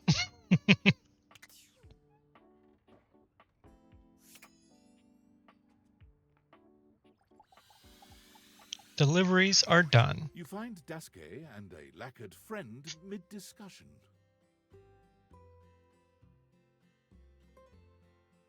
Not gonna lie.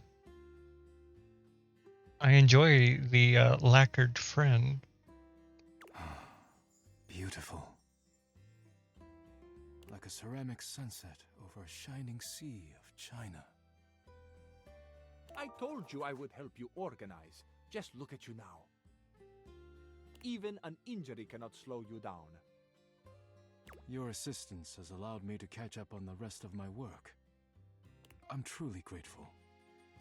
It's no problem whatsoever, amico mio. Ah, speaking of friends, it seems as though you have a visitor.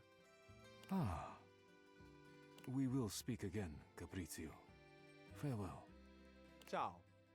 You have the air about you of one who has completed their mission.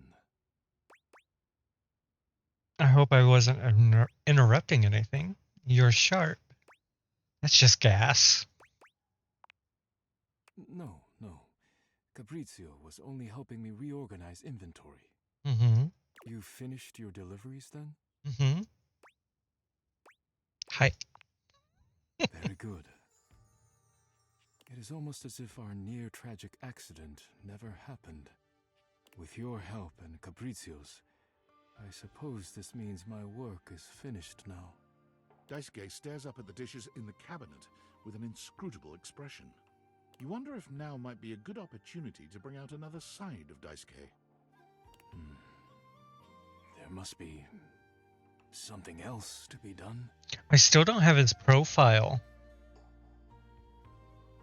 Perhaps I can rearrange the dishes again. Sir, take a break. Seems like a good time to relax. Can you just chill for once? Handling the dishes needlessly is a risk. Is it ever really a good time to relax? It would be. But you are not wrong. Mm-hmm. I suppose I could spare a moment to sit. Would you care to join me? Got nothing better to do. Was hoping to get some time with you. Oh. Well, I have the time now. As you sit with Daisuke, both of you gazing up at the majesty of the china cabinet, you turn over the advice you received in your mind.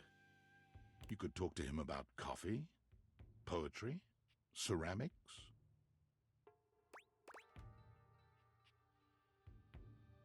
I heard you write poetry. Who told you that? Doesn't matter. Both. Beverly's job is to dispense beverages, not secrets. I have been betrayed. Aww. Are you embarrassed? You shouldn't hide your art. What do you expect, sharing your secrets with a drunk? Are you embarrassed? Not embarrassed of my poetry, no. Mm-hmm. But I was never encouraged to share it. And I suppose that does something to one's desire to share. I suppose you must think it strange for a dish as serious as I am to be writing poetry. Wondering why you stopped? Not strange, just hilarious. I find it quite romantic. Why'd you stop? Why I stopped. It seems like such a simple question.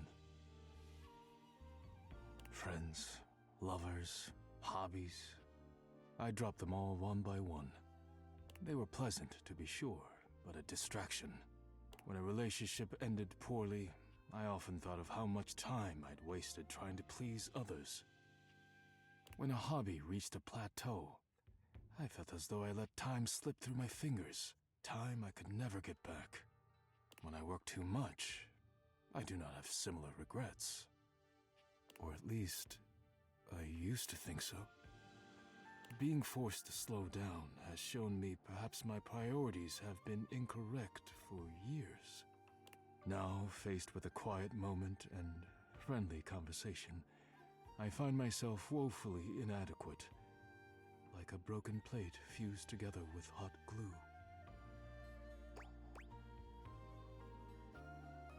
It's not something you just have to accept. I'd love to help you work on reconnecting with yourself. You're more like a crumpled paper plate. Aw, let's help him. It is a kind offer, truly. But I am unsure if there's anything left to salvage here. I have much on my mind. Forgive my rudeness, but I must bid you farewell. I am no longer in the mood to chat. I still don't have his profile. We got two more. We haven't done the knives.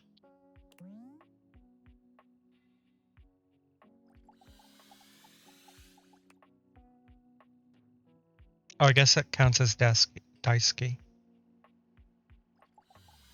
Do the toaster. You hear her before you see her. A charming musician with literal coils of curly hair that swing cutely as she paces back and forth in your kitchen. She's clearly absorbed in something. She appears to be talking to herself. Ay, mira. Look at all these crumbs. I'm gonna be writing some great music soon. I can tell. I'm at my most creative when I'm a little messy. Need a writing partner? I can help you shake out those crumbs. Shake them out. Shake them out? Just you try to take my migas from me. Watch what happens. Oh, wait. I'm so sorry that was you trying to flirt with me. See, I see it now. Oh, that was really... It was creative. Not like effective, but still cute. She picks up her guitar, striking a glamorous pose. I'm Miranda Dulce Tostadora, lead singer and guitarist of Miranda y las Migas. ¿Qué tal? We're the best musical group around here by a lot. I just realized her strap for her guitar is covered in crumbs. Is there much competition for best musical group in the house? What kind of music do you play? What kind of music? All kinds. Pop, Gregorian chanting, barbershop, whatever we feel like. If that dial is on 7, then siete we go.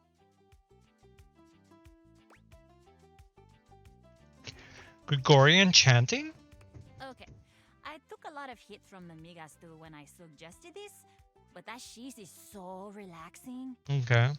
For real, if I can't sleep, too hot and bothered, put on a little chanting, let my eyes just drift around the paint on the ceiling, and vamos. I'm unconscious in like 2 minutes. Just had a thought. Maybe I'll sing for you sometime. If I'm lucky. And you would be lucky too. I'm really good. Just stay on my good side. ¿Me entiendes? Oh, and obviously, if you like neat toast, I'm here. Okay. Okay. Busy, sexy little tostadora with a gig coming up. Time to make the toast. Hasta luego. Later.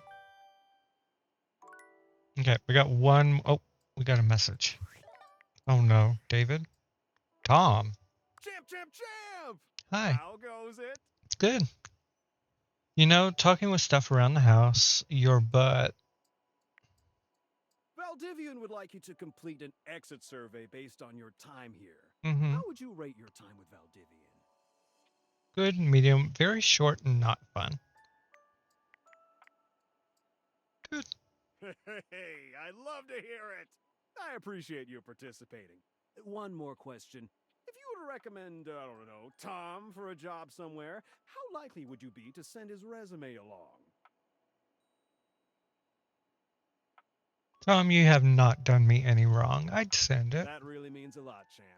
Here comes my resume if you ever have any leads.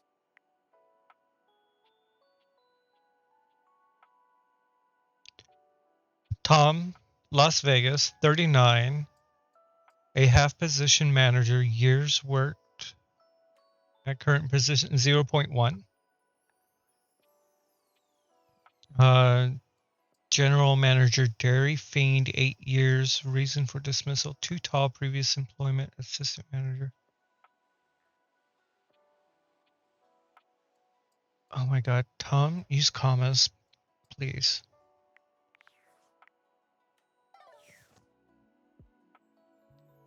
Okay, someone we haven't done yet.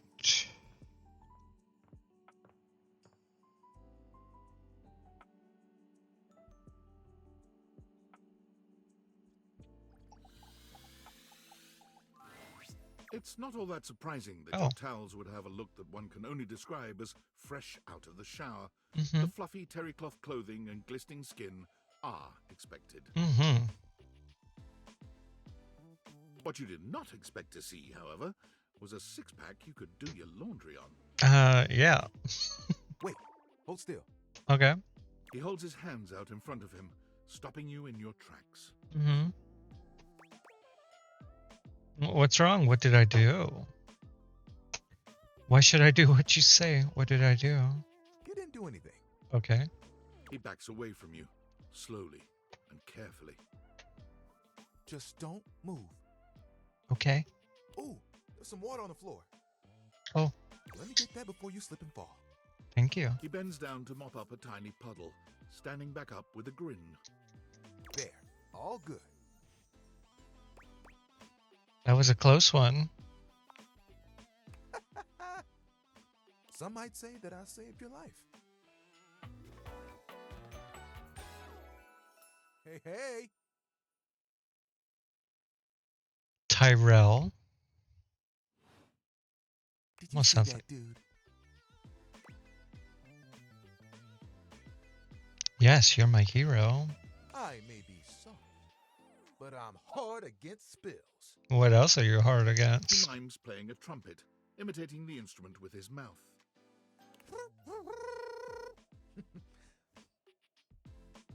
Oh, he was doing victory fanfare. I was kind of confused. I dry as quick as my wit. If you get wet, don't get upset. Isn't that right, my absorbent sidekick? He holds out a small swan-shaped towel for your inspection.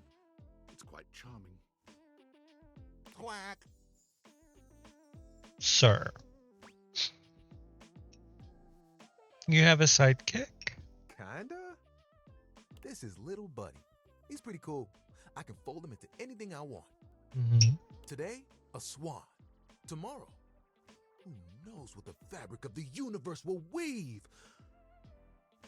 I mean, I only know how to fold like two others, but still. Impressive. It keeps me busy between cleaning spills and warming up your body. Damn, that was quick. Warming up my body, you say. Saucy. Anyone would be lucky to be wrapped up in you. Warming up my body, you say. You heard me. I heard you. It's my job after all. I'm repeating you. Spills happen every day. No big thing. But the hard part is getting dry. For the big jobs, I work with Washford and Drysdale. Oh, the washer and dryer.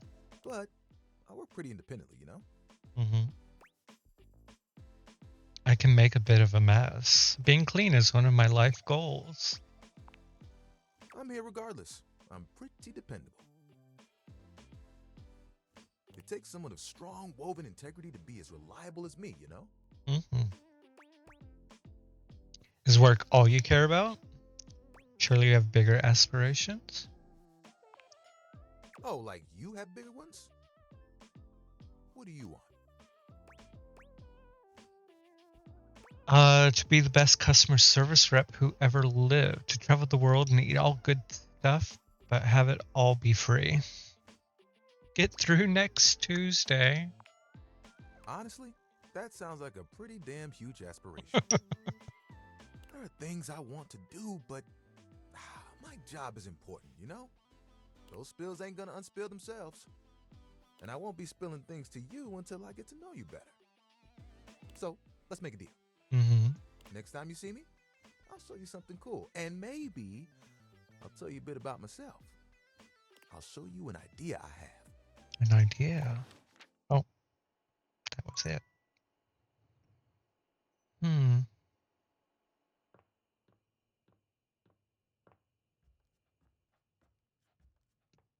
Wait.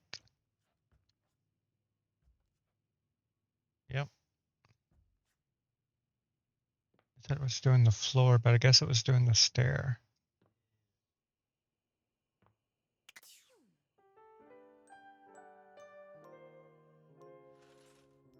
Okay, I've gone on for 7 hours now. We had a long stream today. Volcano is going.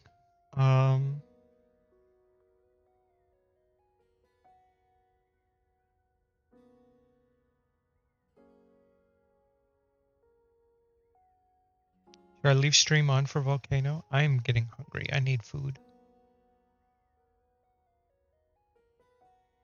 Let me see if anyone's online.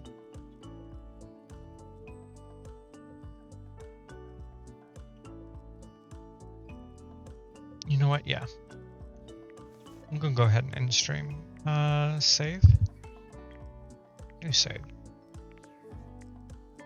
Main menu. Yeah. Cool. We might play more of this tomorrow. I know I have Cult of the Lamb, but I think I might push Cult for next week. We might be playing this for the next few days. I have someone to raid into. Here we go. Here's our raid messages. The one from me, It's for subs. The one for Mecha Keaton is for everyone else. If the lava goes crazy, I might start back up. I think it's just going to be bubbling. We'll see what happens. But we're going to raid into Oreos today.